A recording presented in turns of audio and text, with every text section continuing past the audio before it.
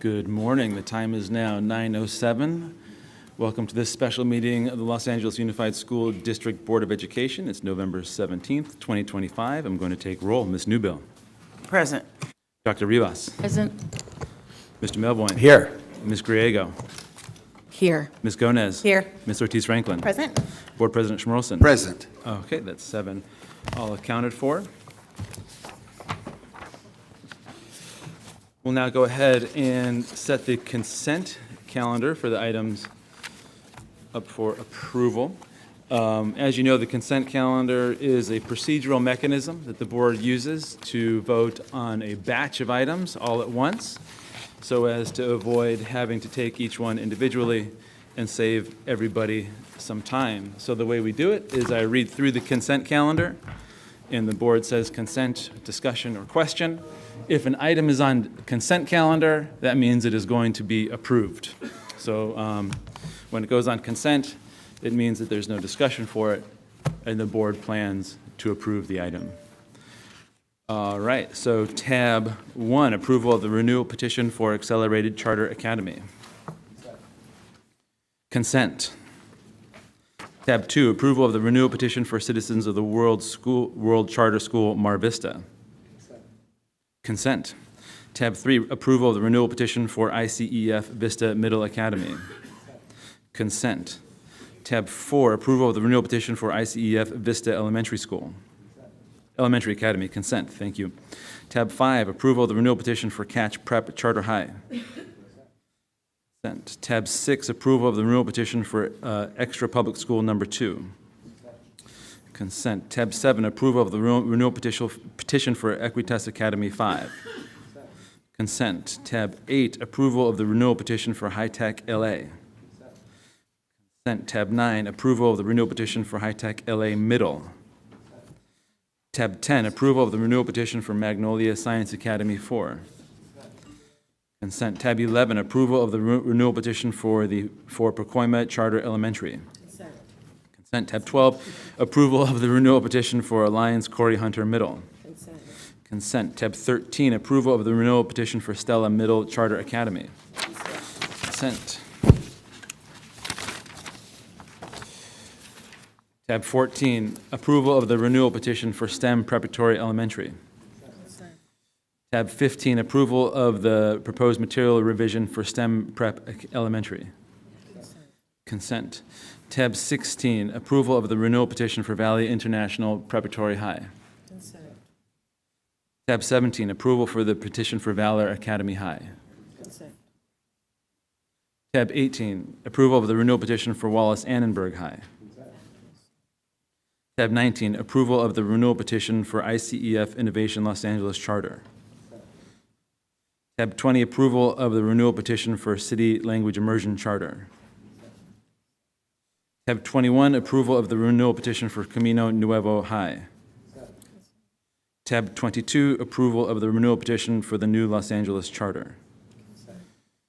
Okay, and tabs 23, 24, and 25 are denials, cannot be on consent. Sorry, Mr. Clean, tab 12 is not Alliance, is it? Isn't it Rise Young? Yeah, Alliance was last month. Oh. Here, I apologize, so let me.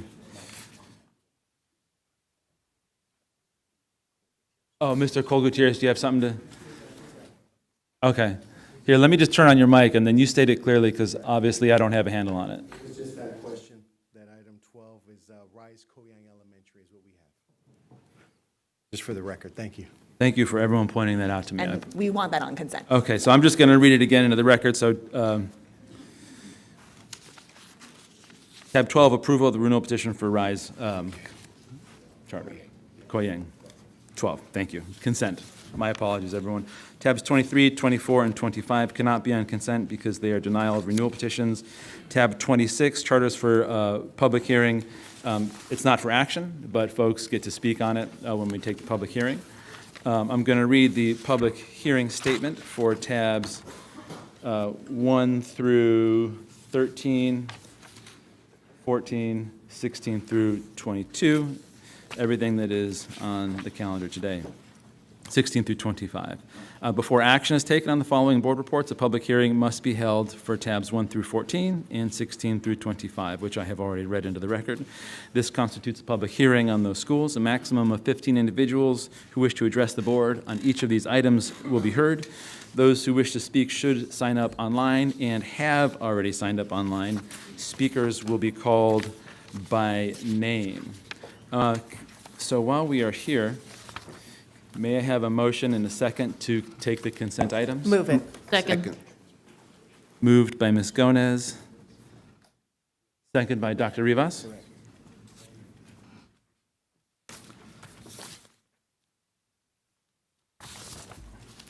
Okay, so I'm just going to read the consent items we're voting on, and then the board will vote. So that's items 1, 2, 3, 4, 5, 6, 7, 8, 9, 10, 11, 12, 13, 14, 15, 16, 17, 18, 19, 20, 21, and 22.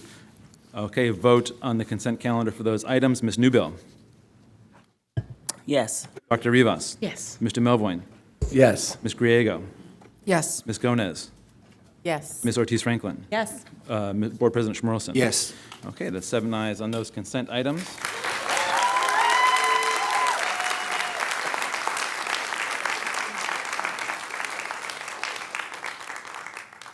Now, just please give me a moment to get ready for the presentations that we are about to hear.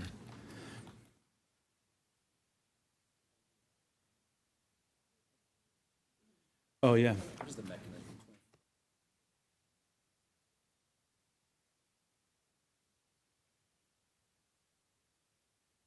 Okay, so if there's anyone in the room who was on an item set to speak for a consent item, you may feel free to speak, but you can also waive that time, seeing as how that item has already been approved. And we also need to get word to folks outside who might be waiting to speak on these items. Tabs 1 through 22 have all been approved. So are there folks in the room who still wish to speak on an item that has already been approved?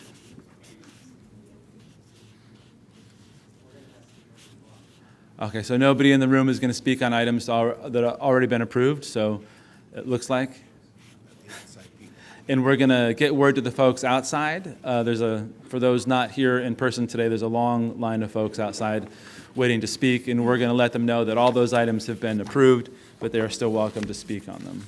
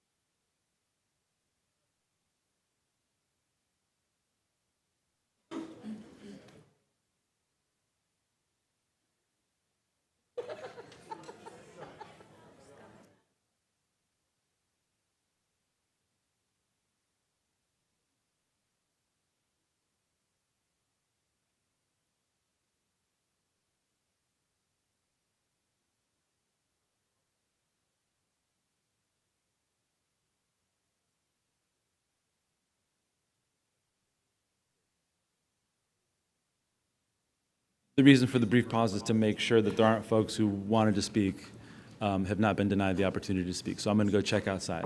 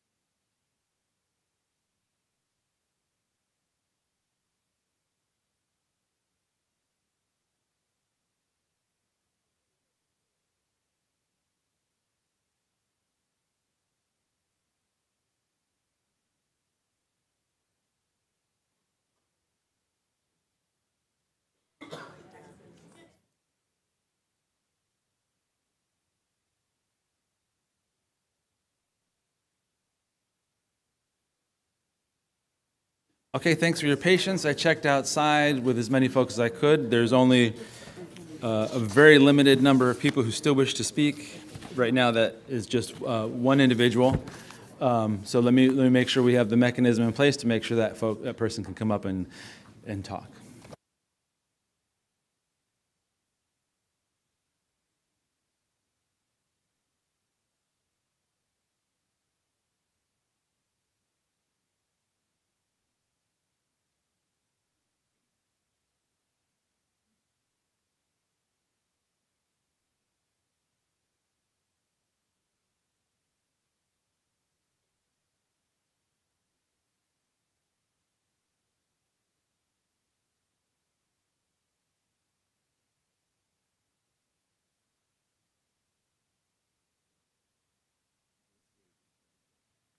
Okay, it has been recommended to me that we retake the vote, same vote, just to make sure anyone who wanted to speak got the opportunity to speak.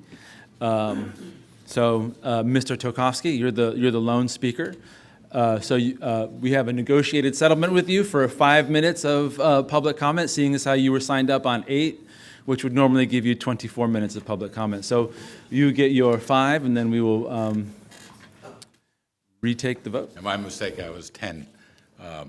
But since the public comments have been reduced to 2 minutes, gives you an opportunity to at least, as the timer's on the wrong number, is to bring up a couple points. One is the 3 that are 6-year approvals. That means they've hit a standard at the state level that we should be learning something from. So in your materials, there may or may not be a significant discussion of the 3 charters that met the higher standard. And that's what we're supposed to be doing with charter schools. They're supposed to be the laboratories of experimentation to see what happens, okay? So number 2, there's a policy issue where we still continue to put same grade schools on the same campuses. I think that requires a board change to that if it fits your majority opinion. But to put a middle school campus with a middle school charter doesn't always make a lot of sense. It causes stealing of chairs, allegations of taking kids.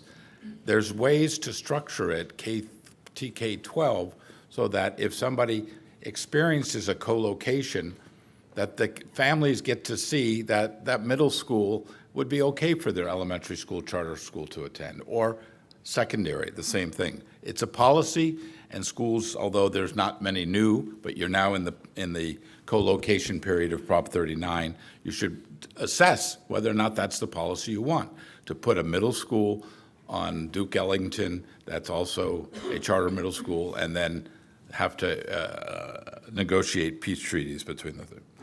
Number three, you're going to have 3 recommendations of denial. It would be interesting to find out if the strategic enrollment team that you hear about has made any contacts with parents, if in fact, or what the schedule will be from now till June, because we know that 95% of the students in charter schools, when they get closed, do not come back to the LA Unified in any way. And so something is wrong. And I'm not going to say what that might be, but there is a problem if you do that, close schools, and then nobody comes back to LA Unified. That means there's been a marketing problem. Maybe people aren't reading the back of the MTA buses or the bus benches, but there's something wrong if you close schools and then the kids, 95% of them do not come back. Next, my comment about affiliated. In a school that is been warned and is maybe going to be set to be closed by your vote, should be offered in some structural way to become an affiliated school.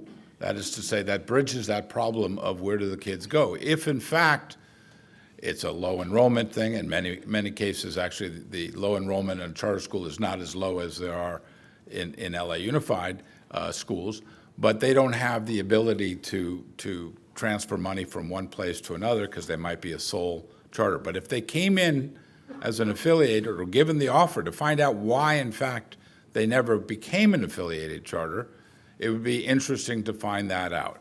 And as they close, the second thing is to offer that and grow the affiliated charters. We have an enrollment problem in LA Unified and across the state.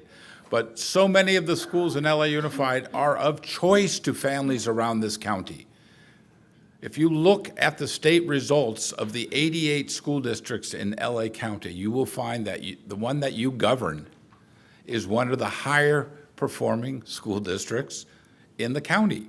That means there are families in other school districts, if given the opportunity, not just by permit, but by the choice of going to an affiliated charter, which is essentially the same, but you have not structured that in any way. And so those are some of the policy things that I'd like to bring up to you. And in particular, some of the charters that were approved just a moment ago, like I said, the 6-year charters, particularly the accelerated charter, which is a union charter, which is a public-private partnership at the highest levels, which has a lease agreement, a lengthy lease agreement. All of those are issues that have come up in other contexts, whether or not the school is across-the-board union, whether the school has a lease agreement or not. Those are inside those charters, and some of them have hit the 6-year mark, which is the highest mark. Thank you very much. All right, thank you for your time. We're going to retake that vote really quick. May I have a motion and a second? Moved. Moved Seconded. by Ms. Gomez, second by Mr. Melvoin. Ms. Newbill? Yes. Dr. Rivas? Yes. Mr. Melvoin? Yes. Ms. Griego? Yes. Ms. Gomez? Yes. Ms. Ortiz-Franklin? Yes. Board President Schmerelson? Yes. All right, 7 ayes. And now we have tabs 23, 24, 25, and 26, each with 15 public comments each, and then a presentation by the school themselves. So for tab 23, denial of the renewal petition for Ingenium Charter Middle School. May I have a motion and a second? Move it. Second. Moved by Mr. Schmerelson, seconded by Ms. Gomez. And do we have the presenter for the school? I'm sorry? Oh, okay, so let me make sure that we can effectuate that. Let me get the name of the person and I'll go out there.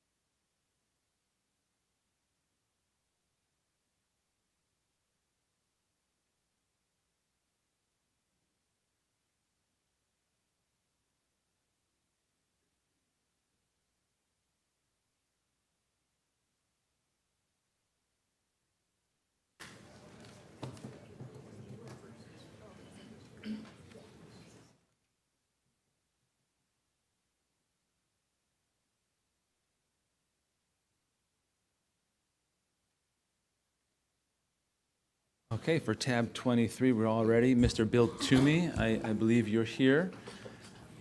We've got your presentation queued. You're also signed up for the public comment portion, so you requested, may I just use my 2 minutes for the presentation plus the 2 minutes for signing up for public comment? And the agreement is yes, so you'll have 4 total minutes. And we will begin the timer as soon as you begin. There's a little clicker right there with arrow buttons for moving your presentation. Then whenever you're ready, the board is ready. Okay, I appreciate it. Thank you very much. Good morning, President Schmierlison, Superintendent Carvalho, and members of the board. My name is Bill Toomey, and I'm Superintendent of Ingenium Schools. I've spent more than 25 years leading charter schools across Los Angeles that serve students who are too often overlooked and underserved. I'm here today because the recommendation for denial of our 5-year renewal is both flawed and unfair, and does not reflect the reality of who we serve, the progress of our students that they're making, or the law that governs middle-performing charter schools. Let me begin with context that matters most. Ingenium serves one of the highest needs middle school populations in the San Fernando Valley. Over 90% Latino, 94% socioeconomically disadvantaged, nearly 40% English learners, almost double that of nearby LAUSD schools. Our students face daily challenges beyond academics, housing instability, food insecurity, trauma, and language barriers. Yet they show up, they grow, and they thrive in our small, supportive community. When you look at the verified data, the story is clear. On the 2024 dashboard, our English learners outpaced the state, earning a green rating on the EL progress indicator while the state remained orange. In both math and ELA, Ingenium performs comparable to or stronger than our resident schools when demographics are considered. And our English learners and socioeconomically disadvantaged students outperform those at Sutter and Canoga Park Middle. Our NWEA results, validated and submitted to the district, show 1 year or more of academic growth across nearly all groups. This is exactly clear and convincing evidence required. I also want to briefly address the participation rate concern. The district used an outdated enrollment number and misinterpreted NWEA growth events, while not participation counts. Using the correct testing window enrollment, ICMS meets the 95% requirement in math and reading. My colleague will speak in greater detail on this shortly. I must also clarify another crucial issue in the findings. Ernest Lawrence Gifted Magnet Middle School is not a valid comparison school. It's a selective magnet program designed to attract high-achieving students, does not reflect the demographics, needs, or entry barriers experienced by our families. Using it as a benchmark distorts our performance and contradicts the goal to evaluate pupil achievement within the context of comparable schools. Every professional educational standard supports this. It's not an equitable comparison. Beyond academics, Ingenium is a lifeline for families. We provide 3 meals a day, after-school tutoring, Saturday school, transportation support, counseling, and wraparound services. Our chronic absenteeism is nearly 10 percentage points down this year, and our suspension rate remains one of the lowest in the area because we rely on restorative practices. Our audits are clean, our governance is strong, our LAUSD oversight ratings are high. Our enrollment is actually increasing, not declining. A clear sign of community trust. Families trust us. Members of the board, closing Ingenium is not in the best interest of students. It would disrupt a safe, nurturing environment that families intentionally choose because they need something smaller, more supportive, and more responsive than their traditional options. We're not asking for leniency. We're asking for fairness, for context, and for the opportunity to continue the progress our students are already demonstrating. On behalf of our families, staff, and students, I respectfully urge you to vote to renew Ingenium Charter Middle School for 5 years. Thank you. Thank you for your time.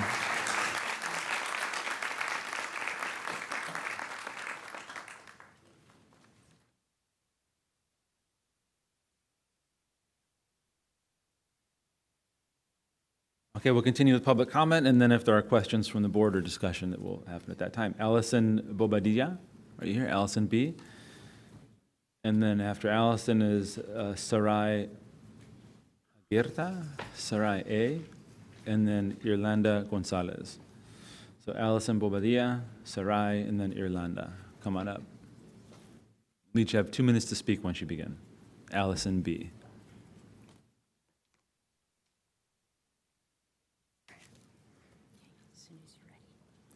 Hello, my name is Allison Bobadilla, and I am a 7th grader at ICMS. Closing ICMS is not in my best interest. I have learned so much at ICMS. I've learned how to write better and use grammar properly. I love our sports team, and I am currently on our girls volleyball team, which came in the top 3 in our division, and hope to be on our basketball team next. I am in student council, and I love planning events for our school. Closing ICMS is not in my best interest.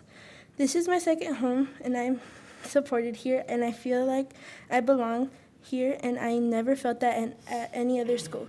When I need help with my schoolwork, I can go to my teacher. I can go to our counselor if I need someone to talk to. I do not want to go to another school where I won't be seen or heard. I want to complete my middle school years at ICMS with my friends and staff who know me and care about me. Please renew ICMS for 5 more years. Thank you. Thank you. Sarai? We submitted a different order, is that okay? Or do you want to go in the order of the registrations? I don't have an order, and I can't actually know who is actually speaking precisely to support or against Ingenium. So who did you submit the order to? Maybe that would be easier. We sent a letter to the Secretariat That's me. Okay. Yesterday. Okay. All right, yesterday. Let's do your order, but you got to give me the name of the person first so I can check them off and make sure that they're signed up. Okay, so speaker number 2 is Dr. Julie Treletti, which is All me. right, there's Dr. T. There you are. Okay, please go ahead. Esteemed board members and Superintendent Carvalho, hello and thank you. My name is Dr. Julie Treletti, and I am the principal at Ingenium Charter Middle School. CSD's denial recommendation is based on our participation rate, but CSD's calculations are incorrect and unfairly discriminate against our English learners and our students with disabilities. The enrollment number CSD used to calculate our participation rate is from norm day, rather than from the enrollment at the time of testing, as California does.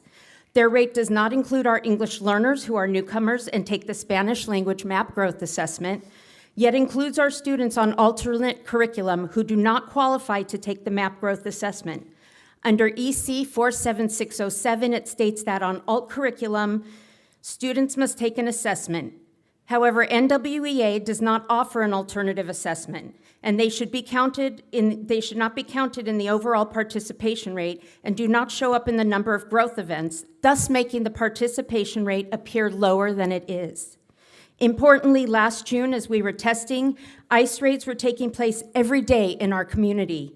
In fact, one ICMS student was picked up off the streets and sent to a detention center before deportation. This left our population of over 90% Hispanic families afraid to come to school during testing. Even with the ICE raids, we were able to meet the participation threshold. We worked hard to ensure the safety and security of our students, knowing what a difficult and unprecedented time we are living in.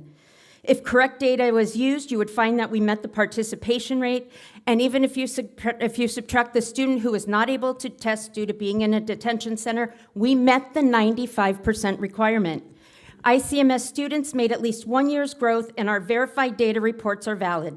If you recognize this, you will renew ICMS, but most importantly, you will let our non-English speaking students and students with disabilities know that they count and that they matter. Thank you. Thank you for your time.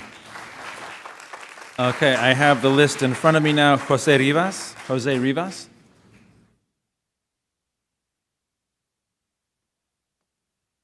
Your excuse, Mr. Rivas is hospitalized with pneumonia, but he was supposed to be here, so I'm talking on behalf of him and the rest of the parents. Irlanda Gonzalez. Please go ahead. You'll have 2 minutes to speak once you begin. Good morning. My name is Irlanda Gonzalez, Director of Recruitment and Development for Ingenium Schools. I'm here on behalf of Mr. Jose Rivas, our parent leader at ICMS. Mr. Rivas is currently hospitalized with pneumonia, but he fully intended to be present to represent ICMS families who were unable to attend due to work schedules and other personal circumstances. This morning, I'm here to convey a clear and unified request from our families to the board to vote yes on the renewal of Ingenium Charter Middle School. A denial will have a devastating impact on our students and families we serve.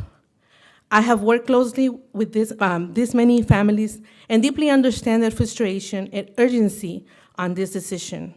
Our families feel safe, supported, and confident when sending their children to ICMS.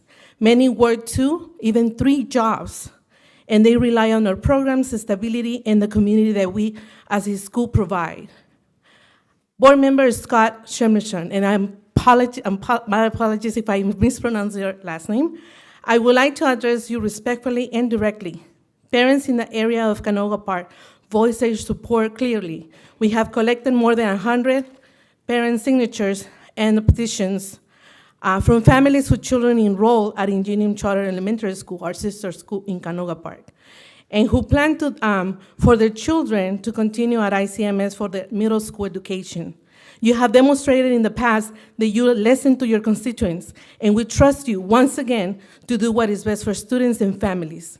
On behalf of all the current parents and the future families from our sister school, I respectfully ask this board to approve 5 years of renewal for Ingenium Charter Middle School. Thank you for your time and consideration. Thank you for your time. All right, Leroy Collins and then Sarai. Come on up. You have 2 minutes to speak once you begin. Good morning, LAUSD board members and superintendent. My name is Leroy Collins, and I'm a teacher at Ingenium Charter Middle School. ICMS is proud of our dedicated teachers and innovative programs tailored to middle school development. We have consistent academic improvement as seen by internal benchmarks, attendance rates, and graduation readiness. ICMS offers specialized support for learning differences, after-school enrichment programs, and STEM art initiatives that would be lost if ICMS were closed. Our sports program, after-school program, clubs, food drives, and winter clothes drive serves as a hub for our families who would be worse off if we were to close ICMS. Not only will closing ICMS displace hundreds of students, creating longer commutes and overcrowded at other schools, research shows that consistency and sense of belonging are crucial for emotional and social development of middle school students. Our smaller setting fosters mentorship, safety, and strong relationships. Please do not deny our petition, and please allow us to continue serving our students and our community. Thank you.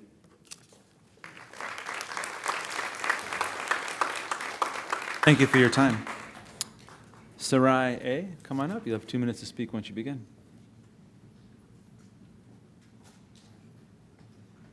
My name is Sarai Argueta. I am a student at Ingenium Charter Middle School. I'm here today to tell you not just about the school itself, but about the relationship and home I've created at this school. Of course, I can say this school has amazing opportunities for students, but I'm even more proud to tell you about the communities that have been built at this school. ICMS students trust the staff. We know that what we say is kept confidential. We are cared for, and all of our voices are heard. At ICMS, there is no such thing as unfair. We are a family. My experience has been so good here, and I want others to be able to experience the same thing. This school checks all the boxes that I wanted in a school. They care about our future and want us to grow up to be successful people. While I think I may want to go into medicine, the principal thinks I make a great attorney because I like to argue. They prepare us for life.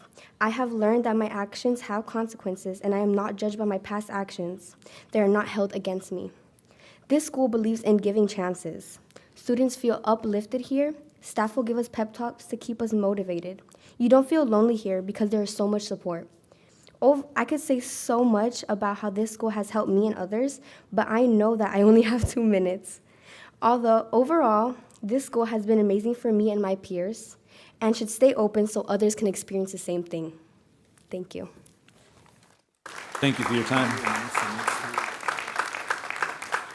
All right, we've got Jovana Ledesma, then Veronica Sandoval, and then Nicole Downs.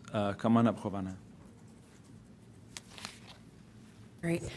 Good afternoon, President Schmerlson, board members, and Superintendent Carvalho. My name is Giovanna Ledesma. I'm the Director of Educational Programs and Accountability at Ingenium Schools, and thank you for allowing me to speak today. I'm here because the students we serve at Ingenium Charter Middle School, especially our newcomers and English learners, are children who have already endured more change, fear, and uncertainty than most of us can imagine. And yet at ICMS, they're finally experiencing what every child deserves, a place where they feel safe, seen, and supported, which is something I wish that I experienced as a student and growing up in East LA. Our schools serve as much higher number of English learners and students from economically challenged backgrounds than many of our surrounding schools. These are the students who often go unseen or unheard in larger environments. But at Ingenium, they are not invisible. They are known. They are growing, and they are achieving something even the district's own data has reaffirmed. This growth is happening because we meet them with attention and heart. Unlike selective programs, we open our doors for every child who walks through them. We do not choose our students, but we choose to show up for them every single day. At ICMS, we meet with newcomers regularly, at lunch, during advisory, and whenever a child needs support. These are human moments where a staff member pulls up a chair and gently asks, "How is today going? How can we help?" Because we know our students deeply and connect with them consistently, we can respond immediately with what they need: food, counseling, tutoring, transportation help, or simply a trusted adult who remembers their story. These relationships are the reason our students are learning. They are the reason they are healing and thriving. If ICMS is closed, it won't just be a school that disappears. It would be the place where a newcomer first whispered a word in English, then a sentence, then a story. After everything these students have already endured, asking them to start over again would be deeply harmful. Our newcomers, our English learners, and our families deserve better than that. Please renew Ingenium Charter Middle School for a full 5-year term. Thank you. Thank you for your time.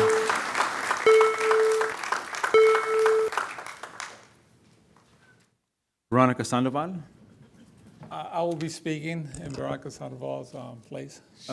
She wasn't able to make it today. Okay, what's your name? My name is David Esparza. I'm one of the teachers at Ingenium Charter Middle School. Thank you. Please go ahead. Mr. Carvalho, to the rest of the fellow board members, thank you for hearing us today. 7 years ago, I arrived at ICMS as an outsider. I haven't left since. At ICMS, we strive to provide a safe place for learning. We have built an environment where we make connections and build positive rapport with all our students. Our school has become a welcoming place for our newcomers and English learners. In our design ELD classes, we use curriculum made specifically for English learners. English learners have where we have classes on a daily basis. We have staff and teachers who are fluent in Spanish and provide a comfortable space for communication for our parents. Many parents have mentioned their gratitude for our school and what we provide for their children. Parents of English learners hear about us from friends and family members as they share their positive experiences with ICMS. Teachers and staff collaborate to improve their craft on a daily basis, and always. We create an inclusive, positive learning environment. Through PLCs, grade level meetings, and subject matter group meetings, we share data and monitor student progress, both in academics and behavior.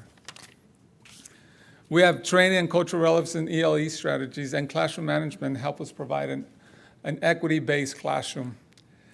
I truly believe we provide an important service for our local community, not only for our newcomers, but for all students in our community. It's in the best interest of our students and families for many that ICMS is a safe place for them. We advocate for parent participation to better ourselves as a school.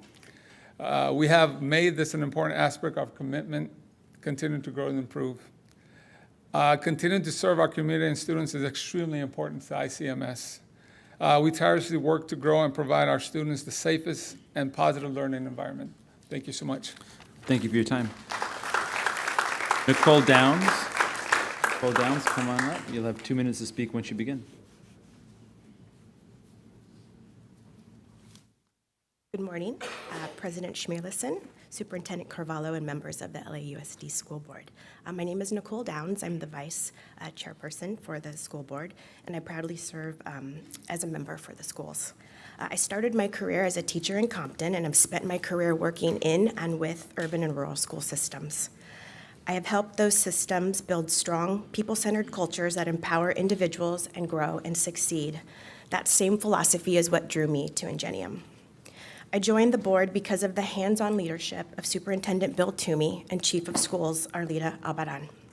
Their vision for high-quality instruction and whole child support is contagious, and they've grasped this with staff and parents alike. ICMS staff understands that academic success starts with meeting basic and emotional needs. And to follow up on what Mr. Toomey and staff have said, they provide wraparound services that include transportation, nutrition, counseling, after-school programs, even clothing and supplies. When you meet these basic needs, students can focus on learning and thriving. While serving on the board, I've witnessed a powerful renewal of energy and focus on student achievement. Attendance is up, parents are engaged, and the school culture has flourished. Families share that Ingenium is the first place, as you heard from the students today, say that they have ever felt truly seen and supported. Closing this school would be a tremendous loss, not only for our students and our families, but the Winnetka community together. ICMS fills a vital niche. It welcomes students who may have struggled elsewhere, and this school gives them a chance. I know you reviewed the CSD report, but I ask you also consider the real-life evidence, the growth, the commitment, and the positive outcomes, that continue to unfold every day on campus. Ingenium Charter Middle School is a solid, improving, and deeply caring school that serves the community. Please renew. Thank you. Thank you for your time. Okay, the next three speakers are Maria Rosa, Edith Murillo, and Erica Hansen. So Maria Rosa, come on up. Buenos días, mi Por nombre es favor. María. Momento, por favor. Ms. Rosa is going to speak in Spanish, so if you'd like to hear what she's saying in English as she's speaking in Spanish, please put your hands up and we'll get you these translation headsets. Momento, por favor, señora Rosa.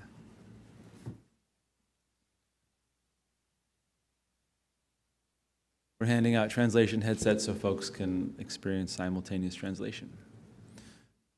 Okay, that's it? Okay. Listos, gracias. Buenos días, mi nombre es Good María morning. Rosa. My name Tengo is dos Maria hijos Rosa. I have actualmente, two uno children. inscri- One is attending Ingenious in 7th grade, and the other one is in 6th grade, and the other one. This renovation, and this is why I'm here, to receive your vote. Both my children have been in the two sister schools. As a mother, I chose these schools since kinder and now for middle school. Why? Because they are safe and my children and I feel comfortable. I want what's best for my children, and I know the teachers and they're very attentive. As a mother, I want these schools to remain open. I want to continue and feeling safe just as my children do. They had options to attend they have options to attend a small school, which is Ingenious, and so that they can continue receiving the attention from the teachers. They're very attentive. Please, board members of LAUSD, approve the renovation for 5 years of Ingenious Middle School. Thank you. Thank you for your time. Edith Murillo. Edith Murillo, come on up. You have 2 minutes to speak once you begin.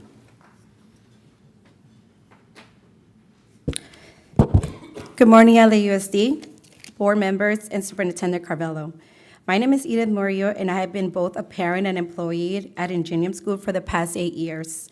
ICMS has been a second home to me and my family. What I love about ICMS as both a parent and staff member is that the small school setting allows for the building of deep relationships with both staff members and students.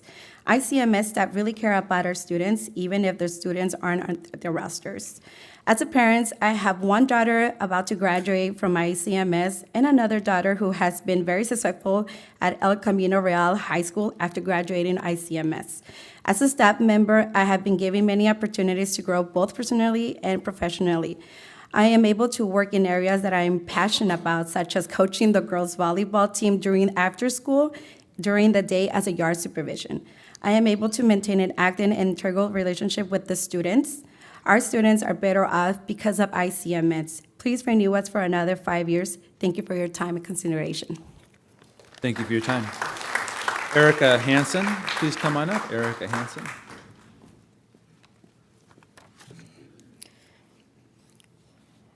Good morning, President, Superintendent, and members of the board.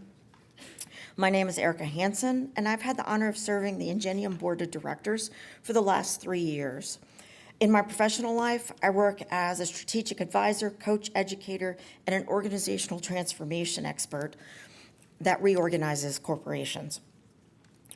That perspective has given me a deep appreciation for what Ingenium makes Ingenium special.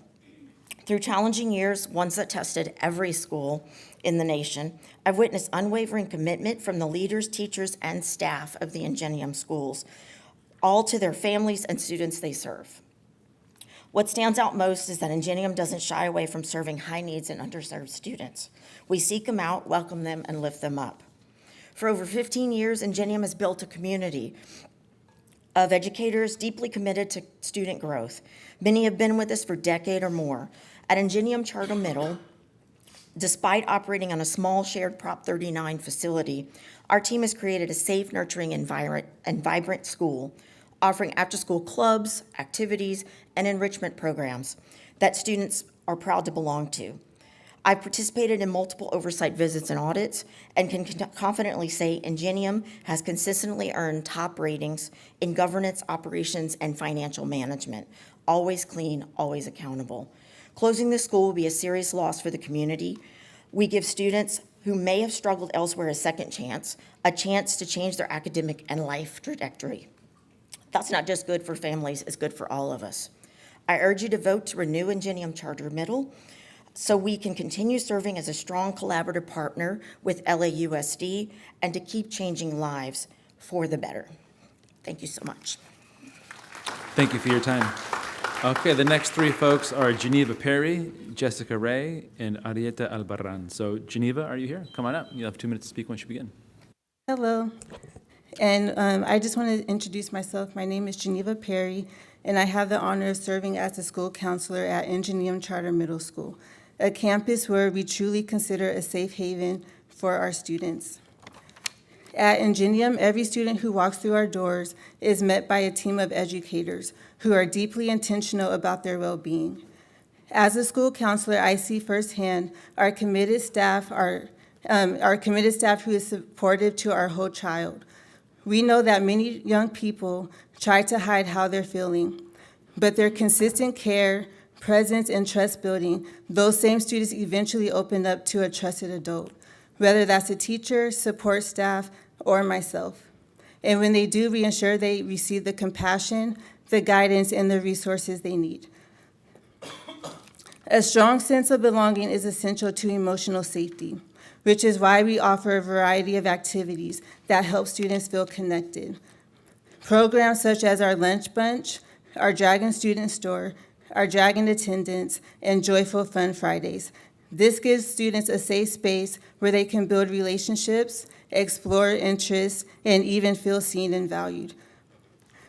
Ingenium Charter Middle School is not just a school, it's a community, a place where students know that they matter, where their voices are heard, and where their mental, emotional, and academic growth is nurtured every single day.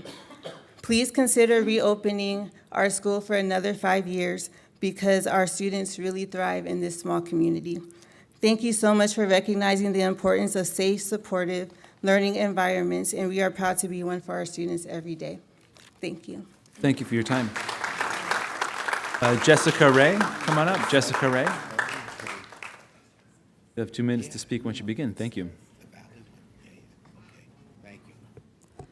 Good morning, President Schmierlson, Superintendent Carvalho, and members of the LAUSD Board. My name is Jessica Ray, and I serve as the board chair for Ingenium Schools. I have spent the past 20 years in education, working to ensure that underserved students get the same opportunities to learn, thrive, and dream big as any other child. That's why Ingenium means so much to me. Ingenium Charter Middle School in Winnetka is the kind of school every community deserves, a place where teachers know every student by name, where learning feels personal, where kids who may have struggled elsewhere rediscover confidence and joy. Coming out of the pandemic, our school didn't just recover, it rebuilt stronger. Today, ICMS offers a full-time counselor, dean of students, psychologist, and a year-round after-school program. We make sure every student, no matter their background, has the academic and emotional support they need. And it's working. Attendance is above 93%. Chronic absenteeism has dropped 10%. Enrollment has increased more than 30% in 3 years. And academically, we are steadily improving every year. I've read the CSD findings, and I can tell you, they don't tell the full story. The analysis compares us to Ernest Lawrence Middle, a magnet school with a completely different demographic and admissions criteria. That's not fair, and it doesn't reflect who we serve or how far our students have come. If ICMS were to close, it would devastate families in our community, especially those who already feel unseen by the system. Our Ingenium Charter elementary families in President Schmierlson's district rely on ICMS as their preferred feeder school. I urge you, please vote to renew ICMS for another 5 years. This school works, and it's a school that changes lives.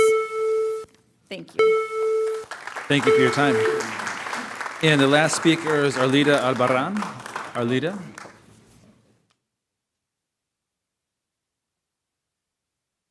Hello. Good morning, Board President, members of the Board, and Superintendent Carvalho. My name is Arlida Albaran, and I am the proud Chief of Schools for Ingenium. Today, I'm here on behalf of the students and families of Ingenium Charter Middle School. Families who have already spoken to you today, along with students, staff, and board members. You've heard their stories, and the data you have in front of you reflects that. ICMS is making a meaningful difference in student lives. Our school serves students who bring incredible strength and resilience. Many are English learners, newcomers, and students navigating economic and housing instability. These are students who deserve a school that understands them, meets them where they are, and moves them forward with compassion and high expectations. That is what ICMS does every single day. I encourage you to visit our co-located campus to see firsthand how our teachers and staff support students academically and emotionally, and how our families partner with us in that work. And as you evaluate our school, I respectfully ask that ICMS not to be compared to gifted magnet schools or schools serving very different populations. Those comparisons overlook our students' realities, and they overlook the progress that they are making. ICMS is a middle-performing school, but most importantly, it is a school where students are growing, where they feel seen, safe, known, and supported. Our rising enrollment is not an accident. It is a message from our families. They are choosing ICMS because it meets their needs in ways that other school options do not, and it gives their children an opportunity that they might not otherwise have in other schools. On behalf of our students and families, I respectfully urge the board to please renew ICMS for another 5 years. Doing so supports our students, honors our families, and advances equity in our community and in education. Thank you. Thank you for your time.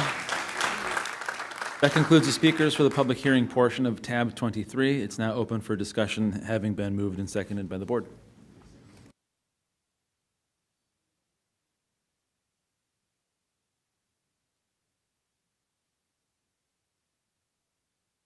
Okay, yes, go ahead, Tanya. Thank you. Thanks for the presentation. Maybe we'll start with CSD. I am grappling with the criterion for the recommendation for denial. It seems to me that one piece is academic growth, and there's debate about participation rates that I want to dig into a little bit. But that the other is that the school is unlikely to implement the program to move their academic growth. But in the report, it's hard for me to distinguish kind of two different pieces. I see the history of their academic progress, and it seems like the history is being used as the unlikely to successfully implement the educational program. So I guess in your assessment, are they two different assessments or understandings? Like their academic program is here, and then the confidence in their ability to grow their academic growth seems to me a different analysis that I didn't see in the materials. And I guess we haven't historically, but I think it really matters for this school. And I'll also ask the school, because I don't think we heard it in the comments, what are they doing? And they're not a low-performing school, so they don't have to present a plan, but it seems to me that that would kind of be helpful to say, how are you planning to move your academic growth given the history hasn't been as solid? So does my question sort of make sense on like the distinguishing between those two criterion? Yes, I'll try to explain it. Thank you. So you can see in our findings under criterion 2, the same analysis we do for all schools, and that is we do a 3-year analysis of the data that's available at the time of the writing the report, and that first analysis is the comparison to the state. And then for a middle performing school currently, we also consider their verified data. And then in looking at both of those, if we need to do further analysis, we do a comparison to the resident schools median, also in a 3-year analysis. And so that is essentially the criterion 2 for middle performing, our cascading analysis, and for the best interest analysis. And that's part 1 of the findings, and we even drop further down when we're looking at a potential closure, recommendation for a closure. We drop all the way down to the met and exceeded on the CASP and also long-term English learner rates. I will note, at the time of the writing of this report, we did have the most recent CASP data, and it is here on page 697, where they were lower than the resident school median for all grade levels, and that was the 24-25 CASP. Then you're correct. The second part of the report is talking about demonstrably unlikely to successfully implement, and that is looking at different pieces. So what we looked at here is we looked at over the term, their oversight scores in the area of academics. And you can see on page 699, the school has received 1s and 2s across their term in the area of academics. In addition, we also talk about the academic benchmark that had mixed results. So those are the 2 kind of pieces that we look at. So more on the second one. It's 1s and 2s and their academic results. So we're still looking at academic performance. We're not looking at what is the plan to grow their academic performance. Because when I read, and sorry this hasn't come up before, but the unlikely to demonstrate or to successfully implement the academic program, I read implementation as what are they doing to move the numbers. And so when you do the oversight visits, are you looking at high quality instructional materials, data cycles, like the strategies to actually grow? Because I feel like that's what we don't understand and what we haven't yet heard is we got the data, we see where it is. How are we moving it? Do they present to you all in those oversight visits? And does it give you a level of confidence that they are doing the things that will grow their student performance? And then, if given an opportunity, I'd love to hear from the school too, like how are they planning on moving their student performance? So as to the oversight visit, for every single school that we do an oversight visit, we review the most recent dashboard data and any other pertinent data, for example. Not data, strategies. Yeah, so essentially as part of that visit, though, we ask what's called guiding questions, and the school responds back on areas that we've identified and they can see in their data that need some improvement. So they provide that as an annual basis every year as part of the oversight. In addition, our team walks the classrooms. The school will identify certain things that they're focusing on. So let's say they're focusing on a particular instructional strategy. We identify that together, and then we walk classrooms together to see if we can see is that strategy being implemented? We triangulate at our oversight visit with the written material, the data as it is, with the conversations that happen at the oversight visit, with the information they provided. We talk about it, and then we actually walk classrooms to see if it's being implemented. And so we do that as a regular basis every year as part of the annual oversight visit. And so what you're saying is you didn't see in classrooms the strategies that were articulated to grow the student achievement. I would have to refer back to all the oversight reports and visits to determine that, but I will say, in reviewing the oversight scores, they didn't grow. And so overall, it didn't appear the plans that they had been put in place over the course of the term it resulted in increases in their academic achievement. Let me add one additional point. Thank you, Ms. Wilmot. You're accurate there and discuss the process. At the end of the day, Board Member Ortiz-Franklin, what the oversight scores show is not only inputs. Inputs are certainly in the autonomy of the charter school to advance scores. The law is clear and the process is clear. Outcomes are critical. And so the summative oversight reports the reports get into details about different strategies, the guiding questions, et cetera, but the outcomes are ultimately what are critical components. So we recognize the growth, but the outcomes in the final analysis are key. I get that, and we, want schools where students are succeeding. So maybe if it's okay, I'd love to hear from the school too, because even though, again, it's not a low-performing school, this is a really high bar for me that in the best interest of kids, that we should close the school and ask them to go elsewhere. And so it would help to know and to give the board some sense of understanding of, given your academic performance, like, what are your foci to move the needle for kids? Because we can't keep underperforming, and it would help to understand what, top 3 to 5, not, everything, but what are the things that give you confidence that keeping your school open is going to be in the best interest of students? Yeah, I really appreciate the question. I just want to touch on a couple of points that were made here. When the statement is made that we score the lowest in all categories when you put in the medium, that does include the magnet school. If you do take that out, we've rerun the data with the two very comparable schools in our neighborhood, and it's quite the opposite.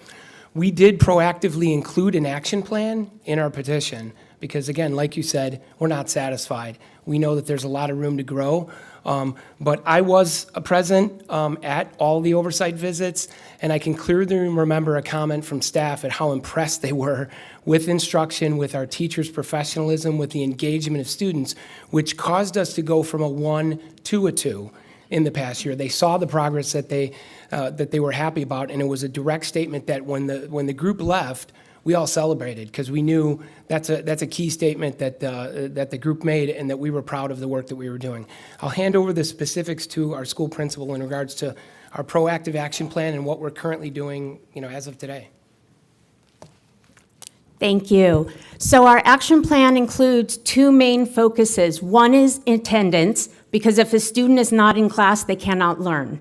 So it's increasing attendance, which we've already reduced chronic absenteeism by 10% over last year at the same time. And our ADA right now is over 93%. We offer transportation. We have vans. We'll go pick up kids. We'll do anything in our power to get the kids on campus. Because again, when they're at home, they're not learning. This has a positive effect on academics. So as far as in academics, we are using IXL, which is to help supplemental English and math. Additionally, in math, we have adopted this program called ThinkVerse, which is an AI tutoring program that takes our NWEA data and specifically sets goals and practice items for each student individually. And so it incorporates into NWEA, so there's a very, very structured improvement plan. Yearly, we work on our school improvement plan, which outlines what we plan to do. We also have Saturday school, where students are able to make up time if they've missed school. They can make up work with our credentialed teachers who are leading our Saturday school. We have after-school tutoring 4 days a week, covering both ELA and math, that are all led by credentialed teachers. We also have support staff in the classrooms that are able to help pull out small groups.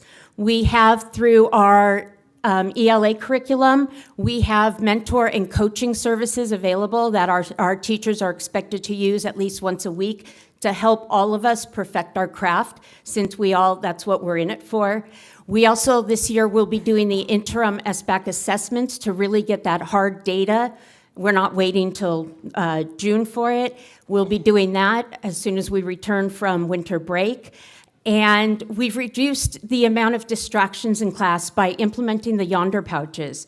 Every single student turns in their phone before entering our gates, and it's made such a world of difference. And because we're a small school, we're able to really make sure that they turn their phones in. And even the students will tell us that they didn't think they'd like it, but being distraction-free and not having that pressure of having to either hide to check their phone or being distracted in class has really helped. We also are offering the PSAT this year for the first time because we're really trying to implement that college-going attitude in our students, many of whom never knew college was an opportunity.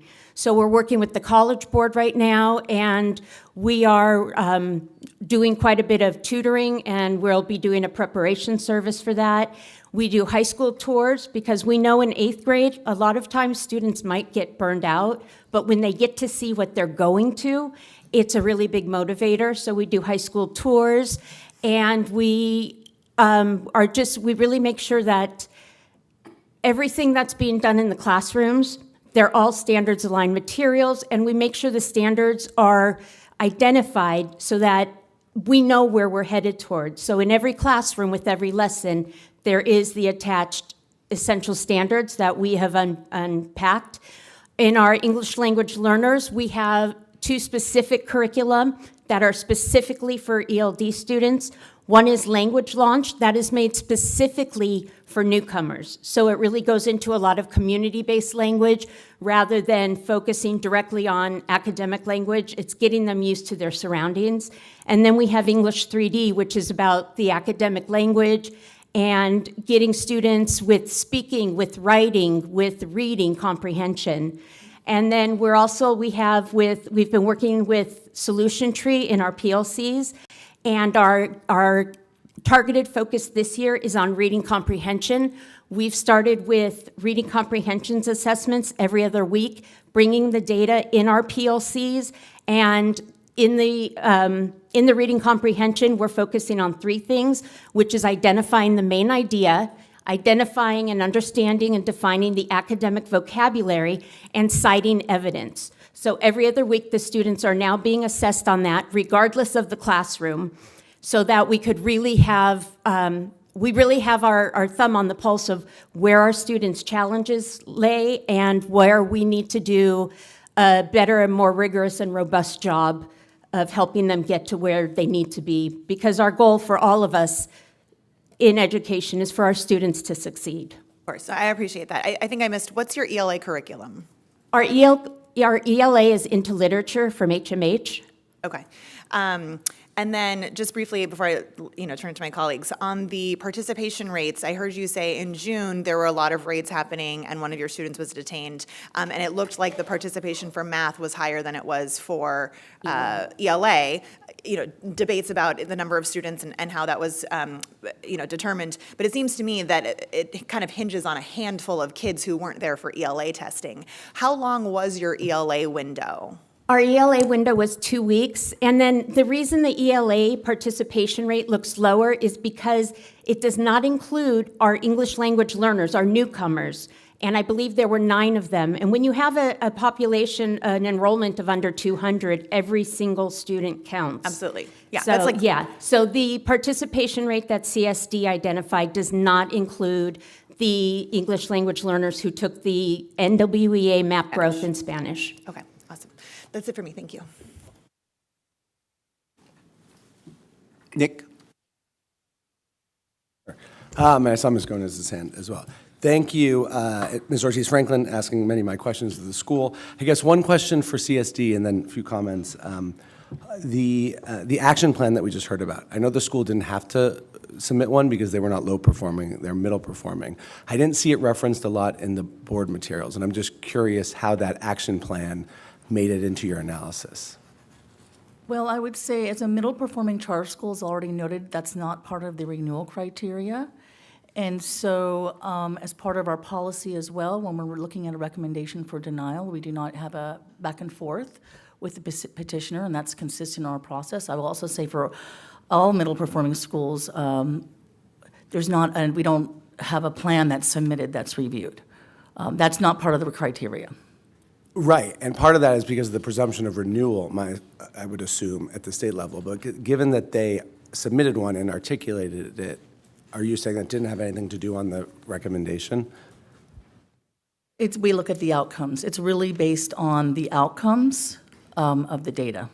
Okay, so what, and I'm not saying that's inconsistent, but what they just articulated in terms of what they're doing, just so we're clear, was not, I mean, it didn't help them, it didn't hurt them, but was not part of the analysis. We reviewed the whole petition, and we looked at the outcomes of the data based on our consistent process of reviewing data for middle-performing schools per the policy. Okay. I mean, I think I get what you're saying, but what I'm saying is that even if it's not required because there's a presumption of renewal, they submitted it, and I think it's just relevant when we're thinking about the growth trajectory that they're on. I will say, One, appreciate the thorough analysis, one for all these schools. This was a big month, and so kudos to you and the team. I have to say, as I've been out visiting schools, including this one, in my board district, I am hearing good feedback from our charter partners around CSD's oversight and a lot of gratitude. So I just want to acknowledge that and say thank you there. This is a school that is in my board district. I've visited many times over the years, including in the last few weeks, and I think that context matters. They've also been a good partner, and I will say, I don't think this was mentioned in their presentation, but they had submitted a material revision to get off a co-location, and they mentioned they have one school in my district, one school in Mr. Schmerelson's district, and the Charter Schools Division had recommended that for denial. And I think in working with the school, or when I checked in with the leadership too, they withdrew as a result and kind of went back to the drawing board. And I just think when we think about that give and take, rather than bringing it to the board and trying to circumvent that, you know, I just, as a sign of a partnership and really trying to understand why that might not be in the best interest of students at the time, I appreciate the oversight. I also appreciate the school's role. You know, I think that the bar for closure, I mean, I don't think it's state law. It should be very high. What's in the best interest of students, I'll say, and this will come up in, I know, our next conversations about the remaining schools.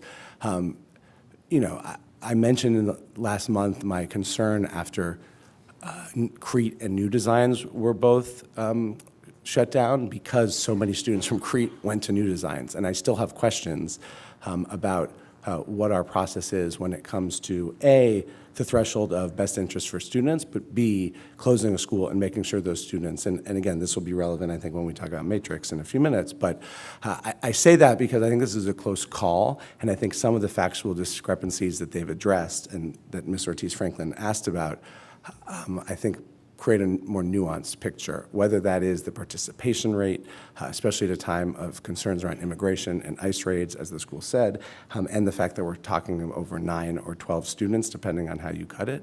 It's also, I think, the comparison school, you know, and they put the data up there, it is really not fair, especially when we're asking charters to serve higher needs populations, and we criticize them when they don't, to then compare them to gifted magnets where their population of students that are socioeconomically disadvantaged is so much lower. English learners is almost a third. And I think based on the school's analysis, at least in the letter they submitted to the board, only 12 students they think would have attended Ernest Lawrence Middle School, which, you know, so it strikes me, you know, as, if not unfair, an open question about whether that should be a comparison school. The most relevant one, because they're co-located with it, is Sutter, and I appreciate that they noticed, that they do note that Sutter has a higher percentage of students with disabilities, 19.6 versus 13.9, but their English learner population is higher, their socioeconomically disadvantaged is higher, their Latino is higher, and I think that those schools, to be candid, neither school is hitting it out of the park. We're seeing great trajectory on both. I want to give a shout out to our new principal at Sutter, who's been a great partner, I think, with the charter, and also is doing a wonderful job there. So I assume Alma's not watching. She's running a school, but kudos to the LA Unified principal there. So I just think that, you know, we have a middle performing school. There's a presumption of renewal.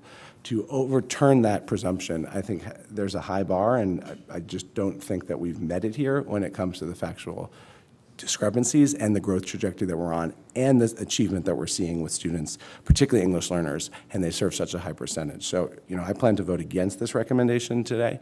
I urge my colleagues to join me, just given the more nuanced picture and the high need population they serve. And with that, I think I know Ms. Gomez had a question, so I'll turn it back to Mr. I just want to make a correction. They keep using Lawrence Middle School as a magnet school. I was the principal of Lawrence. It's not a magnet school. Magnet is attached to Lawrence Middle School. 1/3 are gifted magnets. So when people say they're using Lawrence Middle School as a magnet school, it kind of is unfair to use that comparison. Okay?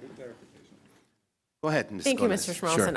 I was also going to ask about that. I suppose there's no way to separate out like a magnet program when you're doing the resident schools comparison. Like, is that possible feasibly?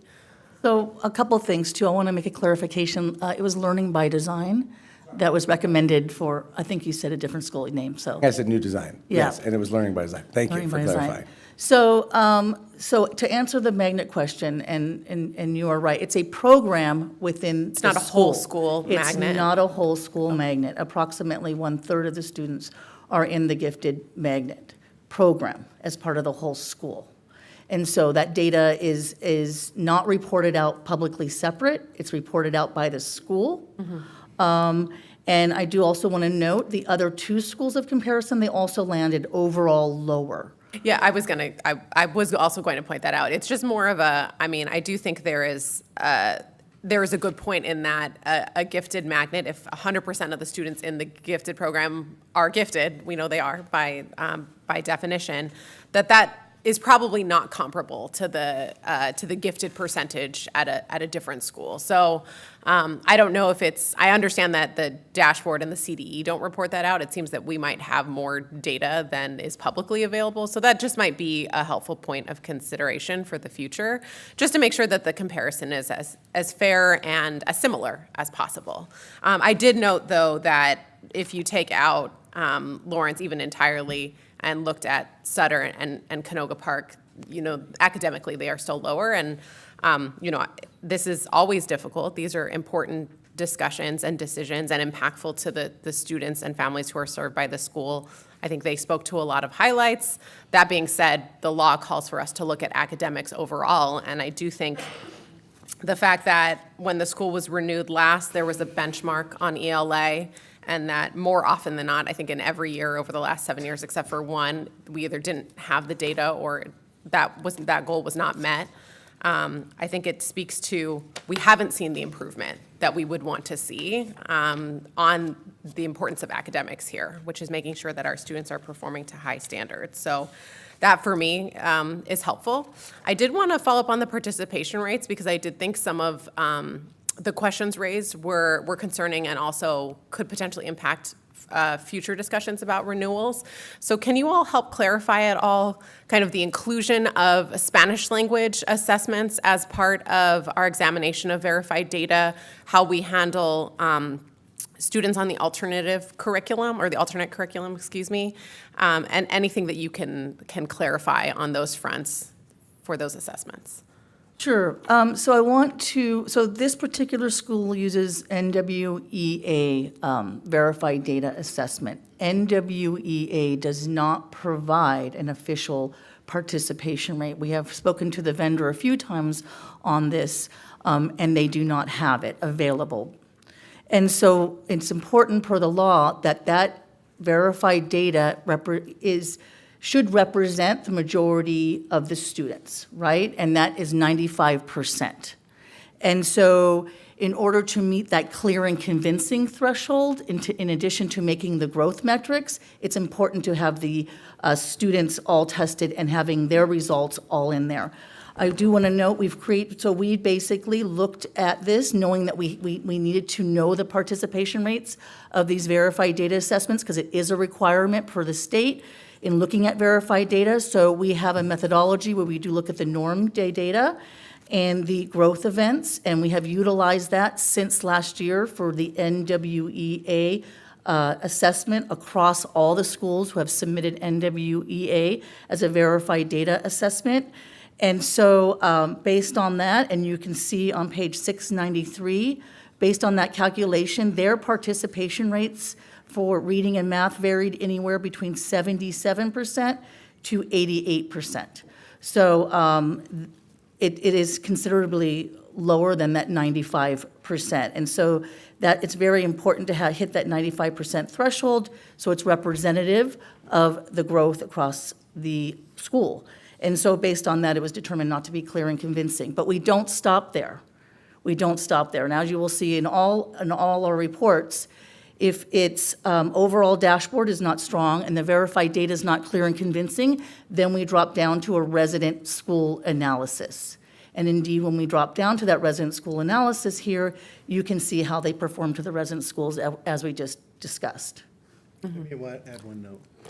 One last note, and we can certainly go back again to have other conversations with NWEA and all of the verified data vendors, because we've had this over the last few years, to see if there's anything further that they can add to the conversation to consider some of those other dynamics that you mentioned, given our context. I want to say very candidly, we've had multiple conversations over multiple years with this vendor and all the vendors to try to get as much clarity on all the permutations.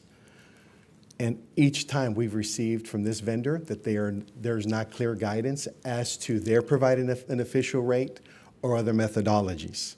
We consider all of what the charter school presents to then make our final recommendations. When Ms. Wilmot shared the percentages, it's to give the board a sense of the overall numbers. You understand it's not perfect, but you don't have in that record even one set hitting 90%.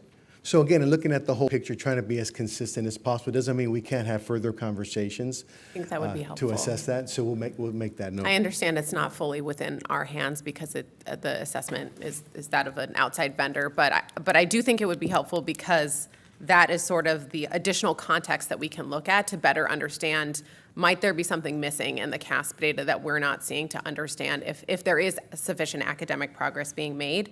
And I just wanted to lift it up because I think participation rate can sound like a really technical issue. But the reason that there's a participation rate is to ensure that we're seeing the overall student body and that there are not either intentional or unintentional efforts to exclude certain students who might bring down the scores of a school overall as we're looking at how they perform. However, there are also a lot of exceptions in for recently arrived English learners not being required to take assessments, which is fair and makes a lot of sense. The provisions for students to take languages in their native language, taking assessments in their native languages, and also for students with disabilities on the alternate curriculum, that there are more appropriate assessments to assess their academic progress. So I think it behooves us to try to dig into this a little bit more, and maybe it's not specifically with the vendor, but also with CDE, since this might be an issue that other authorizers are facing across the state. I think we just want to I'm concerned about some of the issues that the charter raised, but also in general want to ensure that we are looking at this in the fairest, most nuanced, and comprehensive way possible. Perfect. And then if you all could just lift up, I know you mentioned the 24-25 assessments because that was an important piece for me in looking at this school. Can you share kind of where the school landed when it comes to the 24-25 CASP results and how that compares to the resident schools? Sure. So as I noted in the materials on page 711, we did have the most recent 24-25 met and exceeded CASP data. As you know, the state releases that data point publicly first, and that's on page 711, and we break it down by grade levels, and they were lower for all grade levels when you compare to the resident school median. I do want to note that we did have a recent dashboard drop just last Thursday. That's your distance from standard. And so we did do a preliminary review of that 24-25 dashboard as compared to the resident schools. And I will say on ELA, overall, Ingenium is identified as red and was lower than all three resident schools. And in math, also Ingenium landed red and was lower than all three resident schools. And I will say in LP, in addition, they were also lower than the resident schools. So, and that was our, based on the 24-25 dashboard, our preliminary assessment, but that's what we have. Okay, that's helpful. I was also looking at the dashboard data, but I think it's important to know, like, we're looking at the long-term trajectory of the school, and unfortunately, like, even this most recent data indicates that they are in the red in both reading and math. And then sorry, that was supposed to be my final point, but one actually final point.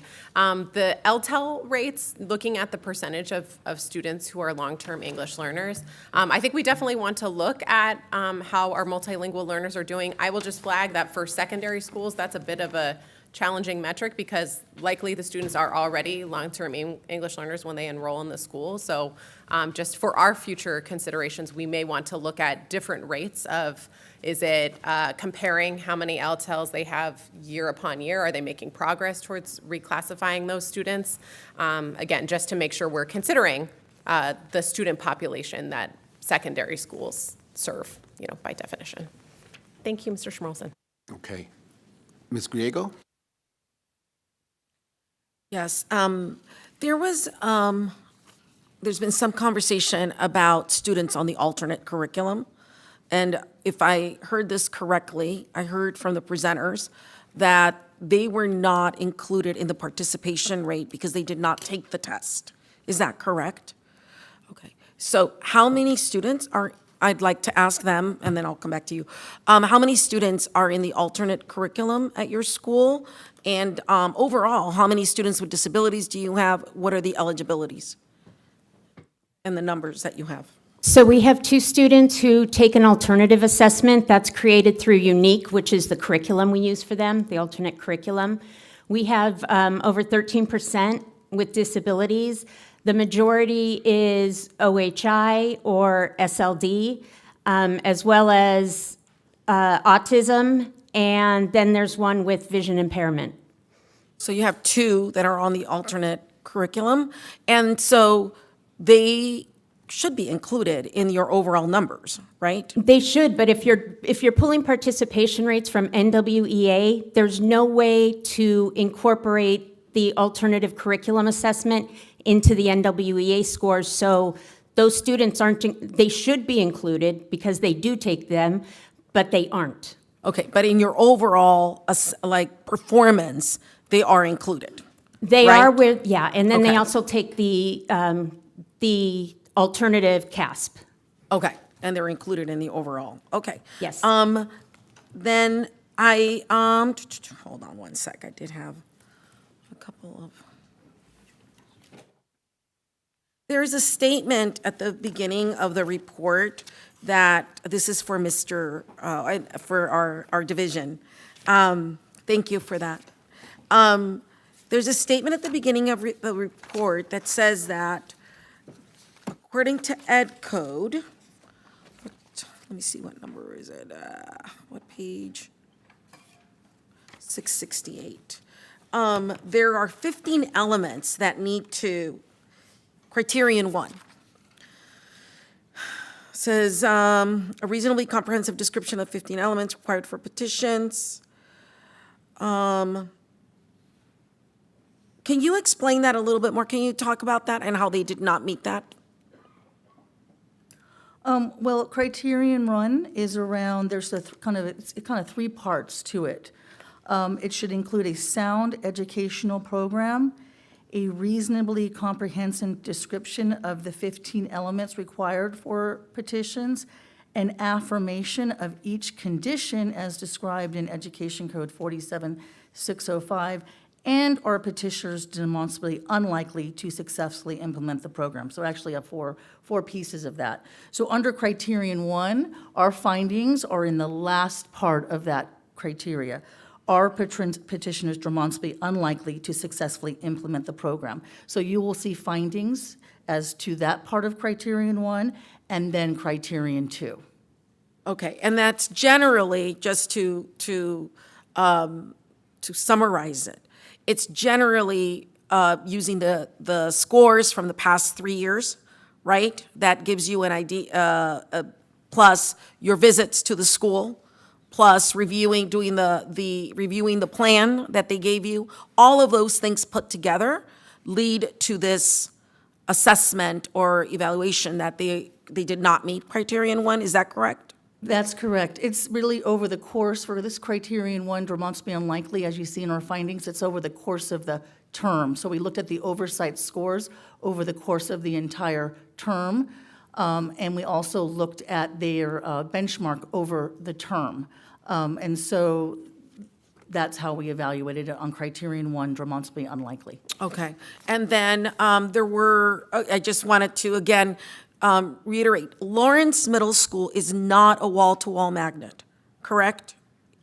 When we're looking at a criterion-based magnet, a gifted magnet, it is not. It is a program within the school that serves approximately 1/3 of the student body of Lawrence. Okay, and they're all for that particular school, when you made the comparison for the charter school and the residential school, those scores are the whole school scores, they're not by program, right? That's correct.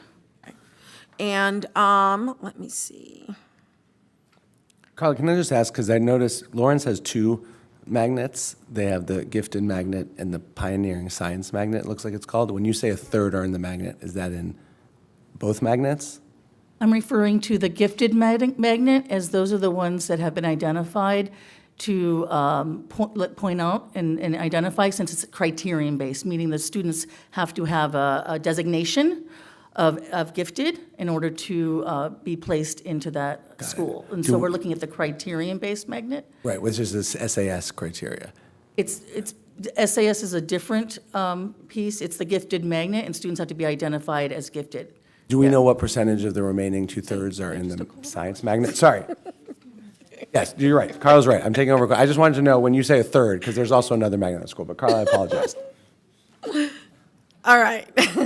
Well, yes, but either way, I understand that a highly gifted magnet is one where you have to be eligible to be a part of that, right? So in the report, I'm bringing this up because I was a little confused when I was reading a report, an email that I received over the weekend that kept saying the unbiased LAUSD school, and I was I wasn't sure which school they were referring to, but now I'm beginning to think it's Lawrence Middle School, and no, they were referring to the other residential schools, not Lawrence, because they were saying that Lawrence was biased because of the magnet piece, right? So that's what I wanted to. Okay, and then for the other magnet, if there is another magnet there is no requirement in terms of test scores or any sort of label to be a part of that magnet. That's our understanding, yes, correct. Okay.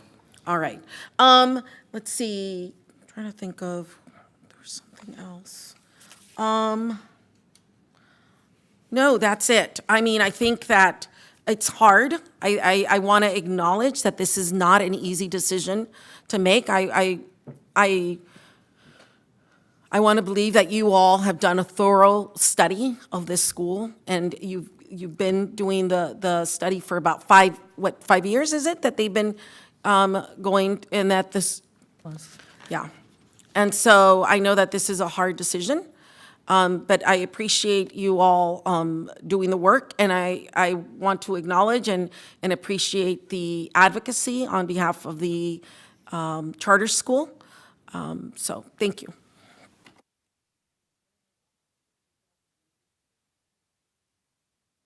We're going to hear our board members first. Rocio, go ahead. No, I agree with Board Member Grego. These are not easy decisions, but for me, it has shown that consistently the progress just hasn't been up to par. And I know you've done everything that you've demonstrated here today, but the outcomes are what we have to go by. I just want to, as Board Member Grego mentioned, because of the benchmark, right, that was set in 2017, this is a school that you have been monitoring and have had consistently oversight throughout the years, right? Did they meet those 2 benchmarks that were made in 2017? So in the report on page 699, you can see benchmark 1, which was the academic benchmark. It was not met for 3 years of the term, although I do note there were some years there was no updates due to the lack of state testing. Benchmark 2 was around accurate reporting to CalPADS, and that particular benchmark was met, as we noted in our report.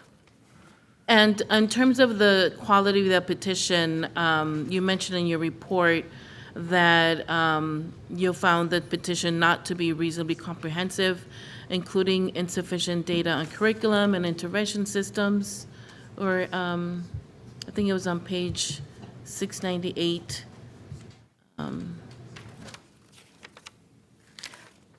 Were there any issues in terms of the quality of their program or their petition?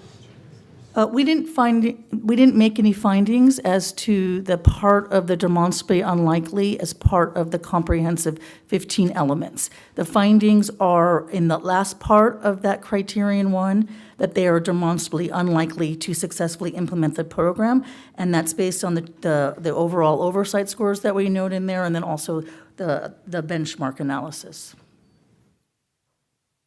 But for me, it's clear, like in the benchmarks, it's like you said, met, no update, no update, no update, not met, not met. And even in their the data that they submitted, it didn't show very strong outcomes or performance.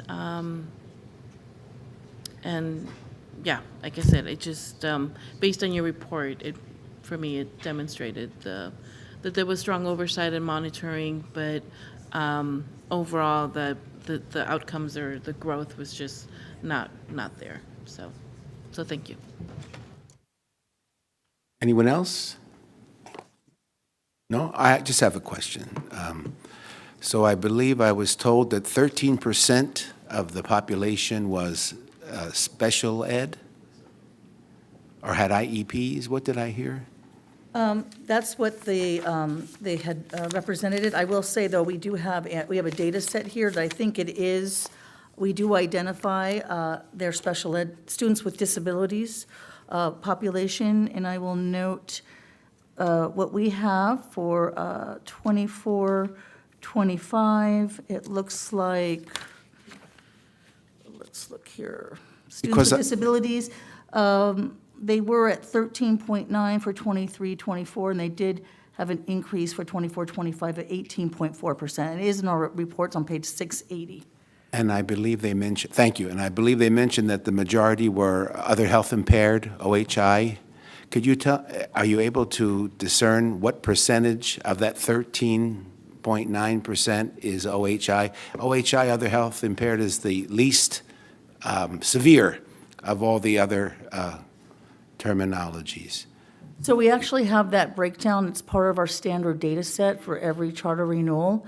If you look on page 682, they identify the total student enrollment, and then we identify each of the eligibilities and the numbers in there. So if you're talking about the, for example, they had in 23-24, 23 total students, which resulted in a 13.9%, and 19 of those students were it's called high incidence, and that's your OHI, your learning disabilities, and things like that, and then 4 with a low incidence. So the clear majority was the OHI. Okay. Yeah, actually, the majority of students are falling in the specific learning disability category. You can see the numbers broken down here, and that's primarily the students who are identified with IEPs with that eligibility. Thank you. Any other board members with comments, concerns, questions? Go ahead, Ms. One, as noted earlier when we were discussing about when it's not met, what mechanisms are put in place when you don't receive, I think we mentioned on, what year was that? It was 2 years that we were not reported, and then when it was reported and unmet, what mechanisms are in place to get reports? So that is done for every charter school that has an assigned benchmark. That is done on an annual basis at the time of oversight. So we look at their data, we look at if they have any benchmarks, and then we ask follow-up questions to the benchmark if it's identified they met it or didn't meet it, and what they think the root cause was and what they're planning to do moving forward. So that's with all of our charters. It's done on an annual basis and then reported out on the oversight report. And then if it's not met, then it's just a blank report, is that? No, we would mark it benchmark not met, and we would put what the school is doing about it in order to increase achievement. So they do give some type of report, because if it's not met, or, because there's two different things, not met and unreported. Is that true or same or Correct. different? They're different, because if you look at the benchmark, it's related to the state testing. And we know during COVID and coming out of COVID, we did not have official testing data for a couple of years. And some of these benchmarks are also reliant on 2 years of testing because it may be a color change. So in the years where we say no update, we did not have an official testing data in order to report out on the benchmark. But even during those times, we still did our same level of oversight of guiding questions about whatever data was available, and got responsive from the school and walked through classrooms and such. But we just couldn't report out on the benchmark of met or not met because the official data was not available in order to do so. And is that form available to us as well when you go through those guided questions? Does that create something for review? It creates it's documented on the oversight report. Okay. And so the oversight report should have will have documentation that say of areas maybe the school is doing well in and what they say that they can attribute those to, maybe the areas the school is not doing so well in, and then what they attribute those to and what they plan to do moving forward. And then oftentimes we'll review the last year's oversight and in preparation for the new one and saying, well, you said you were going to do X, Y, and Z. Has that been implemented? How is that going? Is that resulting in the outcomes? The outcomes is what gets you our oversight report. Score is given. It's based on the outcomes. But in the narrative section is where we identify all the things the school is doing around the area of academics. And in that regards, to the times in which, because obviously looking at the score, but to those times, those narratives were met as far as what they implemented, we saw that, correct? I would have to go back and review all the narratives of all the oversight reports to confirm that. Okay. Okay, thanks. Okay, so Mr. McLean, before we take a vote, I know what is the policy for further comments from Ingenium? So if the board asks for further comments from Ingenium, then they can give them, but it's not an equal time to CSD. Okay, so then we'll take a vote.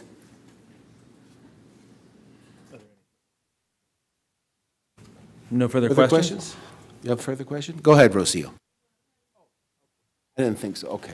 Okay, the vote, so this is denial of the renewal petition for Ingenium Charter Middle. And tell us what a yes vote means, and tell us what a no vote means.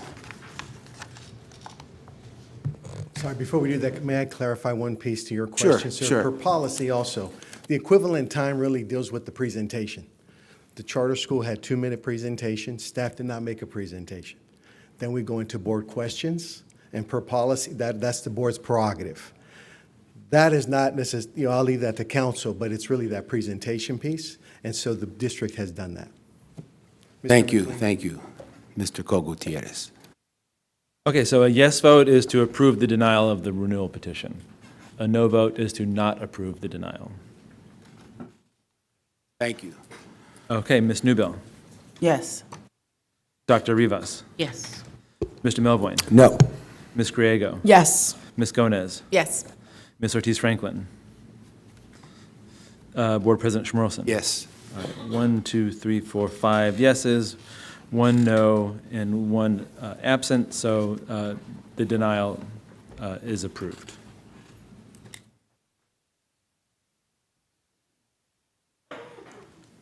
Okay, can I have a move and a second for tab 24? Moved. Moved by Ms. Gomez, Second. seconded by Dr. Rivas. We have a presentation and public comment on tab 24.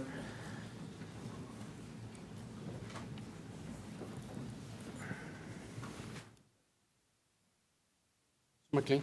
Yes, sir. So we have all the slots, the time slots, and so we updated a revised version of the speakers because some of them didn't show up. Can I just give- I'll come and get the list. I'll come and get it.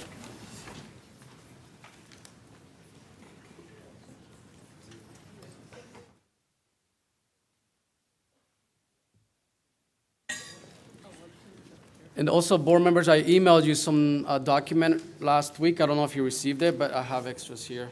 I'll come get them.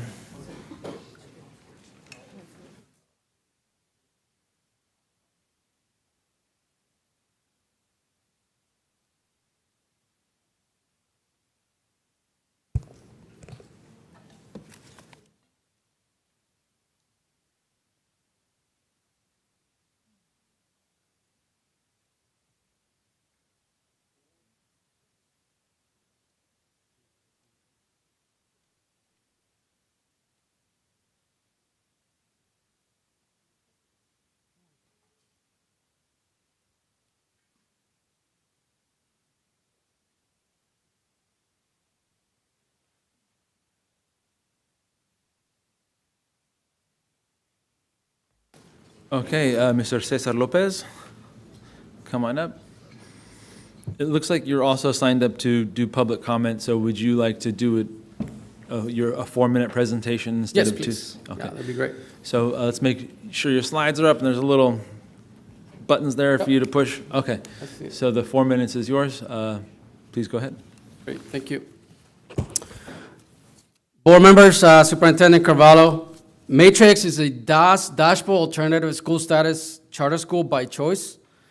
And we have met DAS criteria since year 1, 7 years ago. Specifically, our DAS eligibility has been between 80 to 100% of our students. We serve LAUSD's most vulnerable students across the city. LAUSD has 43 DAS schools that we were compared to who may or may not meet DAS criteria, but are authorized as DAS schools by statute, by Ed Code, as alternative schools. And they are doing amazing work. Yet even with all these schools in place, just over the last 3 years, over 16,000 students in LAUSD did not graduate with their cohort or dropped out of school. The big question is, where do these kids go? If not the traditional schools, if not the continuation schools, where do they go? Personally, as a former LAUSD principal, 8 years with you guys, at traditional high schools and continuation schools, I know exactly the cracks all these students fall through. And that's the very reason why we created and applied to put a petition forward for Matrix 8 years ago, actually. Over the last 7 years, Matrix has, in simple terms, been the continuation school to continuation schools in LAUSD.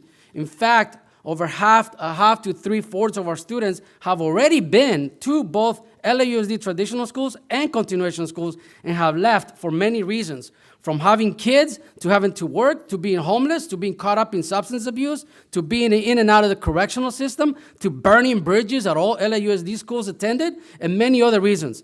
Every student we enrolled was not enrolled. Let me say that again, was not enrolled or was attending any other LAUSD school. In the same last 4 years, we've graduated 252 students, 68 just last year, which is more than 20 continuation schools enrolled just in the last year.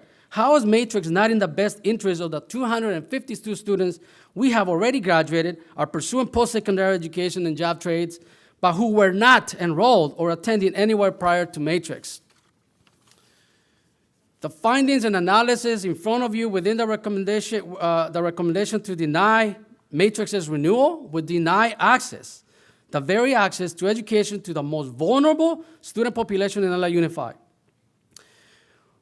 These findings are missing 2 huge components. 1, it includes zero DOTS alternative metrics. And 2, it fails to recognize what an alternative DOTS school is and the very reason why we exist. Comparison to standardized dashboard data points in comparison to DOTS schools that are classroom-based, as are all LAUSD schools and 95% of California DOTS schools, are not alternative metrics. They do not accurately or appropriately reflect the population that we serve. Let me just be specific. Just in the last 4 years, Matrix has served 1,074 students who were severely credit deficient, ranging from between 2 to 5 semesters of straight Fs, 167 pregnant and or parenting teenagers, 435 homeless and or foster kids, 347 students with gaps in enrollment, in our case ranging from 1 semester to even 2 years completely out of school. 29 students who were retained more than once in kindergarten through 8th grade. And let us not forget the dozens of students on probation and parole who are not even accounted or welcome at any LAUSD schools, even most schools for that reason, or under not even accounted by DUS. How is Matrix not in the best interest of the hundreds, if not thousands of students we've served over the last 7 years who we are engaged, who have attended, have been counseled, and the hundreds who have graduated, but prior to Matrix were not enrolled or attending anywhere? How are we not in the best interest? I urge you to reverse this recommendation. Thank you so much. Thank you for your time. All right, the next public speaker is Margaret Wolke. Margaret Wolke. Okay, come on up.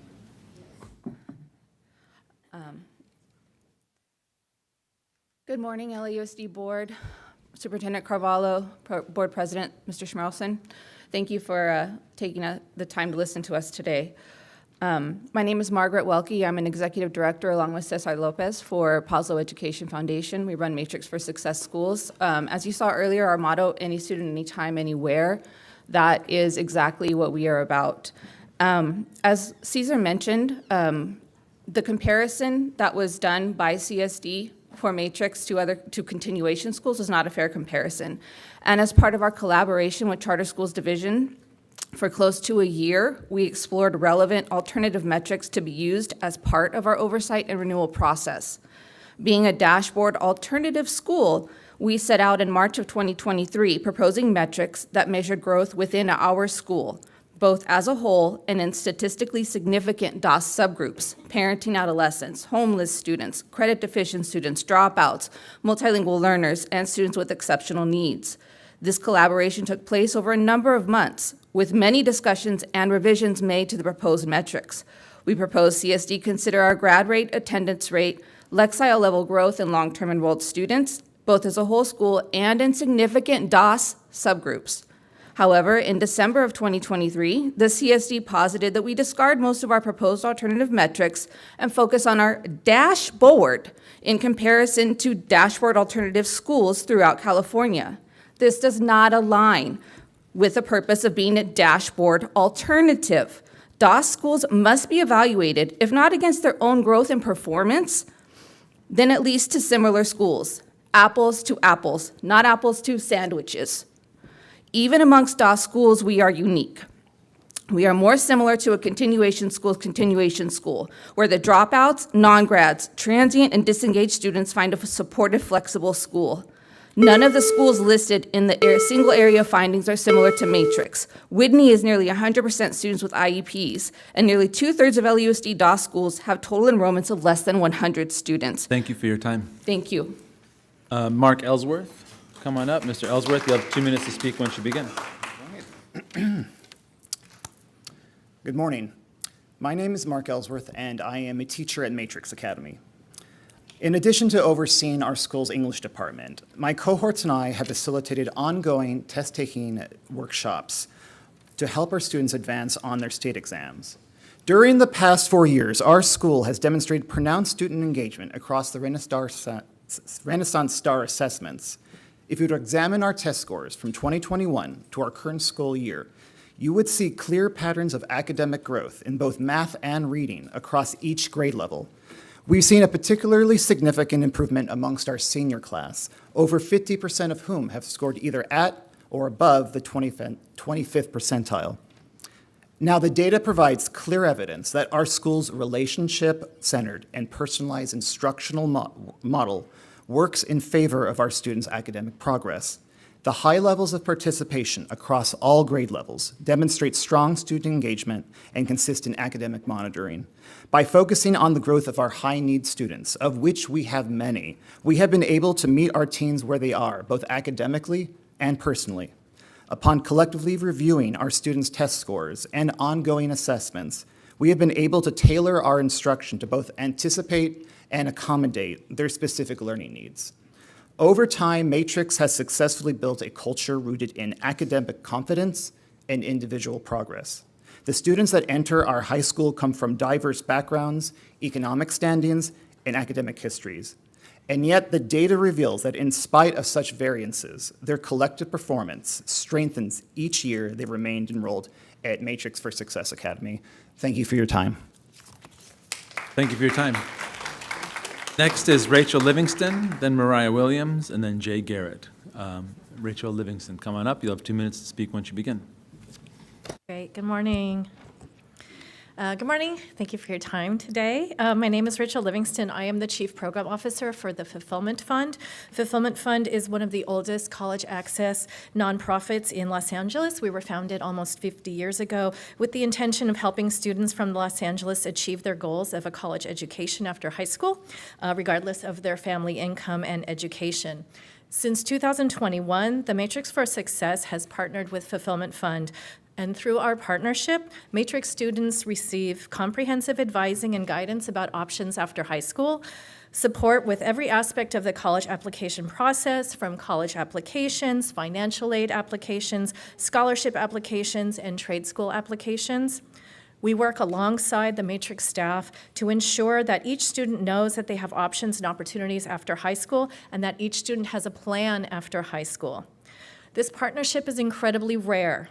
a testimony to how, unlike most DOS schools, Matrix for Success is highly committed to helping their students build for their life after high school, not just completing their high school diploma. This is even more astonishing when you take into account that most of the students who attend Matrix are students who are not successful in the traditional school setting and have had very rare moments of success as high school students. Matrix for Success is special because they are truly invested in their students' growth and well-being as they move from being high school students to high school graduates. In the 4 years that we've been working with the Matrix staff, their commitment and investment in their students and families is overwhelmingly obvious. Matrix is a special place, one that should continue to be part of the educational ecosystem of LA Unified. I say that as a former LA Unified teacher and counselor and administrator. On behalf of Fulfillment Fund, we are strongly advocating for charter approval for Matrix for Success so they can continue doing their great work with marginalized youth in Los Angeles. Thank you. Thank you for your time. Mariah Williams.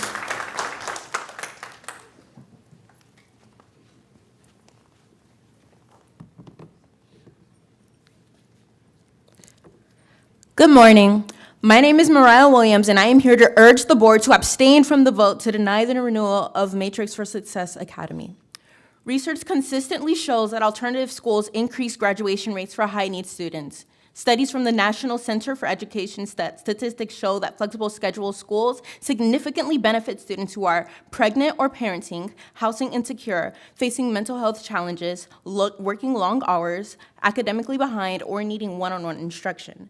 Matrix fixed its exact purpose, and it provides a flexible, supportive environment that traditional schools and continuation schools simply cannot replicate. Matrix personally helped me advance in my education. I took classes, stayed on track, and due to its flexible schedule, I gained the opportunity to complete my credits and then credits and return to my home school to graduate early. Though I decided not to graduate early, it significantly freed up my junior and senior year so I could take AP and college-level STEM courses aligned with my goal to becoming an anesthesiologist. I'll be graduating with an AA degree and increasing my chances of getting into a top university. I'm also a student advocate with Students Deserve, and I see firsthand how students need this unique alternative education. Not every student is meant to fit within a box of traditional schools or most continuation options requires you to adhere to. Without Matrix, students like me and thousands across the district lose access to a proven pathway to graduation. Closing Matrix would disproportionately harm high-need students. The board has a responsibility to protect equity, not reduce it. Please abstain from the vote to deny Matrix renewal and allow this essential program to continue serving the students who need it the most. Thank you guys for your time. Jay Garrett. Jay Garrett, come on up. You'll have 2 minutes to speak once you begin. Thank you so much for the time. My name is Jay Garrett, and I've been an educator for almost 30 years. I work at Matrix for Success because I have never encountered a school anything like it. Matrix was founded with a mission to help students that no other school is set up for or willing to assist. Since our founding, we have had students referred to us from LAUSD schools that have been passed from school to school, classroom to classroom, counselor to counselor, some making the journey from legal and substance abuse issues that have led LAUSD refusing them admission on their campus. These students are not welcome at traditional or continuation schools. They are always welcome with us. Most of these students would add to the growing number of high school dropouts and non-graduates that populate our district. Matrix for Success has helped hundreds of these students graduate high school. Students like Jay, who had been kicked out of his house and lived on couches with friends and relatives and finally a homeless shelter. The abuses he suffered at home led to a continued in conflict with authority that caused him to switch high schools 4 times and be suspended multiple times. The day after being struck repeatedly by his mother, he came into school with us because it was his only safe refuge. We work with him to this day, and he has gone from 100 credits behind to now only needing 3 classes to graduate high school. Another student I want you to know about is a boy we will call Z. I say boy because he was 14 when he developed his fentanyl addiction with classmates at high school. Getting high in the park before school, they would come to their campus and all too often sleep in the PE area or fall asleep in class. One time, Z fell into unresponsiveness and near death when he was taken to the hospital. Exited out of his school, he tried continuation high school with the same results. His only option seemed to be to live on the street, but when he came to Matrix, he was referred to drug counseling and was able to continue high school remotely with an individualized plan that prioritized his recovery with his academics. Recovering several classes as well as his health, Z was able to transfer back to LAUSD Public High School and continue his education. Thank you. Please vote no on denial. Thank you for your time. Brenda Esparza. Brenda, and then after Brenda is Yesenia, and then Adrian, and then Jerry. Please go ahead. Good morning. Hello, my name is Brenda Esparza, and I have worked closely with students and families at Matrix as a coordinator of student services. For one young lady, those services were vital when she became pregnant and was exited out of her high school because of her medical situation and credit deficiency. Starting school with us was only the beginning. After an altercation with her uncle at home where she was choked within a breath of her life, I went with her to file a police report, and we found housing assistance for her and her baby. Throughout the struggles, Matrix has been able to provide the individualized care she needed to continue her education and help her find the safety and peace to do so.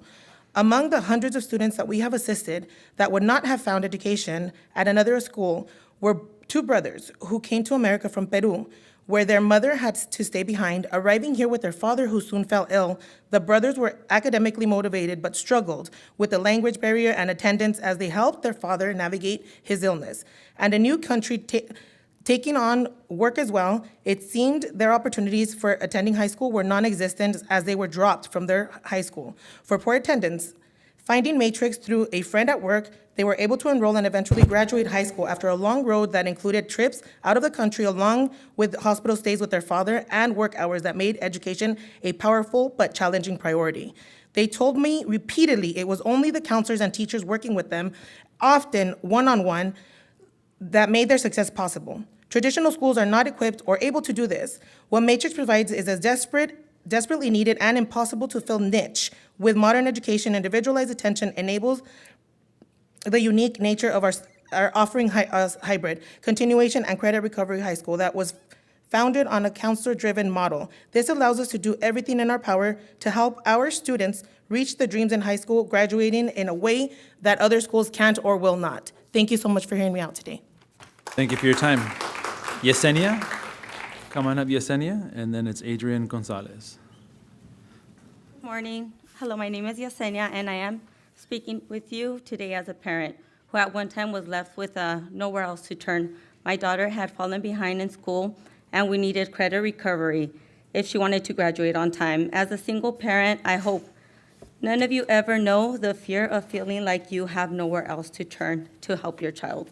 For me, Matrix was that place that I hope for. At Matrix, the staff worked so patiently and hard with me and my daughter, not only in helping her with the schooling, but explaining the process to us and calling me to follow up to ensure that she was making the assignments and grades that she needed. She never would have been able to graduate or finish her classes without this help. Matrix did not only help her recommit to her schoolwork, but helped us transfer back to be with her friends. I couldn't believe how helpful they were all and how supportive they were with my daughter and myself. This is truly a special school that parents like I need. Thank you for your time. Thank you for your time. Okay, the next three folks are Adrian Gonzalez, Jerry, and then Anissa. Good morning. My name is Adrian. I'm a teacher at Matrix. I've only been at the school for 3 months, but I've been teaching for 12 years. Until now, all of my experience has been in traditional classroom settings. In this short time, however, I've come to realize what a special place this school is and how essential it is for our at-promise students. Many of our students come from traditional schools that have failed them. Some have dropped out and would not be in school at all if they hadn't been given another chance here at this school. I often hear students say that our school is quote-unquote lit and that they love coming here, something they rarely say about their previous schools. At this school, I'm not only a science teacher, but also a success seminar teacher. In this role, I help ensure that my students succeed, not only in my class, but throughout their entire high school journey. One thing I've learned here is that we make every effort to provide or seek out services that support students, not just academically, but in their everyday lives. One of my success summer students, a ninth grader, meets with me daily. Unfortunately, he is currently reading at a second grade level, a clear sign that traditional schools have failed to meet his needs. Here in an alternative setting, I am able to dedicate time to working with him one-on-one. For the past 2 months, we have focused on improving his reading and writing skills through phonics practice, fluency work, and phonemic awareness activities. We practice every day. At the beginning of the school year, he was extremely resistant to reading and writing. Now, after consistent support, his confidence has grown tremendously. His reading and writing are showing real progress. Although he still has a long way to go, the growth he has made here is remarkable. In a traditional school environment, he likely have continued slipping through the cracks and remained resistant to literacy work. Thank you for your time. Thank you for your time, Cherry.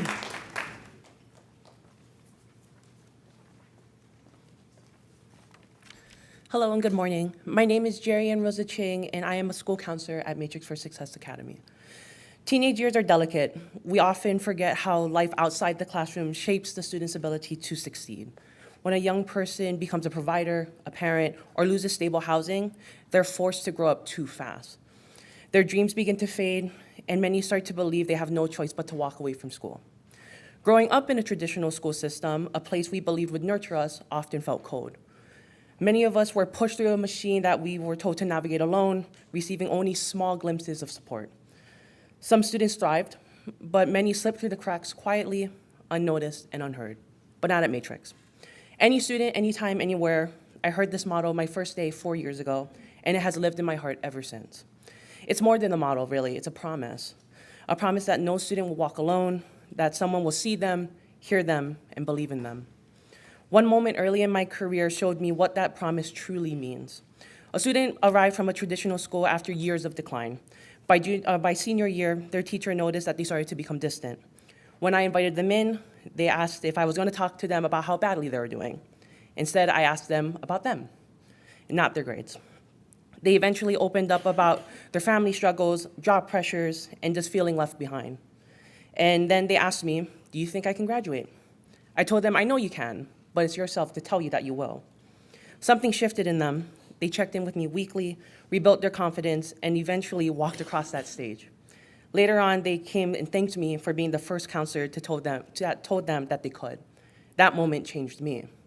At Matrix, we don't just help students graduate, we restore their belief in who they are and who they can become. And I'm just honored to be a part of that mission. Thank you for your time. Thank you for your time. Anissa?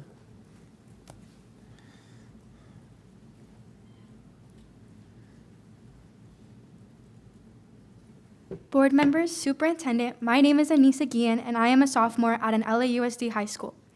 I spent my second semester of freshman year at Matrix for Success Academy. I can personally say without their support, time, space, and flexibility, I could have easily dropped out and fallen behind. I had a difficult middle school experience, but was excited about what everybody thought was a prestigious public high school in Los Angeles. However, personal family trauma and other challenges made it hard for me to keep up in 9th grade. My high school didn't understand me or meet my needs. Fortunately, my mom recognized my struggles and knew about Matrix for Success Academy. She believed it would be perfect for me. At Matrix, I had the help of counselors, social workers, and teachers, and was able to stay on track and excel. Matrix for Success gave me the space to deal with my circumstances and meet my needs as well as goals. Los Angeles needs more schools like Matrix for Success Academy, not less of them. Today, I am proud to say I returned to an LAUSD school and now am on top of my sophomore class. I hope to continue my high school journey there, but I know life can be unpredictable. If that happens again, I know I can turn to Matrix for Success Academy and the school will support me and ensure my graduation in college. Sometimes, students like me need a little space to get back on track. Schools like Matrix for Success Academy should not be punished for helping thousands of students who need it. Thank you for your time. Thank you for your time. Lauren, come on up, Lauren. Lauren Slack, and then Christian Jarillo, and then John Johnson. Hi, and thank you for your time. My name is Lauren Slack, and I came to Matrix several years ago when experienced something I found rare in schools. Educators who care deeply and care for students who start out at the place of fear and frustration with their schooling or education. We work largely with students who already believe they are at the end of their educational road. They have hit personal roadblocks and given up. I love that I can help them find their way back. I can only do that because of the unique structure and makeup of Matrix for Success Academy and the staff giving so much to support it. Matrix provides essential support, stability, and opportunities to those students who need it most. These are the students facing significant challenges, academic struggles, difficult family situations, housing instability, involvement in the juvenile justice system. They are the young people in our traditional setting that might fall through the cracks. At Matrix, we have an opportunity here to empower these students, to provide them with support, resources, and opportunities they need to exceed the circumstances they were born into. Every student, regardless of their background, deserves a chance to reach their full potential. Matrix for Success Academy is a vital institution serving our community's at-risk youth and demands our most careful reflection. I urge you to consider the tangible life-threatening or life-changing results achieved at Matrix for Success Academy and the negative long-term consequences of its closure. Let's choose the path that uplifts our youth, strengthens our community, and invests wisely in our collective future. Thank you for your time. Thank you for your time. Christian Jarillo.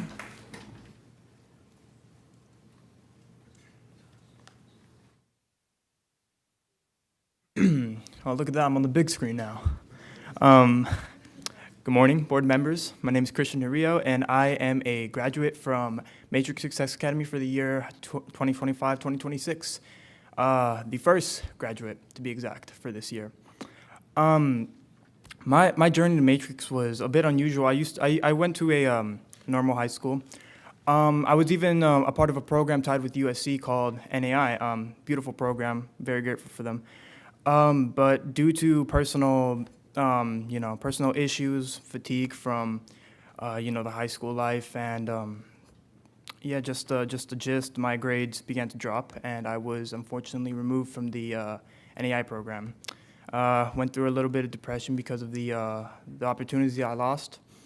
But my mother had always heard about Matrix since we lived pretty much right down the road from it, cool 5 minutes. And when I got there, I was super surprised about all the opportunities I had. I could work at my own pace. I didn't have to wake up in the morning anymore to, worry about deadlines or anything like that. I could work at my own pace, and that was really helpful for me. Due to me also being enrolled in music school, which is something I want to pursue in the future. And I couldn't have done it without Matrix. I mean, this has been the best school experience I've ever had. Their opportunities and everything they've done for me was just completely changed my life.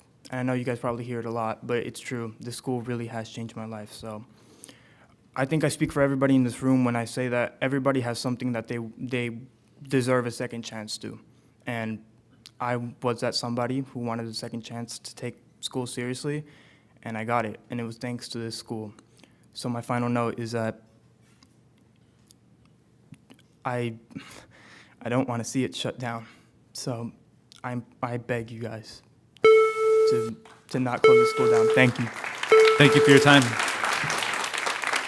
John Johnson.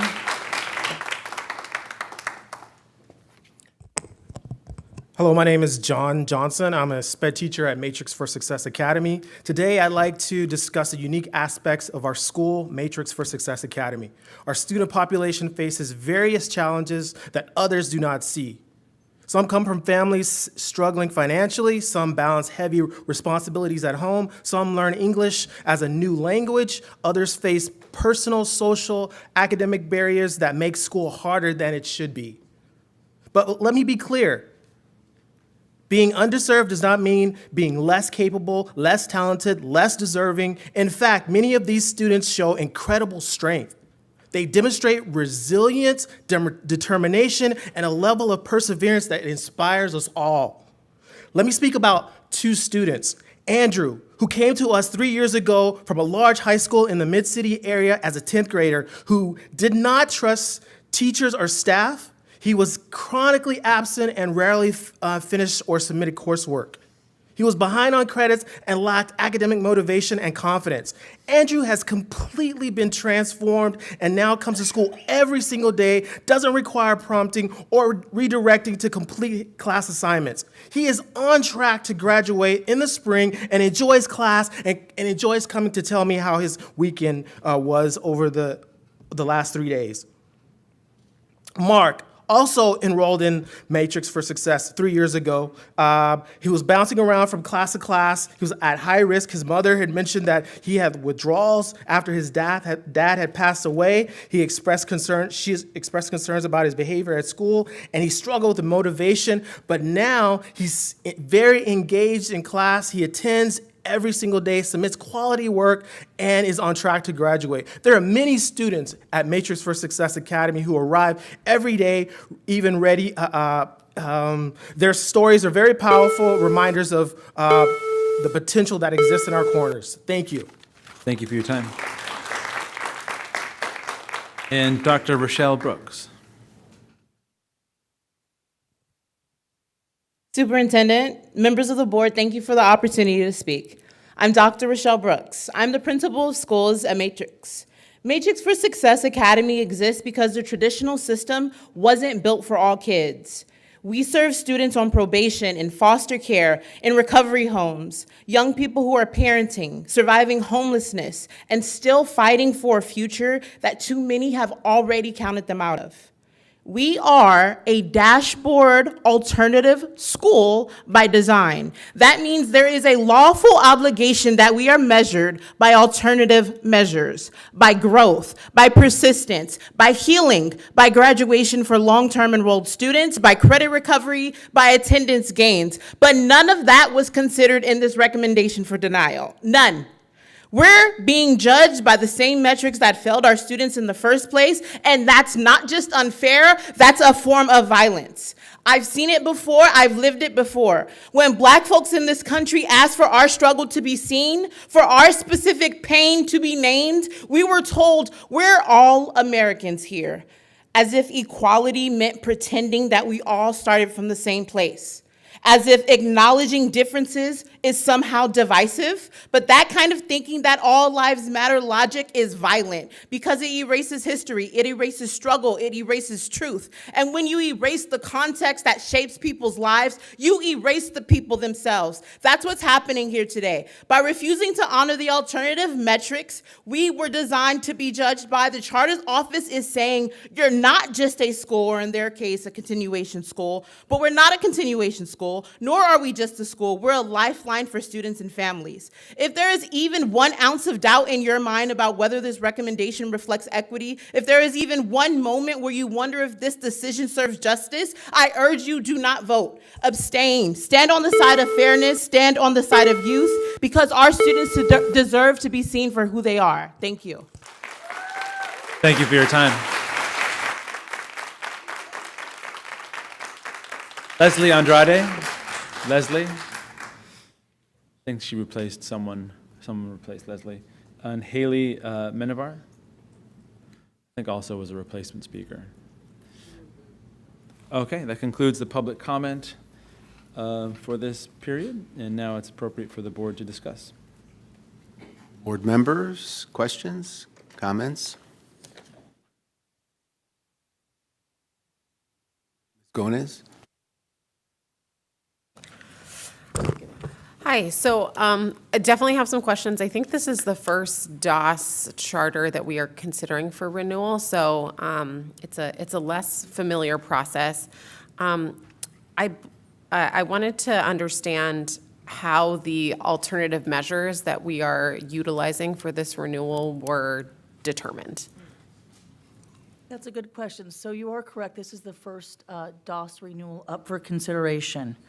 And so the Charter Schools Division worked with the charter school in order to establish the alternative metrics, which you'll see in the information in the report. Essentially, the alternative metrics were established as the comparison to the California DOS schools. And so, on all the indicators, and then also the one-year graduation rate as compared to the California DOS schools. So those were established, and they were reported on at the 24-25 oversight visit and report. So, and I wanted to pull up the statute just to make sure I was 100% clear on it. So I think it says that the chartering authority shall meet with the charter school during the first year of the charter's term to mutually agree to discuss alternative metrics to be considered I don't need to finish the rest of that sentence, but, so do they mutually, this was a mutually agreed upon set of measures? It wasn't mutually agreed upon, but there were multiple meetings and conversations. I do want to talk a little bit about the timeline, too. So the first year of the charter schools term was in 2018-19. So meeting in the first term wasn't possible because AB 1505 hadn't gone to effect. And then in and around July 1, 2020, we had AB 1505. Then, as we all know, we had the pandemic, which impacted student testing. And then charter renewals were suspended. And then in and around 2022, there was a question from the U.S. Department of Education questioning California's modified methods for DOS schools for federal accountability. Then that finally got resolved, and then we started engaging with metrics in and around 23-24. And that was mentioned on the 23-24 oversight report that we are engaging with the charter operator as to the alternative metrics. And then they were established and sent to the charter operator and then documented on the most recent oversight visit and report. Got it. Well, it certainly sounds like there were a lot of extenuating circumstances. That being said, the metrics were not mutually agreed upon. Were there metrics that the charter proposed that were rejected? And if there were, could you share what those were? Yeah, so my understanding is in the conversations with the charter, there was some conversations around other types of metrics to be used. But when going back to the charter and having them to explain how they were going to provide data as to that particular metric, or or also a metric that would be representative of the whole school, or multiple, that we weren't able to get that. And ultimately then, the metrics were determined, they were sent to the charter, and we haven't heard since then that they did not, that they wanted to add additional metrics to be considered. Could you share what they proposed, though? Because I heard you say that there were challenges with getting the data, maybe it wasn't applicable to the whole school. Could you tell us what they were, though? I believe they were, and I can confer with the team, but I believe the conversations were around maybe a certain student group and their and credit recovery and things like that. And so when asked, say if you want to utilize as a metrics, what would be the tracking system? What data would you utilize? Making sure, then they were unable to provide that. Okay. I guess could I ask the school? Since You they're could, here? that's my Okay. understanding of it, sure. Same question? Yep. Okay, so Taylor's right here. We talked to him for years. We talked about alternative metrics all the way from 2023, almost a year and a half. We provided actually 6 different types of alternative metrics that would apply to DOS eligibility criteria, because I was a principal of continuation schools within LA Unified, and we used real alternative metrics back in the day with Dr. Ken Isam and Beth Newman and that whole crew there. And they were basically, you look at the kids that you serve, and if you have 80, 70, 90% of credit deficient kids, that's the subgroup. That's why you're trying to metric. So okay, let's do a metric on credit completion. The big challenge that we face in conversations with the CSD is that, well, they've never seen anything like it. Obviously, being the first DOS school, number one. Number two is like, that's too complicated. Can we just look at the dashboard? And we repeatedly stated hundreds of times, you can do it all day long, but it's not apples to apples. It's apples to Caesar salad. And if you see a Caesar salad, well, I see some chunks there. They may look like pieces of apples. They're not pieces of apples, they're the croutons. You know what I'm saying? And that's the bottom line. If you're looking for simplistic, traditional dashboard, data point matrix, you're not gonna find them. You have to look at what the school is serving. What kids are you serving? Let's measure that. And that's why we try to communicate for the last 2.5 years. And we engage deeply in those alternative metrics for over a year. But after a while, it's just like, this is just too complicated. Plus, we don't have the access to some of that data. The dashboard is just so much more simple. What if we just compare it to the DOS schools? You could do that again. It's not apples to apples for a number of reasons. We're non-classroom based. Most DOS schools are classroom based. Number two, just the composition of the school is so different. And also, DOS schools for school districts and counties are DOS schools by statute. They don't have to, in fact, I don't even know if LAUSD has a DOS profile for each one of their DOS schools. And by a DOS profile, I mean the 12 DOS criteria spelled out very clearly in Ed Code. We have it because as a charter school, it is a choice to be a DOS school. So we have to track that every single year, and we have to prove the DOS eligibility criteria. And all we ask for is that we are measured under that criteria, those subgroups, with specific metrics of growth for those groups, not the dashboard. Could I ask, just on the point of it is a non-classroom-based school, how would that materially change how we measure the success of the program? The reason why Matrix became a non-classroom-based school, having seen how exactly kids fall through the cracks in the traditional system and the continuation school system being classroom-based, we all know the students need flexibility, maximum flexibility. And even though we are a non-classroom-based school, our kids come to school almost every day.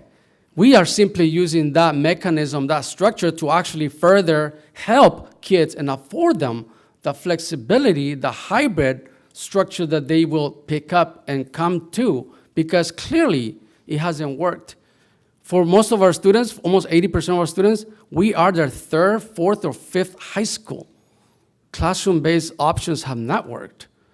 And that's why, and being non-classroom-based afford us that opportunity. Understood. Can I answer your question directly as well? Great. No, there was no mutual agreement on the dashboard being used as a measure. There were back and forth, and our alternative measures were not taken into consideration.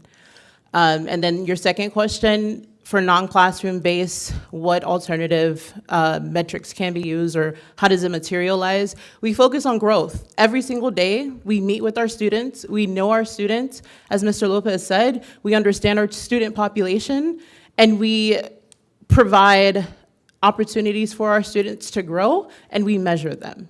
That's what it looks like, growth. Dr. B, can you talk about what those metrics were? Sure. I can. But yeah, so the metrics we originally proposed back in 2023 included Lexile growth level for subgroups and as a whole, graduation rate for our long-term enrolled students, which is what the state looks at as far as DOS schools go, because there is such high transiency. What am I missing? Average days of attendance.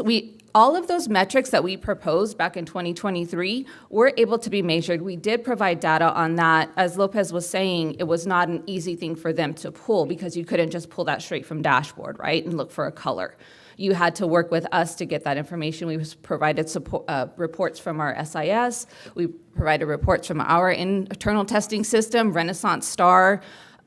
We were able to provide those reports and that data for CSD.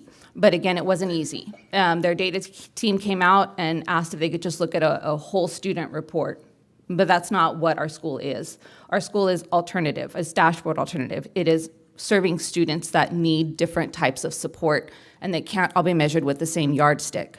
And so that's what we're asking you all to look at, is the growth and the progress that we have made with our students since 2018. And you'll see year over year, there is growth in graduation rate. There is growth in attendance. There is Lexile level growth. The student engagement is off the charts. Our attendance rate hovers around 90%. Now, for a DOS alternative school, for former dropouts to have our attendance rate at 90%, to have our testing rate on state tests, which we're not even considering, but that they have, our participation rate is over 86% for 23-24. How are you saying that we're not serving our students? We are. We are serving our students. We did offer alternatives. They were shut down. Thank you for your time.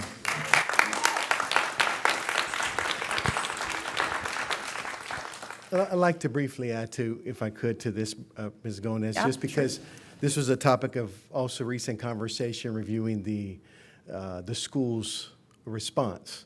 As the school has noted, there were various conversations, and in digging deeper with the team, they were also assessing, as Ms. Wilmot touched on, how to assess the entire school, not just subsets of students. So in terms of tracking, for example, credit completion over a 90-day period, there were discussions that the team had regarding all students that would be enrolled. We understand there may be movements. And in the end of the day, the team did not have confidence or clarity regarding how those data would be representative of the whole school to be considered consistently for high-stakes decisions at renewal time. I'll give one brief other example. We have 2 charter school DOS schools. The other school, similar process and engagement with alternative metrics in some areas where there were clear rubrics and able to be responsive to the team's questions. So we understand the uniqueness of the school respectfully. A multitude of conversations as acknowledged by the charter. The law does not require mutual agreement. It requires consent to meet, to discuss, and the authorizer needs to make those decisions. In the end, what's come before you is what ultimately the school also responded in the final iteration. I understand they say that that's maybe at the end of the day, they left it at that, were the metrics that essentially you see before you. So I just wanted to add that there was a lot of those detailed discussions to try to understand and receive what we would compare at the time of renewal. I appreciate that context. I think that there's an inherent challenge in looking at alternative schools because they do serve a highly mobile student population. And so there is a natural difficulty with getting to the traditional measures of verified data that we utilize for other schools. So I hear the concerns you're saying. Obviously, I'm not as in the weeds as you all are, but I do think that there is an argument to be made that we should be looking at the specific population that we serve and making sure that the metrics we use are most appropriate for the type of school that we're examining. I do have 2 more follow-up questions for you all. One is with regard to the demographics served by the school. The school and various speakers made some comments regarding that the alternative schools that they were being compared to serve different student demographics. Can you speak to the veracity of that? Well, we did have a request to look at when we're looking at I also want to note too, in addition to the metrics that were established with comparison to the California DOS schools, in the closures in the best interest, that was also part of the alternative metrics to look at the LAUSD DOS schools. And so you'll also see that data there. I will note we did look at the LAUSD DOS schools that were compared and their demographics, and so I'll give you some highlights of this. For example, for free and reduced meals, matrix, I'm talking about 24-25 data, that's what's currently available for the comparisons. Free and reduced meals, matrix was 91.9%, LAUSD DOS schools were 92.9%, so similar type demographics. English learners, they were 26.3, and the DOS schools were 14.5. A little different there, but then you look at, let's say, students with disabilities, matrix had 17%, the LAUSD DOS schools had 23.3%. So that's just some points that. What about like foster youth or students experiencing homelessness, justice-involved youth? Do we have comparison data on that? We have foster youth and homeless youth. So for foster youth, matrix had 0.8%. The LAUSD DOS schools had 1.6%. For homeless youth, matrix had 14.3%, and the LAUSD DOS schools 7.8%. Okay, so the higher on English learners, pretty similar on free and reduced price lunch, a little bit lower on foster youth, but about double on students experiencing homelessness. And do we have a pregnant and parenting youth? That's not one of the, no, that's not one of the, we have that on. Okay. Is that because it's not why don't we have that? It's not reported as part of the CalPADS reported data that we utilize in order to report on the student groups. But do we have no, you want to follow up since you're asking? Yeah, so sorry. We have schools serving parenting and pregnant teens. Yes. Like, why did we not use those schools in the comparisons? Well, there is a LAUSD DOS comparison schools, and I would have to. And Ramona and Riley are not in that list? Let me double check the list right now. I believe there are. If we need to receive those, we'll have to ask our Office of Data and Accountability. We don't have them at the moment. What were the DOS schools for LAUSD? Not the charter ones, the traditional ones. So here, I'll read some of the LAUSD DOS schools. As you can see, it's part of it's actually Exhibit 3, and so some comparison schools are, let's see here, we have continuation schools on here. We have also Dan Isaacs Avalon High. That's a continuation school. Okay, we have Frito Kahlo High, another continuation, it sounds like. We have John Wooden High, Pueblo de Los Angeles Continuation School, and let's see, Youth Opportunities Unlimited, that was one of the comparison schools, based on the California DOS schools that serve, the LAUSD DOS schools that serve grades 9 through 12, the same high school level. Phoenix Continuation is on there as well. Is this in the materials? And Yeah, it's in exhibit number 3. you have the page number? I don't know if there's, the particular one I have doesn't have page numbers on it, but if you look at it, it's basically, the first set of data is the California DOS high school data. If you go in the middle of it, then you start the LAUSD DOS comparison, high school comparisons. I do want to note, though, that you will have different schools listed depending on if they were numerically significant. So, for example, we have the, starting with 22-23, I will note, we did not do a comparison of matrix in 21-22 because they did not have numerically significant student groups. So although it's reported on the dashboard, because reportable data is 11 or more, we don't want to do a comparison if it's not numerically significant. So you will note that in the list of schools, if those comparison schools also had to demonstrate numerically significant grouping in order to be compared. And so you have the beginnings, you have the ELA from all the way 22-23, 23-24, then you have your math, and then you have your LP, and then you have your CCI.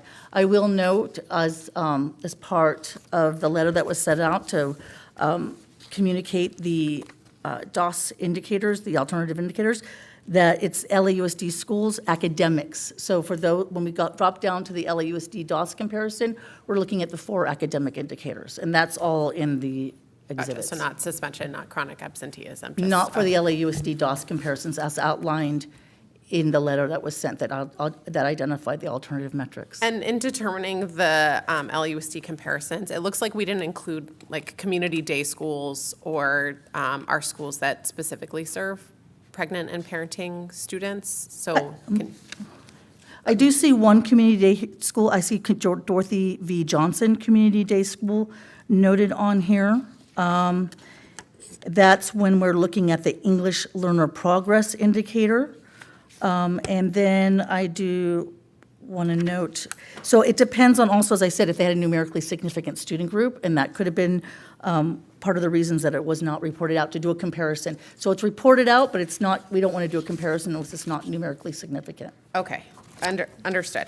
And then just on the oversight reports, the reason there's no rating for 23, 24, 24, 25 is that because we were still determining because it says there was no rating due to its status as a DOS charter school. So is that the normal practice, or is that because we were sorting out what the alternative metrics would be? So essentially, we are issuing no ratings for our 2 DOS schools.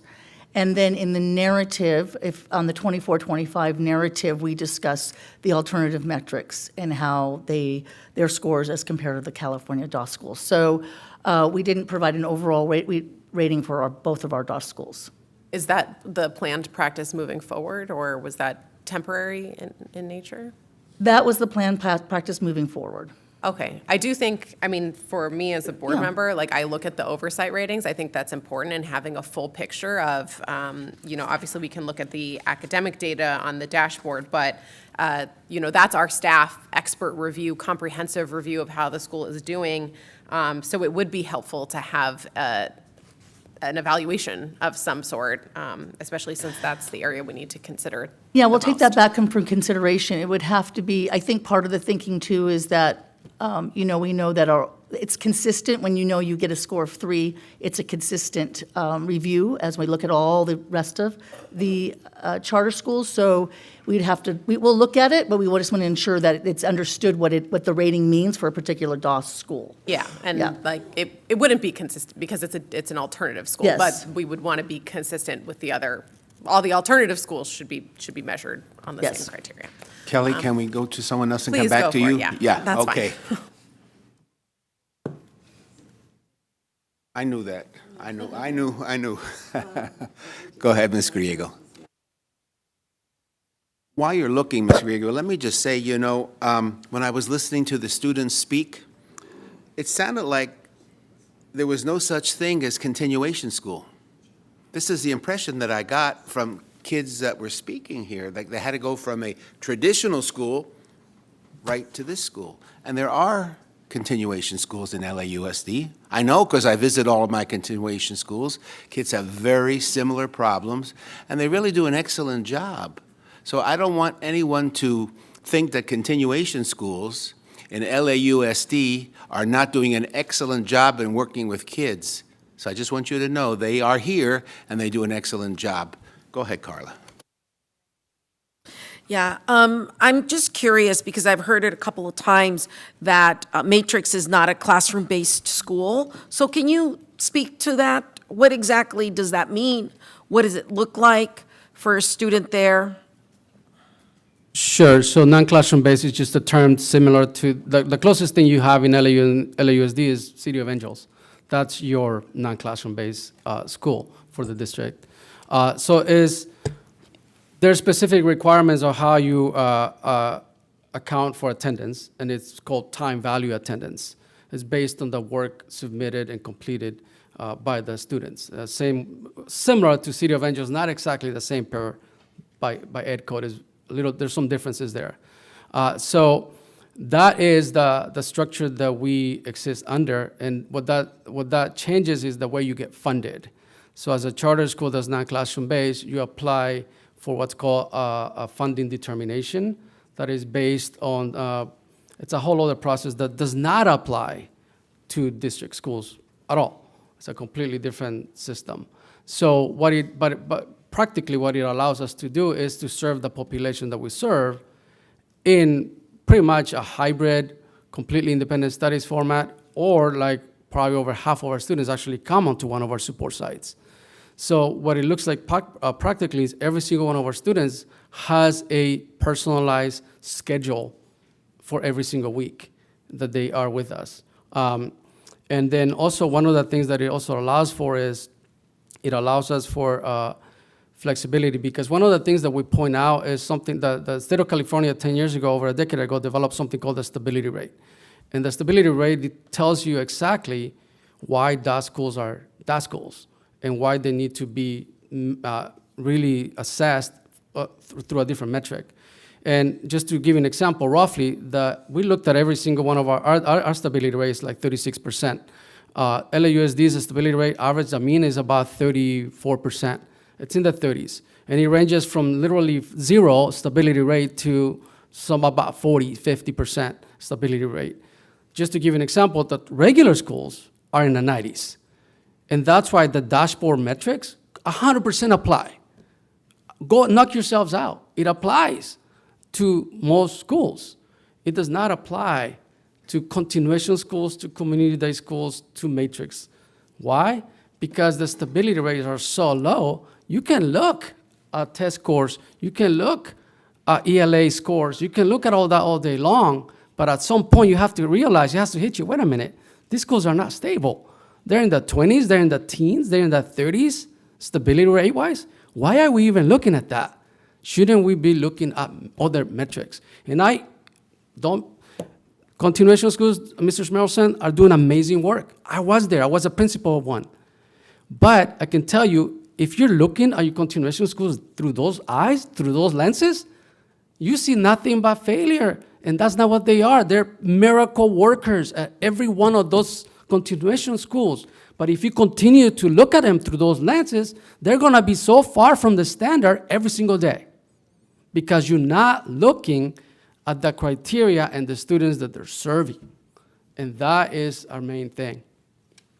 Can I answer non-classroom based as well? Sure. So non-classroom based means our students have the flexibility to learn, right? So if you're a mom of 3 and your kids are at home and you can't come on the campus, you hop on a Zoom meeting with a teacher. It means that you do not have to be there from 8 to 4 without the principal calling you, telling you you're truant every day, and letting your parents know social workers are going to be after them, or that there's immigration issues happening, right? There's a lot of fears with our students coming to campus, and what non-classroom based means is they have the flexibility to learn anytime, any place, anywhere. That's essentially it. Okay, and then just a follow-up, and I appreciate you describing that, and I worked at an option school for pregnant and parenting minors, and how I wished that this was the flexibility they had. Because I totally understand all the challenges that you have. Hold on, no, hold on. And, but here's my question, though. Yeah, sure. Are you saying that they cannot be compared to other schools because they're not able to take the assessments that the other schools are able to because of the flexibility, because it's challenging to get kids to come to school to take an assessment during a window? I mean, what are the challenges in being able to meet the assessment piece? Sure. So the participation rate is an issue, right, with the transient population. The students that come to us at the beginning of the year are not necessarily the students that are with us at the end of the year. So if we're testing the students that are at the end of the school year, it's not reflective of our progress, academic progress as a school at all. It can be, right, but that's what we're arguing. Most of our students that come with us are not with us the entire school year. And if we are going to be considered for that dashboard, allow us to look at the data and see which students are staying with us and track their progress, right? We shouldn't be held accountable to the students that are leaving or the students that are coming in three months before the school year ends. And yes, participation rate as well. If the students aren't coming in person, being able to get them in person is a challenge. However, we've made significant strides there, right? If you look at our data, we started off maybe 20% participation rate, and now we're almost at 90%, right? That hasn't been easy. We understand the challenges because of the climate that we have with them requiring the dashboard. And we're meeting those challenges, but we're also requesting that we're not held accountable and measured by them. Okay, so are you saying that if they were just to use the students who took the assessment that is measured in the dashboard or in the, that if they only looked at those students, not the ones that dropped, that, you know, moved, Right. your scores would be higher? You would have met? 100%. If you look at our long-term enrolled students, our scores are higher everywhere. On every single metric. On CASP? Yes. On CASP, on Renaissance, ADA, credit completion, college readiness. If you look at every single metric and you use our long-term enrolled students, our data's higher, yes. How many, I'm looking at your number of students on, this is math. Yes. Dashboard 2024, students with scores, 48 students? That's 11th grade. Yeah, 11th grade, 48 11th graders. And of those 48, how many of those kids were not there when they were supposed to test? We don't know, because that just like, Exactly. that kid could have just shown up that day, and we tested them. Again, So is there a process? I guess, you know, my concern is this. I totally hear your story. I totally hear it, and I know the challenges, and they're very real. And at the same time, we want to make sure that we have something that measures that the students are making progress and that they're learning, right? Because at the 100%. same time, excuse me, at the same time, we don't want kids, no matter what their circumstances are that got them there, to just show up with a packet and leave and come back.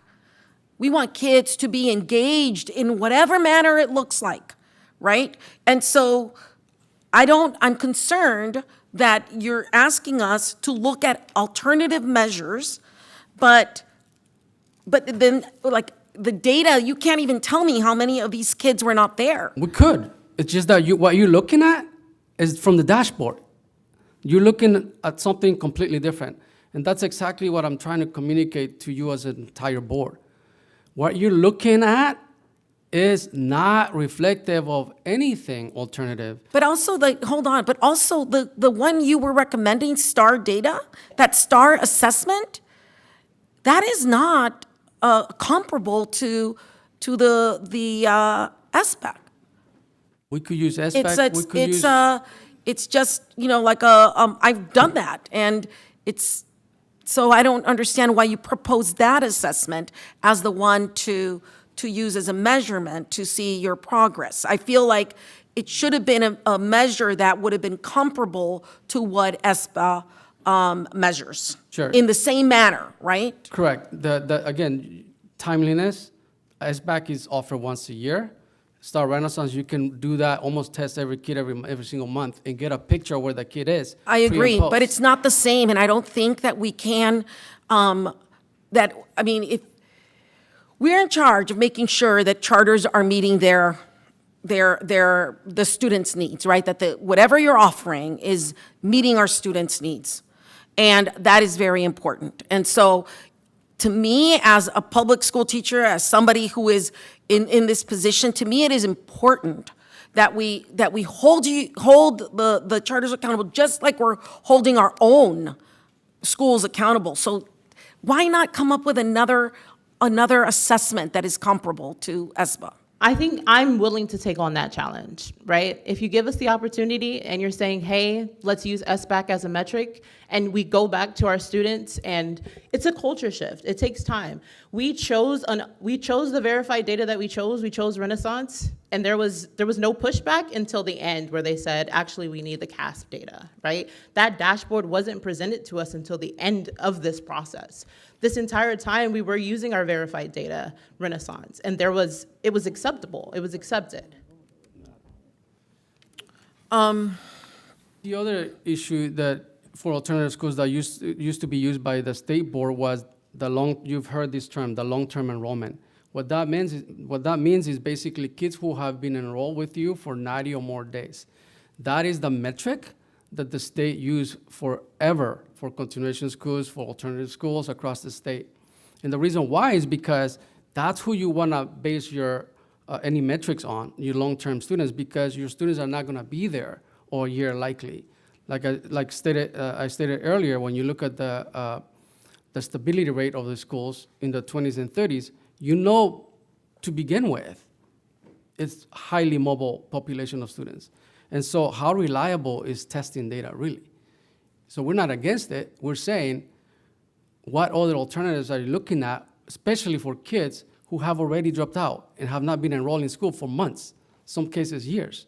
Is it really gonna give you a picture, or is it more important to engage a kid, have them pushing forward towards credit completion, days of attendance, absolute Lexile levels is even a more powerful metric, because this kid's literacy is already low, and Lexile is a time-tested. I'm sorry to interrupt you, but I totally agree, although I do think that we want our kids to be reading and to be thinking critically and to be engaging in conversations and to, leave school to engage in society in a meaningful way, in a way that they feel confident and that they feel that they can give something to society, right? So thank you for your responses, and I'd like to ask you all, so what were the reasons that you went, is it truly that it was too hard to do what they were offering?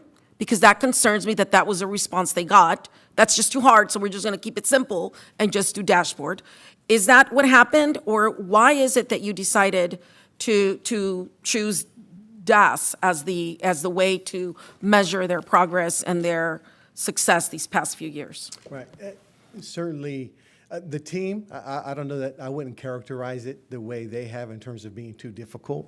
As I noted earlier, the team had multiple iterations and conversations in writing, verbally, in person with the school to review the proposed alternative metrics, including those that you see before you. So part of the challenge, and I think this conversation is a bit emblematic of the back and forth that took place with the team to understand the group of students that represents the total group of students at the school. We understand that there are transitions. However, every student is not just there for a day. There are students there for other periods of time, even below the 90 days. It was incumbent on the school to provide the systems, the tracking, the consistent reporting that then would allow the authorizer to assess that and make the high-stakes recommendations accordingly. I gave the example of the credit completion earlier. So I just say that to say, no, the team worked multiple times with the school. In the final iteration, and not going to ascribe any rationale, in the final iteration, when the school was asked by our team in writing, what are additional alternative metrics in the final analysis, and essentially it came to the comparison of the California DOS schools and then the district DOS schools, okay? So after a lot of iterations, and we understand it's a challenging conversation, but that gives you a little bit of texture of how those conversations went.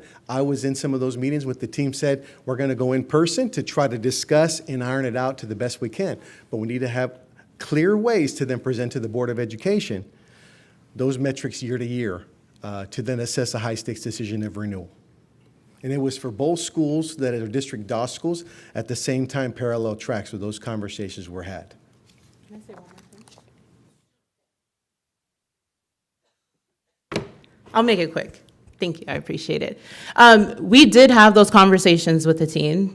I just met Taylor a few months ago, right? He wasn't the person that we were having these conversations with. The people that we've been having the conversations with, we thought those were the alternative metrics we were using. And we have that internal data.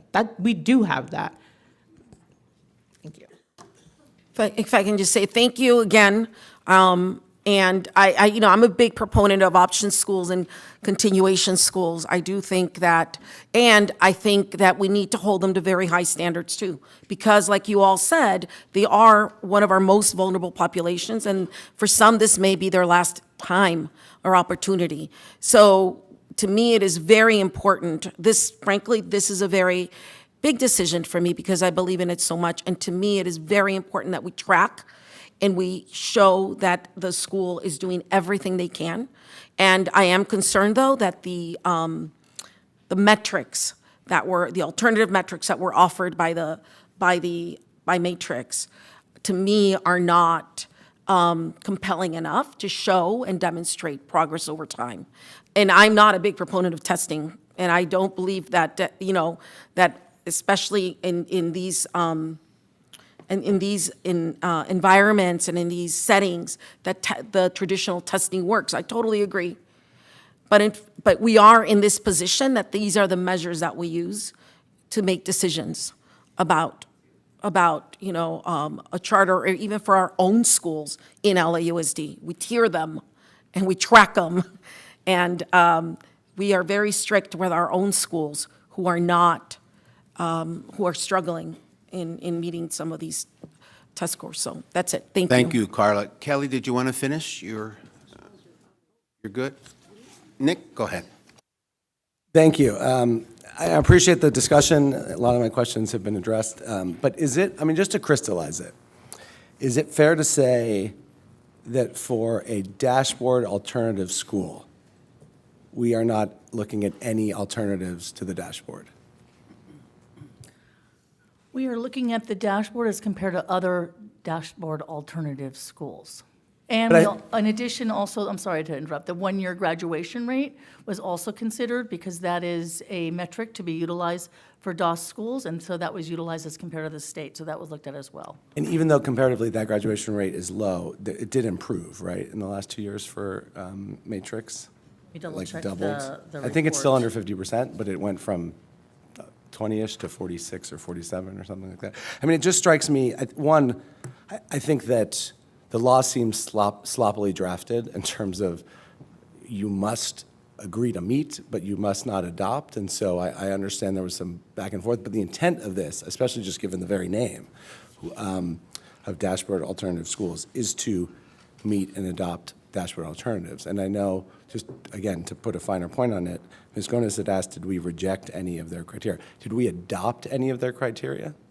Like even one of their suggestions? No, it was reflected, well, I can't speak to exactly the one of them that we adopted, but I will say, once again, it was a result because of them providing the information needed in order to evaluate those alternative metrics. Let me add to that. Again, and I want to note this because this is parallel track for similar schools. The school, all of their feedback was taken in. They had to show how that was going to be consistently and clearly tracked, identified, reported. That did not meet the team's assessment for reasonableness to be able to do that. And so in the end, both in writing and verbally, when the school submitted back the criteria, it's essentially what you have before you. So the short answer is the school has a responsibility to demonstrate that so that way the authorizer can assess it appropriately. So you're saying that the district felt that the alternative metrics that they proposed, they didn't back up, and so we did adopt none of them? If that's how you want to portray it. But again, the graduation way was agreeable.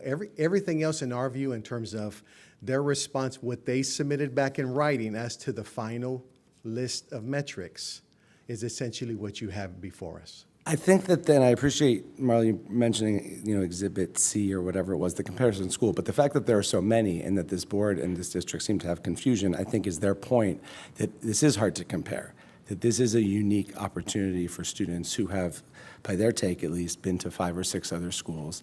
And if this is closed, go to at least 1 or 2 more or not, or just like give up on their schooling. And that doesn't mean they get a pass, just like dashboard alternative doesn't mean, in my mind, dashboard or accountability exempt, but it does mean that we should have a higher bar when it comes to the best interest of student standard. And so to that point, do we have, I think their most compelling case, for me at least, is that these are students who have been through so many different schools, including our continuation schools, and will not end up in a better place if this is no longer an option. And so what data do we have access to see where these students are coming from? Do we know how many of them have been in LA Unified schools? They mentioned that, I think they mentioned in their presentation that none of their current students came directly from LA Unified. So does that mean they're coming from no education or, and then the corollary to that is, and again, I'm still thinking about CREAT and learning by design. Where then are these students going to end up if this school is no longer an option? As part of our process for this, for every student that we have information for, there's direct outreach from the district to the student to ensure that they have a district option. Certainly, those would be choices for the families to make, but they'll receive direct communication from LA Unified. Secondly, we collaborate with our regions, our virtual academy team, and they're aware respectfully, as well as Strategic Enrollment Office, to then also work and support if calls come in, also working with the school, understanding should the board adopt this recommendation, they would have appeal rights. So we want to balance that and be sensitive to that, but there'll be direct engagement. There'll also be support locally, working with the school and the families, any fairs, any opportunities to make sure that they have alternative options. And then we're also responsive as parents call in to meet their needs wherever they are. So that's in response to my second question. The first one is, do we have data on where these students were before? Or how many of these students have navigated the LA Unified system, did not find success, and that's why they're there? I believe in our, based on whatever's reported, just like we would obtain the resident schools, we don't have those figures in our heads. However, for any student that is in the district, that would have that direct outreach. So that's if this school closed. I'm saying, like, do we know how they, they're saying that this is a student population that had not found success in LA Unified schools, and in many cases, multiple LA Unified schools. So then saying, okay, well, your option is to go back to those schools just seems, counterintuitive. And so I'm saying, what do we know about, and the answer might be nothing. this is not rhetorical. I'm curious, what do we know about the student population and whether they were in one or multiple LA Unified schools prior to attending Matrix? We'd have to get the specifics of how many different schools prior to this from anecdotal and oversight, because our team has discussed, then that would be additional information to obtain. Okay, so we don't have that. Not all for every single iteration at the moment. Yeah, I'll turn it back to Mr. Schmelzen. I think that this, I share, I think Ms. Griego said it well around the need to still have high standards. But again, I just am grappling with this idea that the reason state law allows for a dashboard alternative school is to look at things besides the dashboard, because this is a population who needs that extra support. And I think there are schools that have come before this board that have been rejected that probably should have been DOS schools. We also have some district schools. And the fact that that some of the schools that the district has that serves pregnant and parenting teens aren't included, it's a hard population to compare. And I think the fact that we then didn't adopt the criteria or have a more collaborative relationship, and then we're sending students back to schools that they've come from and chose to leave for reasons that are, that brought them there in the first place is just a hard pill for me to swallow. But I don't know if there are other questions or comments. Anyone else? Rocio? Going back on questions regarding that the school is not a class-based, it's, a lot of it's independent study. Just wanting to know, I don't know if you can address it or we can have someone from Matrix address it.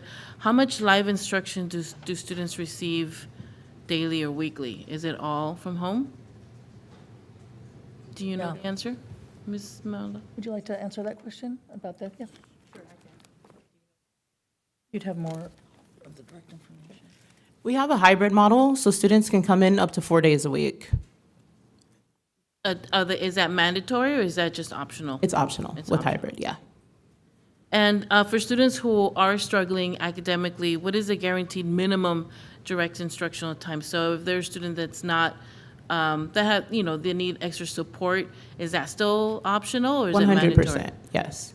So every single student has an individualized, tailored schedule. Some students are there 4 days a week, the entire school day. Some of them are there 3 hours because they have work, a job. It just depends on the student. But yes, if extra support is needed, it's provided. If that means Zoom, if that means knocking on folks' doors, whatever that looks like, extra support is always provided. And for students with special needs or disabilities, do you have any data on how many students with IEPs attend your school, or how is an IEP implementation monitored when students are not present consistently? Yes, I think we have 63 students that are in SPED. We have a phenomenal SPED team. They meet their minutes, typically either in person or on Zoom. I would say the classrooms that you see the most lively and engaging instructions are those classrooms. The students love coming. They go on field trips. They're thoroughly engaged. So that's where we see the most live in-person support. And for our team, what is sort of your evaluation of students with special needs? How were their needs met? Well, you can see, it doesn't, let me take a look at their overall data. And you can see that was not an identified numerically significant student group. But let me go to the regular, I'll call it the regular data set. And in that, we can see that students with disabilities, we'll start with English language arts. Students with disabilities was reported on in 2024, but only 11 students were, the number of scores was reportable but not numerically significant, and therefore we didn't do a comparison. But overall, they scored on ELA -1, this is on the 2024 dashboard. I want to point out -169.2. And then it looks like in math, it was no longer a reportable student group. So we don't have any dashboard data on them, and that's why. So it was dropped off they don't report under 11. So we have some data. Well, I mean, I do hear that the district has provided years of oversight to support this school, yet it just seems like the same issues have kept resurfacing: incomplete data, inconsistent attendance expectations, and just difficulty in verifying the growth. And yes, this is a category of schools that has consistently seen challenges in evaluating the students' progress or academic growth because of the type of students that are in these schools, continuation high schools. And just also for me, continuation high schools are one of the schools that in my district that I pay careful attention to. I have a lot that I've seen their hard work. So I do also want to say that the district does have amazing continuation high schools, very much dedicated. So I know that whatever the students end up, I know they have great options. So I do want to reiterate that, and also that it's just the DOS schools are just very challenging too, and I think that's something that we need to address with the state as well, right? To provide consistent or to provide guidelines that can help us in this. So I do appreciate the work that CSD has conducted in this and looked at all the areas. And when the conversation was on CASP, the data, I do see that for 23-24 and ELA, it was approximately 22% met or exceeded. But when we look at 24-25, it went down to about 11% met or exceeded. And in math, the 0% exceeded, but there was some progress, and 1.47% met or exceeded, which is still consistently low. And I know that Ms. Grego mentioned the STAR data, and I clearly heard her comments on that specifically especially because she was a teacher at one of our continuation high schools. So just want to say that this is a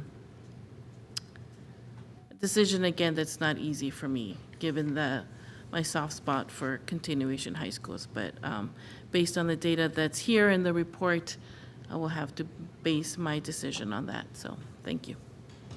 Thank you, Rocio. Anyone else? Charlotte? Yeah. Wanted to ask, I know you mentioned students that were in SPED, just for clarification purposes. If the student has an IEP, how do we know that it's being implemented? How are the students' IEPs implemented?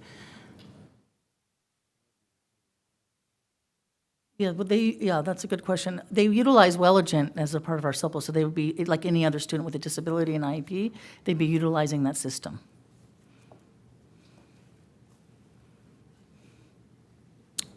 And I guess a lot has already been mentioned, but I guess for us, being able to look at a school with alternative metrics, I guess the state would have to give us some better language in order to put this kind of situation not to repeat again, considering that, I mean, this type of school, definitely different, definitely providing to a population that's different, and wanting to be able to give the best resources for that population, but yet not having clear guidelines on how to get to that between the authorizer and the school.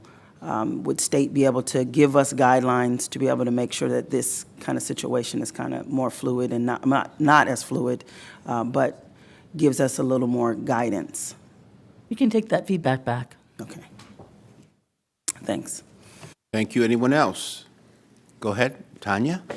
Sure. I just want to thank the school and the leadership for sending us an email on Friday that really clarified a lot of my thinking. And everything you pointed out there, I think, was reiterated in our conversation here. So just thank you for breaking it all down for us. And thank you for your passion. Your opening remarks, I thought, were really poignant and a reminder of who we're serving and how we're serving them. I want to thank you for graduating all the students that you have. You've made pretty good growth for the students that the district, I think, has not yet served well. So I appreciate that. I won't be able to support the denial, and seeing where my colleagues lie, we'll see if there are 4 votes to not support the denial, if we can approve the school to maintain the great work that you all have been doing. I know it's going to be a bit of a process coming here, but I just want to appreciate you all for the work that you're doing, and I hope that we can still work together going forward.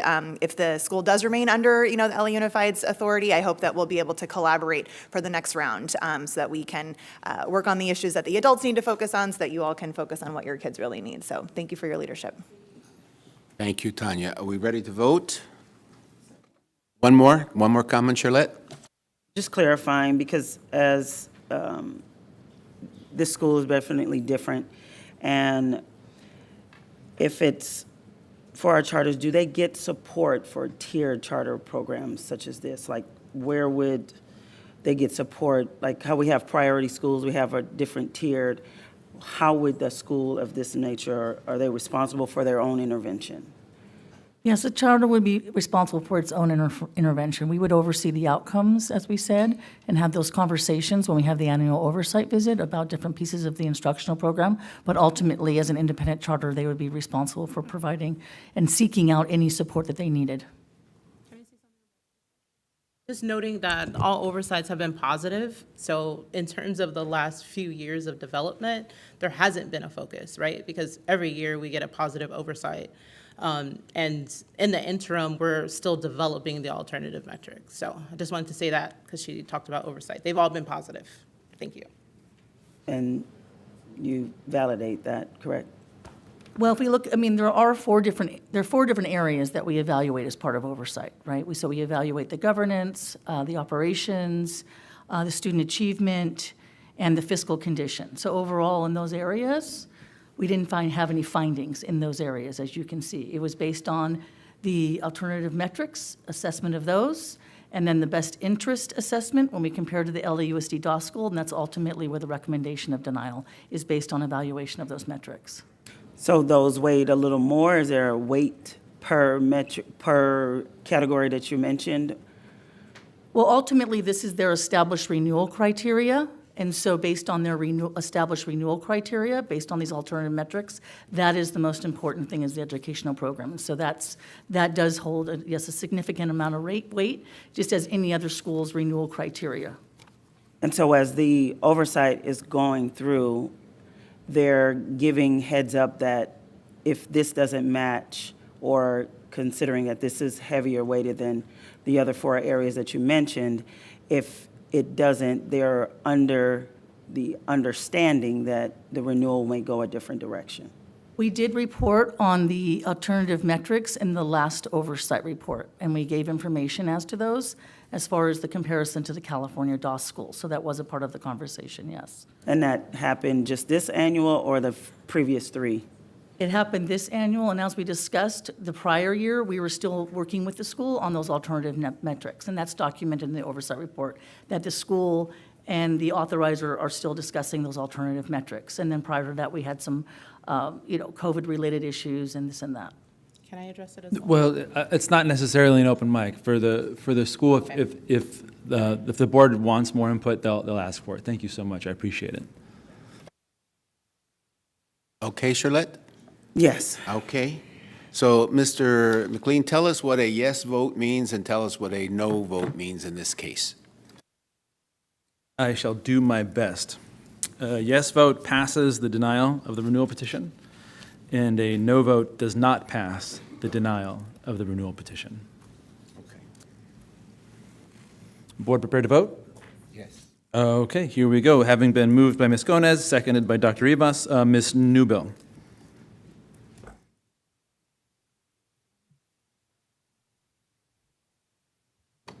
Yes.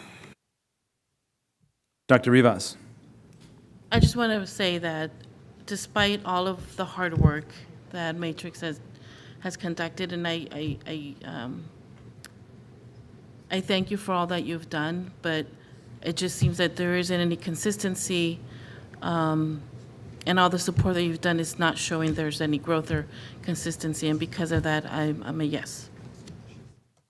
Mr. Melvoin. No. No? No. Ms. Griego. Yes. Ms. Gomez. Abstain. Ms. Ortiz-Franklin. No. Board President Schmerlson. Yes. Okay, so the count is 4 ayes, 2 noes, and 1 abstention, so the denial passes. And on tab 23, Ms. Ortiz-Franklin, can I record your vote for denial of the renewal petition for Ingenium Charter? No. That was a no? Correct. Thank you.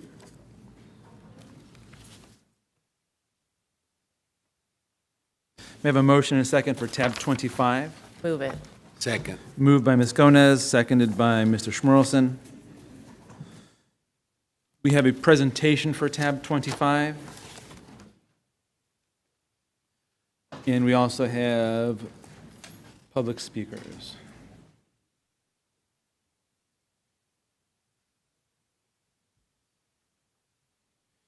So tab 25 is for denial of the renewal petition for Prepa Tech Los Angeles. So we will get the presentation queued up, and the presenter, please come up and give us your name, and then you'll have 2 minutes. We're going to pull up that presentation. Thank you.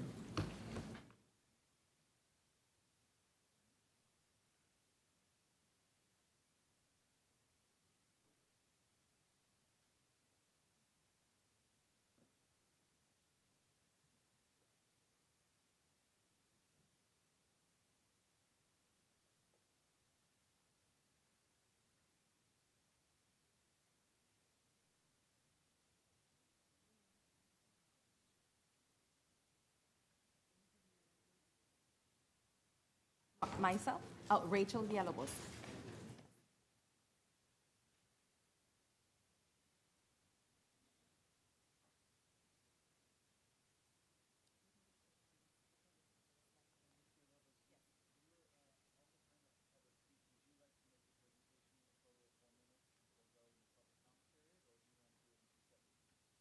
I appreciate that. It'll be 2. Yeah, I can do 4 minutes, yeah. Understood. Okay, tab 25 having been moved and seconded, it is now time for your 4-minute presentation. Please give us your name, and there's buttons there to move the presentation forward and backward as you're ready. Know how to use it. I just press the forward one. Okay. All right. Is it 12 o'clock? Is it 12 o'clock? Okay. Go. All right. So good afternoon, LAUSD Board and Superintendent Carvalho. My name is Rachel Villalobos, and I'm the Superintendent of Prepa Tech Los Angeles. I am in my 27th year serving as an educator. I have specifically served Prepa Tech Los Angeles since July 2018. Though I left for 1 year, I came back because parents deserve to have parent choice and students deserve to have rigorous and free IB/MYP education that prepares them for the 21st century. Since I have returned, I have developed a positive relationship with both CSD and LACO, earned the gold level PBIS award, WASC accreditation, maintained a balanced and sustainable financial standing, and demonstrated growth in our iReady benchmark that states all students and every numerically significant student group demonstrated at least 1 year's progress in math in 24-25, as reported on the staff report, page 16. All students in every numerically significant student group demonstrated at least 1 year's progress in math in 23-24 school year, as reported on page 16 of the staff report. All students in every numerically significant student group demonstrated at least 1 year's progress in reading in 24-25 school year, as reported on staff report page 15. All students and 3 of our 4 numerically significant student groups demonstrated at least 1 year's progress in reading in 23-24, staff report indicated page 16. In terms of special education, I want to state that all applicable SPED Prepa Tech is in compliance. I humbly stand here before you today, trusting that you will make the decision that is in the student's best interest by making the decision to renew Prepa Tech Los Angeles for another 5-year term. Closing a school when there is clear and convincing evidence that the school achieved measurable increases in academic achievement and cured all notices is not the best interest of students. For this reason alone, the LAUSD findings do not meet the legal standard to support denial for a middle-track charter school. And I'd like to respectfully respond to the findings of fact from the staff report under criterion 1 and 3. The report stated that PREPA is unlikely successful implement the program set forth in the renewal petition due to substantial governance factors. Please note that Alta Public Schools Board took corrective action to cure the notices by putting in place organization-wide policy to address the issues raised to address the issues to have been addressed. Prepa Tech has a good standing letter from our SELPA, which is in LACO. In the recent dashboard, iReady speaks for itself. The board also adopted a written plans requested by LAUSD for the notice of alleged violation, consisting of implementing procedures to ensure that all required special education services are provided and recorded on time. The plan outlines protocols to prevent future access disruptions and ensure timely document submission and compliance with district deadlines. Prepa Tech anticipates that the few staff shifts described above will only lead to the school's growth. Every single issue identified in the section of the staff report has already been addressed and cured. Thank you for the work that you do and the opportunity to advocate for the community who deserve a gem of a school. Thank you. Thank you for your time. We will now go to the public comment.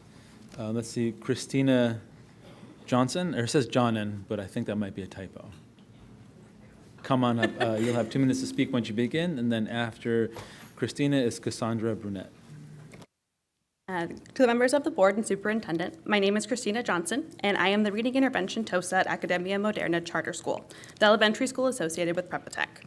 I have been teaching in academia for 6 years, and I can confidently say it is in the best interests of the students at both schools to renew Prepa Tech Los Angeles. The community that has been built there is special.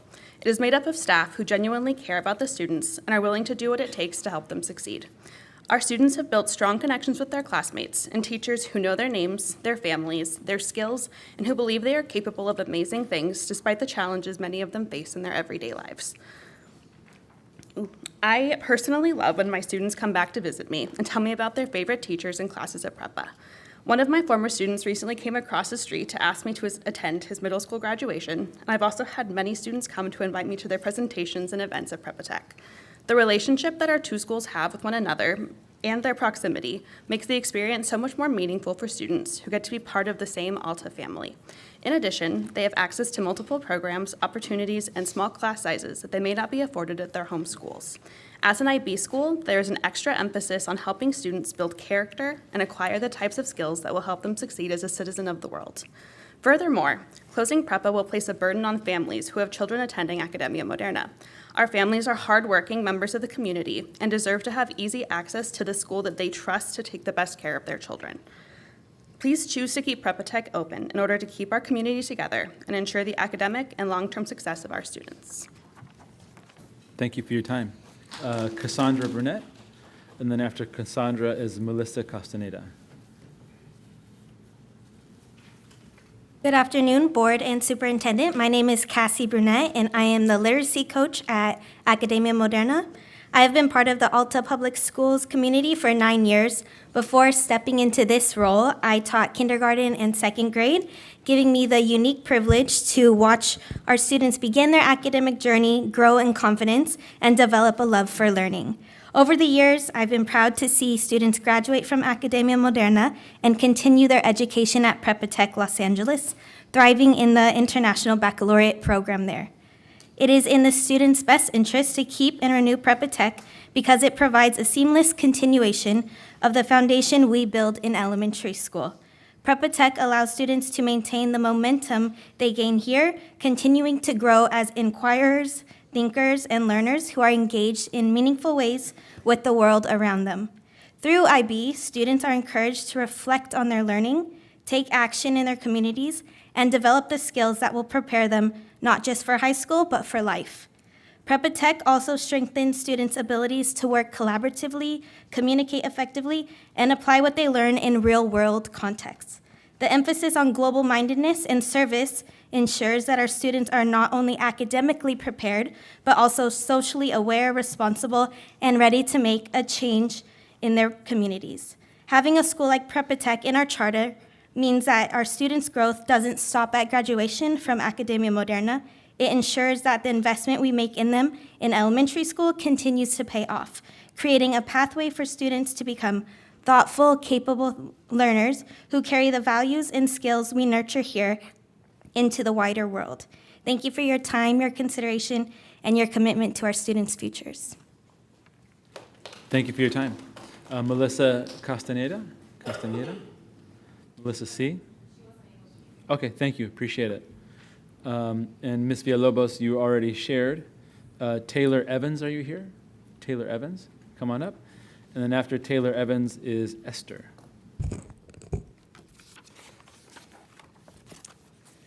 Good afternoon, board members and superintendent. My name is Taylor Evans, and I'm the principal of Academia Moderna. Before becoming principal, I worked at Prepa Tech Los Angeles, where I taught 7th grade language and literature, individuals and societies, and design. I later then moved to Academia Moderna and taught fourth grade, which has allowed me to see the full arc of student growth across our TK through 8 learning pathway.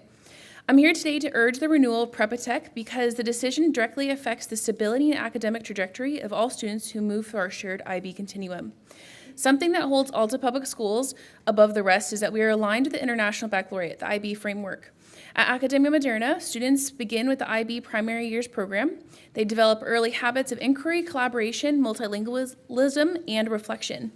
When they reach middle school, Prepa Tech's IB Middle Years program, the MYP, builds on those foundations through interdisciplinary learning, design thinking, and real-world application. These two programs are internationally aligned philosophically, instructionally, and developmentally. As a leader of elementary school that feeds directly into Prepa Tech middle grades, I see firsthand how vital it is to preserve the IB continuum. If Prepa Tech is not renewed, that pathway breaks. Students who began their education with the promise of an IB-aligned progression would lose the MYP designed to deepen what they've already built. It would remove one of the very few public middle school options in this region with an IB instructional model. Renewing Prepa Tech Los Angeles is not simply a procedural decision. It is a commitment to continuity, equitable access to high-quality instruction, and honoring the academic trajectory that hundreds of students have already begun in the IB continuum. Renewing Prepa Tech Los Angeles is in the students' best interest because we would be honoring their progress, protecting their educational equity, and keeping a high-quality IB option available to all families in this community. For these reasons, I respectfully ask the board to renew Prepa Tech Los Angeles and keep this pathway intact for the students who depend on it. Thank you for your time and thoughtful consideration. Thank you for your time. Esther, are you here? Esther, please come on up. You'll have 2 minutes to speak once you begin.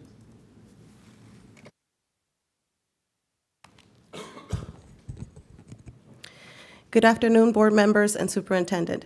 My name is Esther Cuevas. I am a proud parent of Academia Moderna students, the sister school for Prepa Tech Los Angeles Middle School.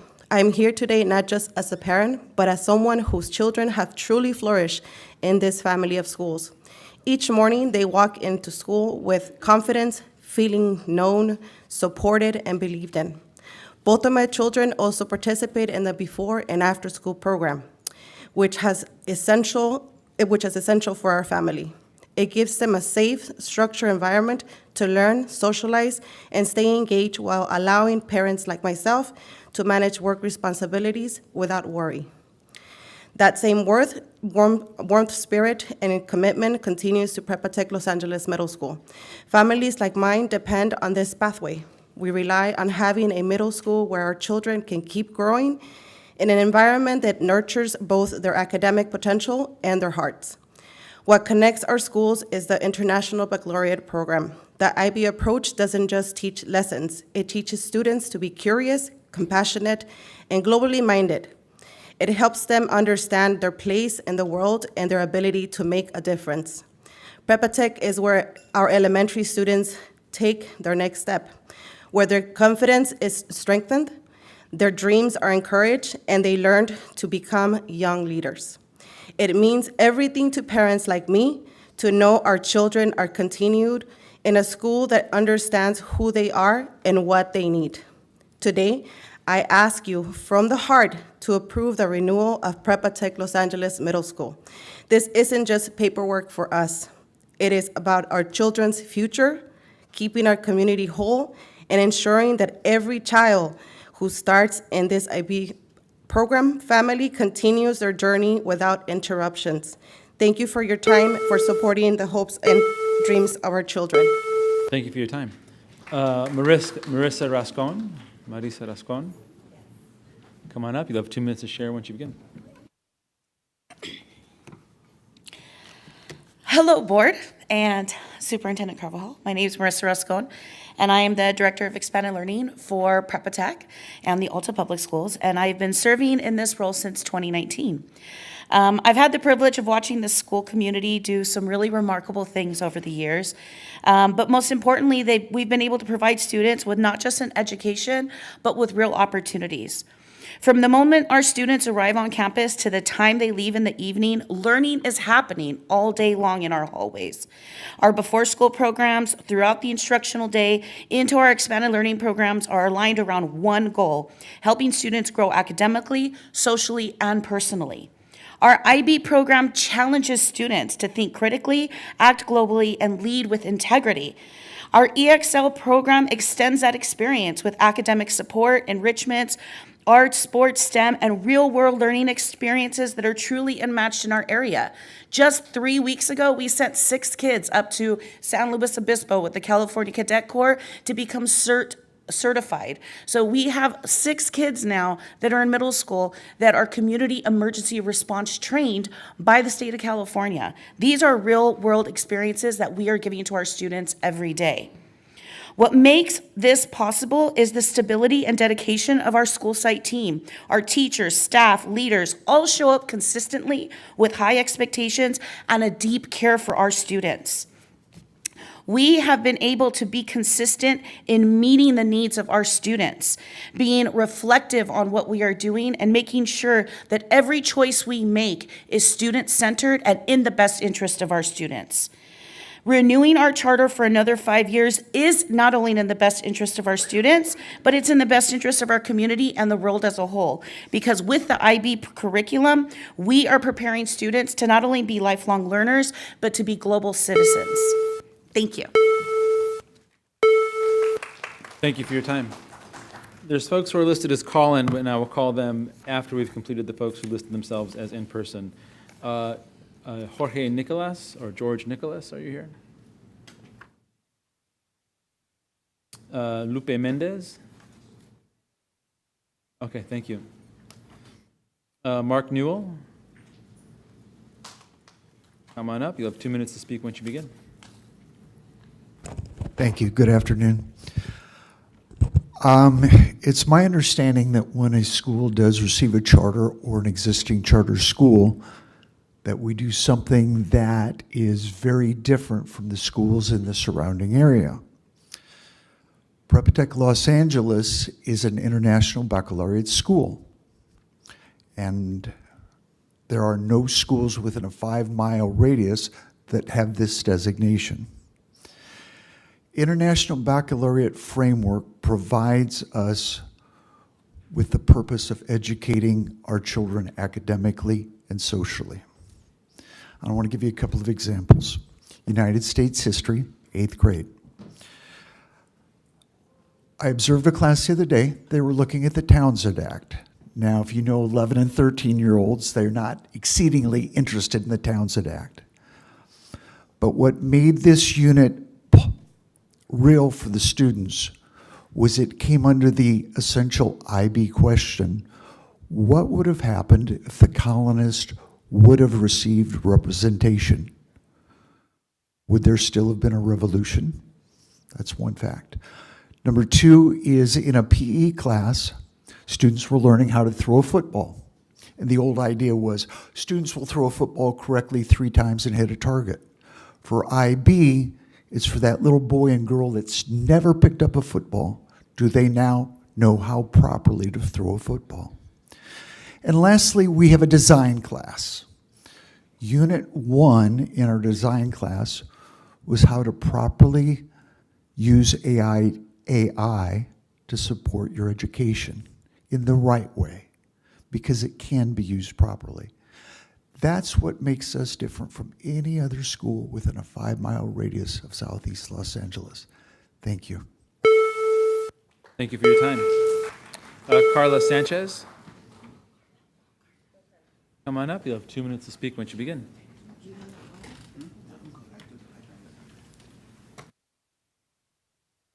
Good afternoon, board members and superintendent. My name is Carla Sanchez, and I'm speaking in behalf of the community. It is in the students' best interest to keep Prepa Tech open because the school represents far more than a place of learning. It represents hope, stability, and opportunity. I say this not only as someone who works closely with the school, but also as someone who personally grew up in the charter school system. I attended charter schools through 1st and 8th grade for most of my high school years as well, and I am proud to be an alumni graduate within the charter school system.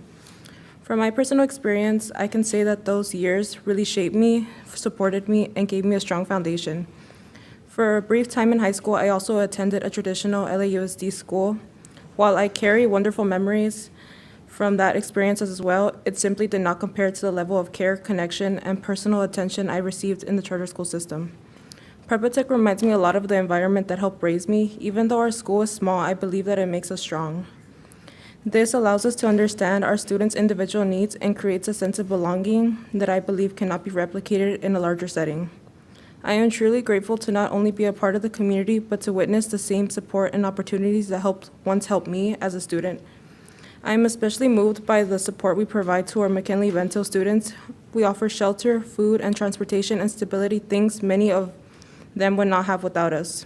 We create special events, safe events, and personal connections that help students feel seen, valued, and cared for. As someone who experienced hardship as a child, I can honestly say I wish I had received the same supportive level that Prepa Tech gives to our students. By keeping Prepa Tech open, you are preserving a community that helps change lives. You are giving our students the chance to thrive, to feel supported, and to experience the same life-shaping opportunities that I was fortunate enough to give when I was a student. Thank you for your time, your consideration, and your dedication to our students' futures. And I hope you reconsider the decision to keep our doors open. Thank you. Thank you for your time. I'll call on folks who listed themselves as being remote. Bryn May, that might be a typo for Brian May. Okay, I'm just checking online because she's listed as being remote. She's not online. Sasha Sanchez, listed as speaking remotely. Is Ms. Sanchez in the room? No. And Valerie Mendez, you're listed as speaking remotely. Are you in the room? Okay, thank you. And Nancy Torres is listed as speaking remotely, but also not here. Thank you. So that concludes the public comment period, and it's now time for a board discussion, if any.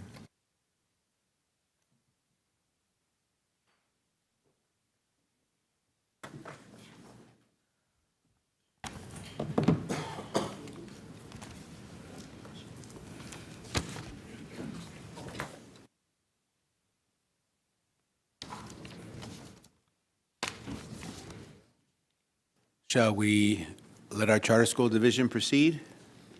Yeah? Oh, you want me to give an overall presentation? Yeah. Okay, so overall, the denial recommendation is based on demonstrably unlikely to successfully implement the program set forth in the renewal petition due to substantial governance factors. So a notice of alleged violation was issued July 23rd, 2025. I want to note that the charter school is not part of the LAUSD Special Education Local Plan Area. That's shortened for SELPA. Charter schools can opt out of the Special Education Local Plan Area and be part of other SELPAs. This particular charter school is part of LACO, Los Angeles County of Education's SELPA. But per the federal district required language in their petition and also a memorandum of understanding they signed that was executed, they must utilize Welligent. That's our special education service tracking system, IEP tracking system. So this has been going on since around 2021, where a notice of concern was issued. They made some temporary fixes by entering information in. And then eventually it resulted in a notice to cure and a notice of alleged violation. So I do also want to note that as part of a school, there are other charter schools that are not part of the LAUSD SELPA. And so we utilize the Welligent system in order to take a look at any of the LAUSD services and such, but we also reach out to the SELPA. And so we had reached out to the county SELPA, and initially they had stated, oh, it's in good standing. So we're asking for a good standing confirmation. We have a letter format that says all IEP timelines are in time, all the services being tracking. But then as a result of that, they came back and actually issued a notice of noncompliance to the school, identifying several special education concerns. So this is their own SELPA identifying special education concerns. And that's outlined on page 786. So you can see on 786, it was January 2025, LA County SELPA issued a notice of noncompliance around several concerns, around owing compensatory time, failure to register training, service tracking, and such. We did follow up with the county when we were drafting these materials, and that was around September 9th. And they said they had confirmed they had made some progress, but still at that time, they still had some compliance issues around IEP dates and student records. There were discrepancies between that. It appears that they were entering wrong dates in there, and so the IEPs were coming out non-compliant.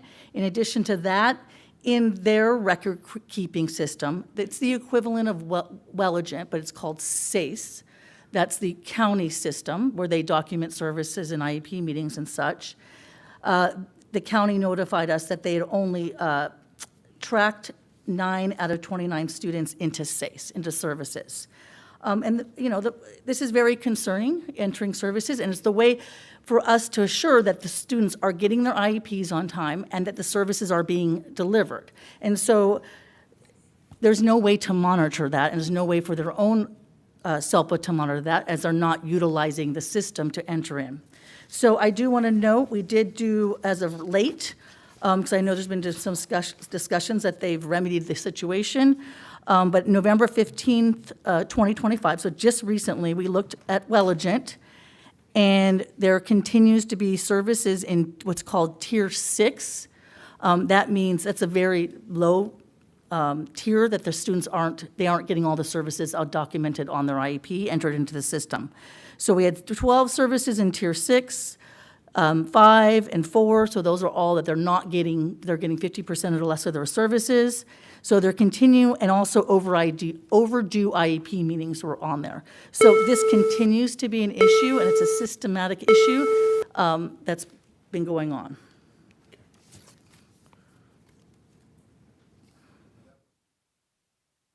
Oh, was that me? Oh, okay. No, it was, no. I was like, I no, heard the it bell. was because we have the equal. Thank you. The equal time. So if you wanted to take more time, you could, but then we would make sure to offer it to the charter I school. think that pretty much sums it up. Okay.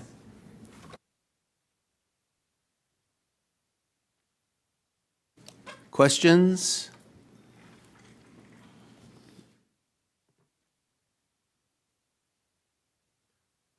Well, I would like to know who is the person who is in charge of putting information into Welligent at the school?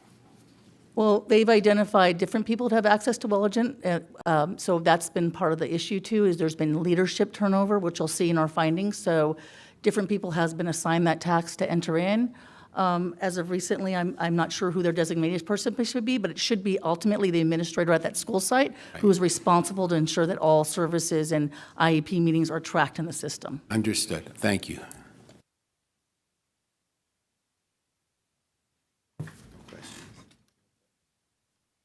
Okay, tab 25 having been moved by Ms. Gomez and seconded by Ms. Ortiz-Franklin, we'll take the vote. Oh, it wasn't seconded by, who gave the second? Yeah, I moved it immediately. Oh, okay. I moved it immediately. I remember that much, but I may have, okay, so. Move it. There, no, it's been moved, so now you're the second. My apologies. I ticked the wrong box. Okay. Okay, Ms. Newbell. Dr. Rivas. Yes. Mr. Melvoin. Yes. Ms. Griego. Yes. Ms. Gomez. Yes. Ms. Ortiz-Franklin. Yes. Yes. Board President Schmerlson. Yes. That's a yes. Okay, so that's 1, 2, 6 yeses and 1 not here, but we'll record later, so denial passes. All right, now we go on to tab 26, which is a public hearing. Now we'll read this following statement for tab 26. Charter petitions for public hearing. Before action is taken on the following items, or the following schools, a public hearing must be held. This constitutes a public hearing on NEW Academy of Science and Arts, New Horizons Charter Academy, NEW Academy Canoga Park, the Goethe International Charter, Aspire, Titan Academy, New Millennium Secondary, and Port of Los Angeles High. A maximum of 20 individuals who wish to speak on the board on the item will be heard. Those who wish to speak should sign up online. Speakers will be called by name. All right, we'll call on the folks who are listed as being in person first, and then transition to those who are listed as speaking remotely. The first speaker is Keith Delaquila, and then Mary Jane Liverpool, and then Maria Jesus Ruiz.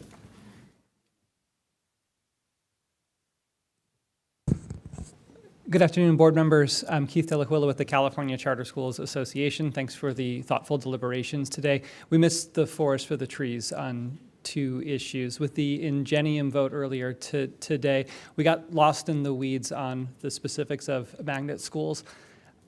We've got to be able to do better to pull out those students who are already tested and identified as gifted and who don't come from the neighboring communities when we're comparing schools. It just is not apples to apples. It is not a fair comparison to expect any group of students to measure up to a selective admission program. So moving forward, please pull out the gifted admission schools from the assessment of our renewals. It's just not a fair metric. On the matrix petition, we used the dashboard and kept returning to the dashboard to assess a dashboard alternative school. We did that with a set of metrics that the school didn't have at the beginning of their term. There were metrics added after they turned in their petition to you. Those aren't meaningful measurements that a school can track to. We can't come here and give you data if the goalpost is moving again and again and again. There is room for us to do better, particularly when we're talking about schools that are serving the types of students that Ingenium and Matrix are serving.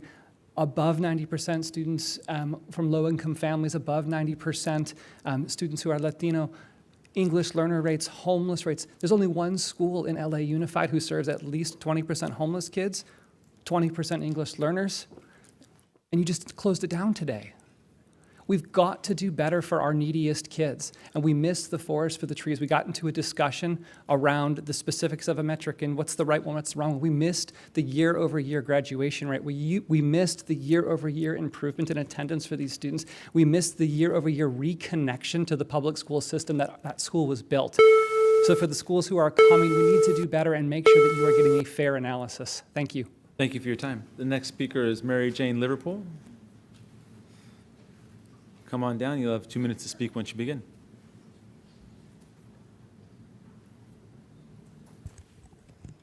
Good afternoon, President Schmerelson, members of the board, and Superintendent Carvalho.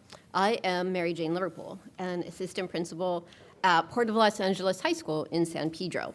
Thank you for the chance to speak at this hearing. I want to begin by saying how deeply my school is loved by our students, our teachers, our staff, our community, and hopefully by you.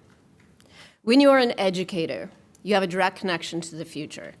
When Polis invests in a student's growth, we are doing far more than helping one young person succeed. We are shaping the future of everyone connected to them. The success of Polis students shapes the opportunities their future children will have, and it strengthens the communities they will one day lead. Every time we lift up a single student, the return is hope, knowledge, possibility, and prosperity. Thus, we understand that our programs are not only about preparing young people for their future, it is also about building the future of our entire community. We accept this awesome responsibility. When you review our petition, please remember these words and this promise. I want to conclude by saying how proud I am of what our school has accomplished. And there are many more like me back at POLA, willing and able to put in the hard work that builds the future for the students in our care. Thank you for your time, your leadership, and your continued support of our students and their futures. Thank you for your time. Maria Jesus Ruiz, come on up. You'll have 2 minutes to speak once you begin. And then it would be Richard Thomas and then Tim D. Buenas tardes, miembros de la mesa. Un momento, por favor. Lo siento. Moment. Speaker's going to speak in Spanish, so if you'd like to hear what she's saying in English, please put your hands up and we'll get you translation headsets.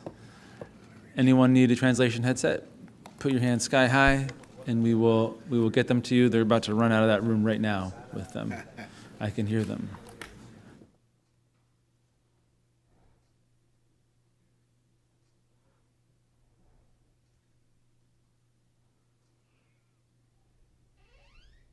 Okay, just one. Okay, gracias, listos. Okay, listos. Buenas tardes. Good miembros afternoon, members of the board. It's for me an honor to be here today. My name is Maria Ruiz, and I've been with the school, Titan Academy, for 11 years.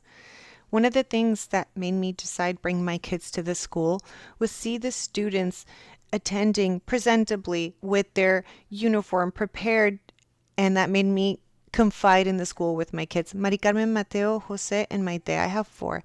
Titan has shown them values that are respect and love for everybody else, as well as integrity. These are solid foundations to be able to meet their goals. They've had perseverance and safety, and they've always been motivated to reach their goals of university following their example. Now, my daughter is in 11th grade, and she wants to be the first dentist of our family. Maite had insecurity and fear staying in the school, but her counselor never left her alone. She took her to classes with a smile, and she eventually regained that confidence. So now she is a very confident young girl. Jose found his love for math, and his teachers worked with him, and now he's in 7th grade and has been in competitions for 3 consecutive years where he's won first place in 2. And then he's always prepared to keep learning. Mateo's in 4th grade. He's very sweet and responsible. This year he had the opportunity to share reading with younger kids, and he is very excited to share this with his younger classmates and teachers. I just ask you to please approve our renewal so we can stay a family in Titan Academy, and invite you so you can see our schools and our excellent personnel that has dedicated everything to our kids. Thank you. Thank you for your time. Richard Thomas, come on up. Richard Thomas. Thank you. You'll have 2 minutes to speak once you begin. Is it possible to hand the handouts to Certainly, the just board leave them right members? there, and I'll come up and get them.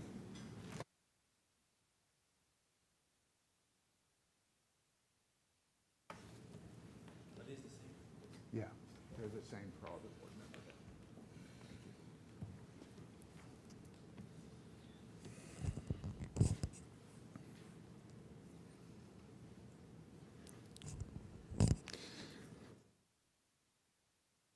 I can start? Okay. Good afternoon, President Smirlinson, Superintendent Carvalho, and esteemed members of the Board of Directors. My name is Richard Thomas. I'm the Executive Director and Principal of New Horizons Charter Academy, a middle-performing K-8 school. I'm so thankful and blessed to have such amazing teachers who give everything to our students at New Horizons Charter Academy. We serve 90% socioeconomically disadvantaged students, 30% EL students, and 15% are special needs.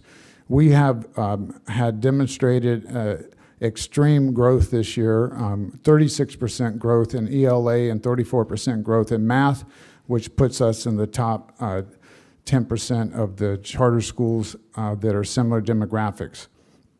We would hope to be able to continue to serve our underserved, underprivileged students.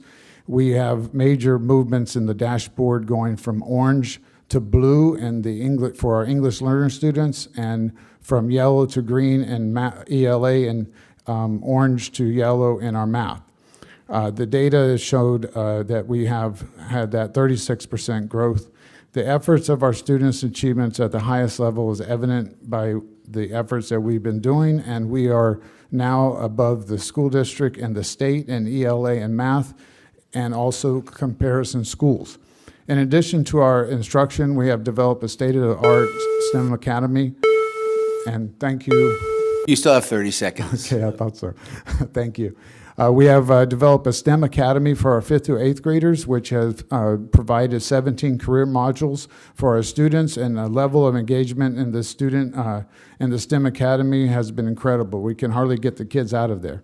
We also have been on a private site for 10 years, and we finally are about to move into our new building, and we appreciate our Prop 39 partners, and we are looking forward to moving to our new building in about 3 weeks. Thank you for everything, and we hope that you support our charter as we come up for renewal. Thank you. Thank you for your time. And Tim D., are you here? Tim, come on down. Come on down. You have 2 minutes to speak once you begin. And then after Tim is Marisela Barreno, and then Yesenia Martinez. Good afternoon, Board President Schmerelson, members of the board, and Superintendent Carvalho.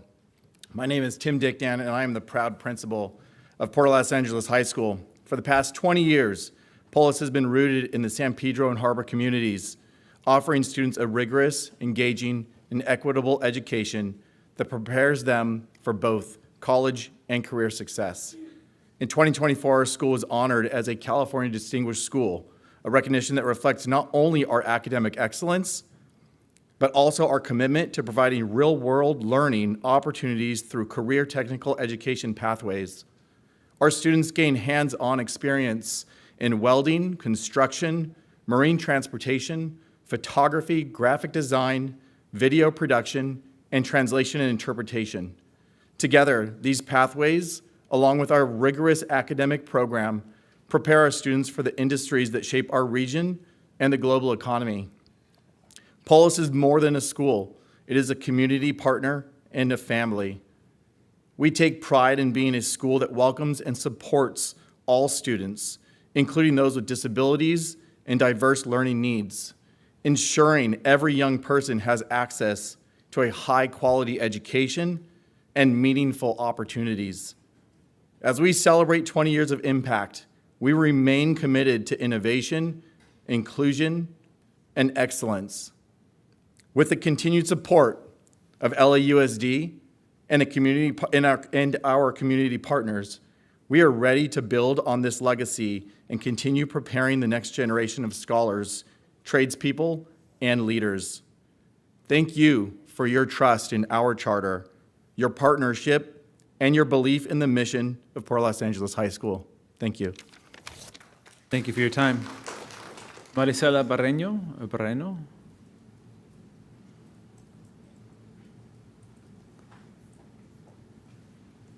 Come on up. You'll have 2 minutes to speak once you begin. Okay, before I start, I must say that I'm gonna do it bilingual, so they can be ready. You want to do it in what language? It's gonna be bilingual, so I'm gonna do some parts in English and some parts in Spanish. Okay. Okay. I just want to say that there's just 2 minutes, and we do have simultaneous translation. So if you want to use the entire 2 minutes in any of those languages, you certainly can. Yes, sure. Okay. So which language do you want to do the whole 2 minutes in? I'll do both of them in 2 minutes. Okay, understood. Thank you so much. Good afternoon, Superintendent Alberto Carvalho and board members. My name is Marisela Barreno, and I'm a parent representative at New Academy of Science and Arts. I have 2 kids currently attending NASA. I am a proud parent of our school because I have found a second home, a place that I know my children are safe and encouraged to give their best daily and feel value of who they are. I chose NASA because of their excellent dual language academy, and I have seen the impact that it has had on my 12-year-old son, that he is now in middle school, and he's able to use his Spanish to help his teachers communicate with his other classmates. He is grateful that he attended an escuela bilingüe, and how it has impacted me in being involved in the different committees advocating for the student rights. Y si no fuera por el apoyo que nos dan a los If it were padres for a the través de support that we todos los got talleres, as yo no parents estaría through all hoy the workshops, I hablando wouldn't frente a be here ustedes. speaking before you. This is what NASA is. It creates parent leaders and students with a strong social and emotional foundation. We're a small community. We know each other, desde quien hace la limpieza hasta el que tiene el From the cargo más person who alto. cleans, from the very most elevated position. Please, board members, I ask you kindly to approve the charter renewal of NASA so we can continue impacting our community. provide a great education that is built on trust and collaboration, and continue to create lifelong learners. Thank you. Thank you for your time. Yesenia Martinez. Yesenia?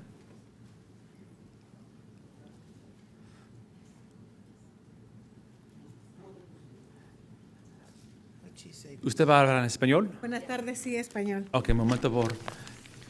The speaker is going to speak in Spanish, so if you could put your hands up if you'd like to experience simultaneous translation, we can get the headset to you. If not, please enjoy. Okay, listos, gracias. Buenas tardes. Good afternoon, members of the board. My name is Yesenia Martinez. I am a proud mom of 3 kids that I've assisted and continue to assist Centennial and Fedipren. We are here as part of the community of schools for more than 8 years, and I am convinced that this is the best decision I have made for the education of my kids. Before they assisted Smart Titan and Centennial, I didn't see any interest in attending school, and here they feel safe and protected. They love attending school. Thanks to these schools, my eldest son graduated with his BA degree, and now he's in his 3rd year at university. What makes these schools special is that my children feel happy. There's so much support. 13 years ago, I lost my eldest, who also attended one of these schools. I'm positive he would have graduated because he was doing very well in his grades. But anyway, life did not want it that way. So my child, who is now in university currently, is very affected by this. And with all these support services, he carried on. And my other son had a speech delay. And with AP, he has improved greatly. As a parent, I feel proud to have selected these schools, Titan and Centennial, and I invite you to please visit so you can see for yourself how happy our kids are.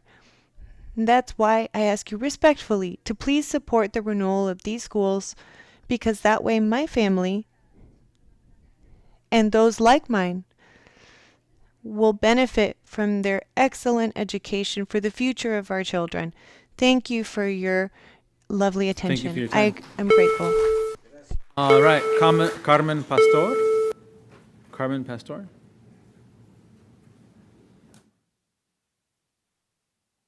Voy a hablar español. Okay, gracias. Listos. Muy buenas tardes, señor Carvajal. Mr. Carvalho, all the board of directors that are present right now, very good afternoon to you. So today we're talking about our school, NASA. My name is Carmen Pastor. I'm a mother of 2 children that are studying, that are going to our school, NASA. We're going to talk about our experience that we've had. I have about 8 years at the school, at NASA school. My experience that I've had they've accepted me with kindness, very strong kindness. And I've chosen NASA for all the support that I've received, for my children, that my children have received. They received attention, a very special attention. I have a child in 1st grade that has received special education, the IEP. It has helped them tremendously.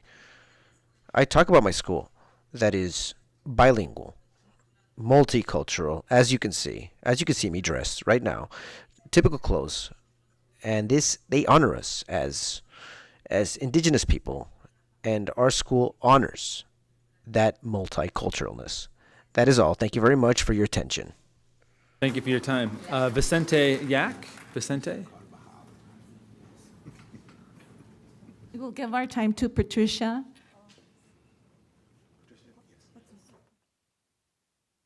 Good afternoon to you all.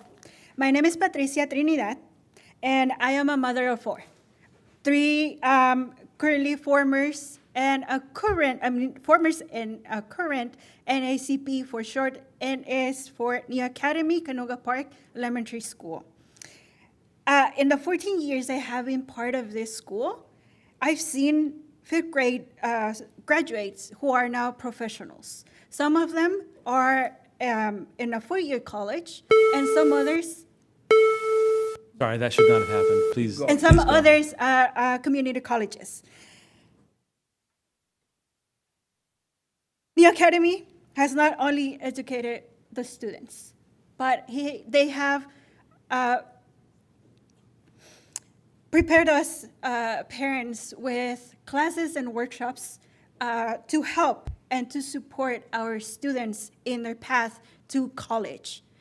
It has been a pleasure to be part of this school where my kids and my friends' kids and my community's children feel safe, feel welcome. They know, they are known by name, all of them. Near Academy, Canoga Park, it has been a great place where I have grown with them. I've seen changes, and I've been thriving with them as well. And I think in my community, we need a school like Nia Academy, Canoga Park. The school has teachers, administrators, staff, and parents that make the environment safe. They treat them with integrity, respect. They are responsible. They make them be responsible. And now, at last, I want to share, I have a first generation college student. So thank you. And please. Thank you for your time. Maria Jesus Ruiz. Maria Ruiz. Are you here, Maria Ruiz? Yesenia Martinez. Yesenia. Thank you. Samantha Navarro. David Richardson.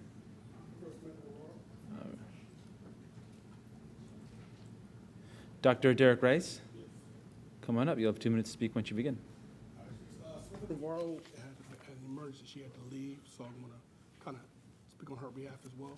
I can only allow one speaker 2 minutes at a time. I'm going to speak to them. That's fine.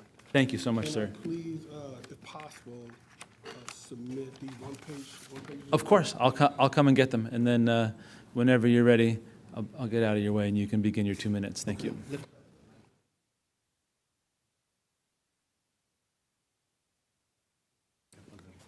I appreciate it. Thank you.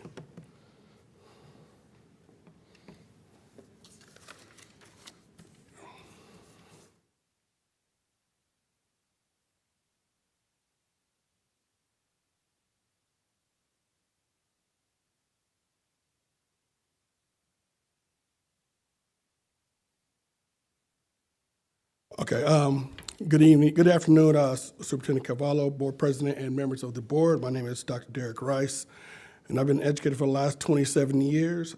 Currently, I'm the new Executive Director and Principal here at New Millennium Secondary School. Samantha Navarro was the former principal, but she couldn't make it today. She had an emergency, so I'm going to do this presentation for her and in my school as well. New Millennium is a college and career-ready focused school supported for high-need students with strong system of high expectations and a deep belief in their potential. Upon my arrival, I instituted a renewed focus on curriculum instruction and assessment, establishing the foundation for our school-wide transformation. Many of our students come from simply behind in credits and are in a need of a smaller and more supportive environment.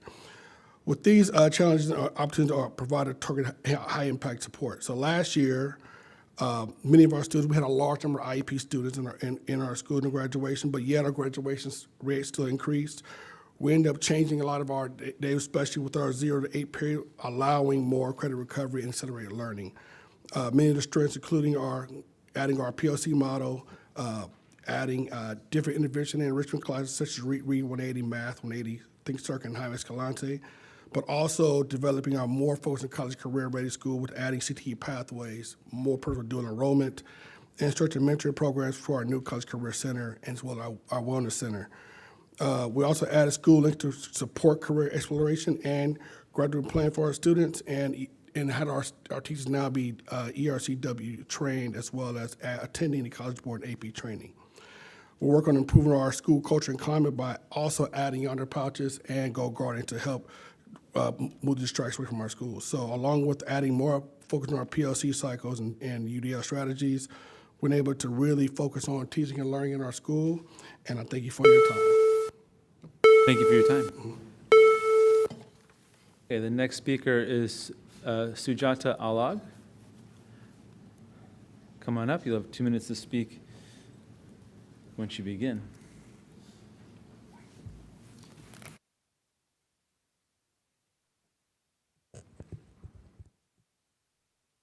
Hey, good afternoon, President, Mr. Shermelson, esteemed members of the board, and Superintendent Carvalho.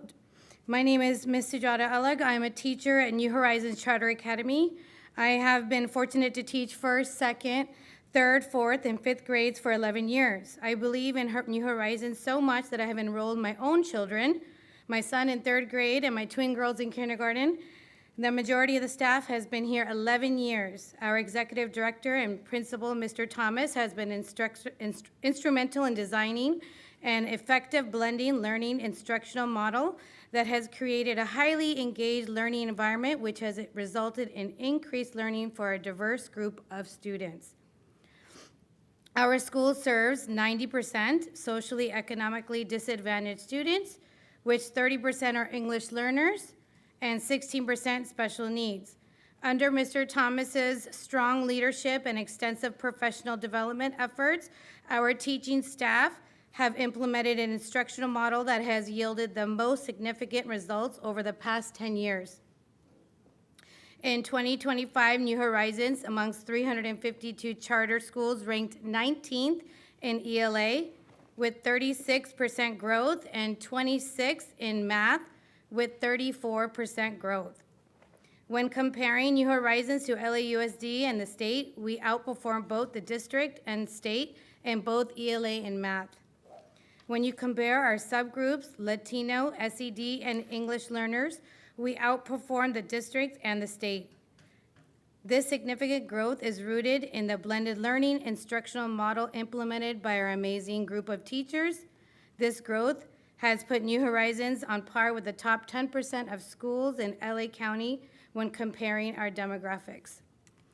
As a span school, lumping our 3rd to 8th grade testing together, we take a hit versus displaying our data in disaggregated method. Despite this challenge, thank you so much. Thank you for your time. Okay, the next speaker is Johannes L. Johannes, come on up. You'll have 2 minutes to speak once you begin. And then after Johannes L. is Justine Gonzalez, and then Martinelle Allen.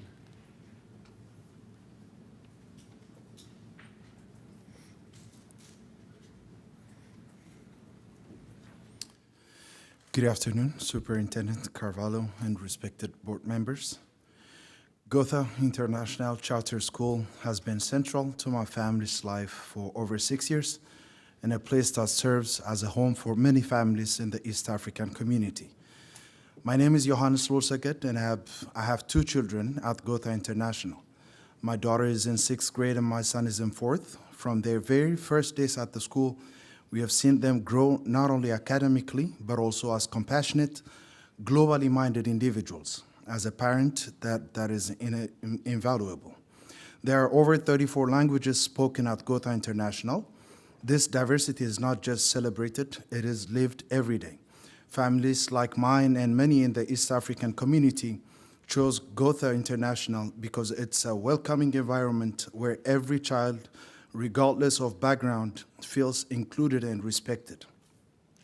The school's focus on bilingualism is powerful.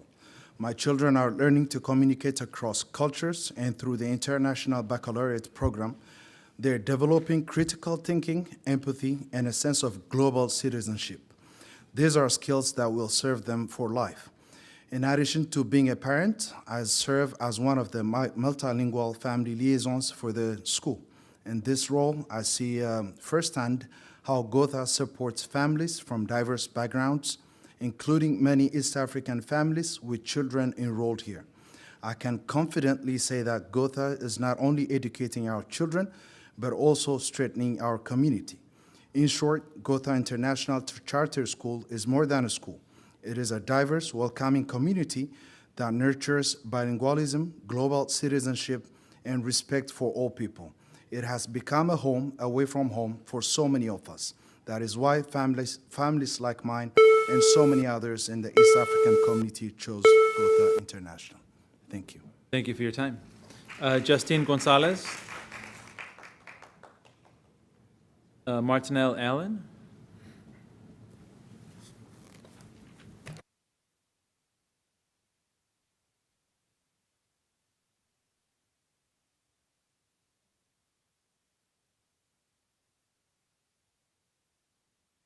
All right, good afternoon, everyone. My name is Martinell Allen, and I'm an English language arts teacher currently teaching 6th and 8th grade students at Goethe International Charter School. And today I want to share with the board why the IB philosophy matters, especially for our students here in Southern California, and especially for a school like Goethe. The International Baccalaureate program is for more than just a curriculum. It is a way of thinking, a way of learning, a way of engaging with the world. And in Southern California, which is a region that's shaped by cultural diversity, global connections, and rapidly evolving social and environmental challenges, the IB philosophy is not optional, it is essential. Our students are growing up in a community where multiple languages are here, where perspectives come into play every day. And they witness current events that ask real questions of them: how to navigate a complex digital landscape, how to think critically about social and political issues, how to respond to environmental challenges affecting the world, and how to develop empathy in a world too often that's divided. The IB framework gives them these tools that helps them face these realities with clarity, with compassion, and with confidence. This perspective comes from a veteran educator with 15 years of experience both here and the United States and abroad. I have spent several years teaching at IB schools in Egypt, Oman, and here in the US, and I have seen firsthand the transformative impact of the IB philosophy. When I returned to the US, I was thrilled to find Goethe, a place where I could continue to apply and share this philosophy with my students. Goethe utilizes the tools of the IB framework, like the learner profile, which encourages them to be principled, reflective, and open-minded, and tools like approaches to learning that build critical thinking, communication, and research. And this is why Goethe must remain a fixture in our community. Thank you. Thank you for your time. Rachel Villalobos. Rachel Villalobos, you spoke earlier on another item, but you are not here. Brenna Horan. Brenna H. Not here. And then Marissa Wright-Rascon, you spoke on another one. This is a public hearing. You can do it again. No, not here. Okay, that concludes public comment for tab 26. Ms. Newbill, can I collect your vote on tab 25? Denial of the... Yes. Okay, that's a yes. Thank you. Okay, that concludes business. The time is now 1:30. Are there any objections to adjourning? None. No objections. The time is now 1:31. Now, remember, this meeting is we're going to start another meeting momentarily, a special closed session. So we're going to give folks a second to reset their orientation, and then we will come back in just a few moments.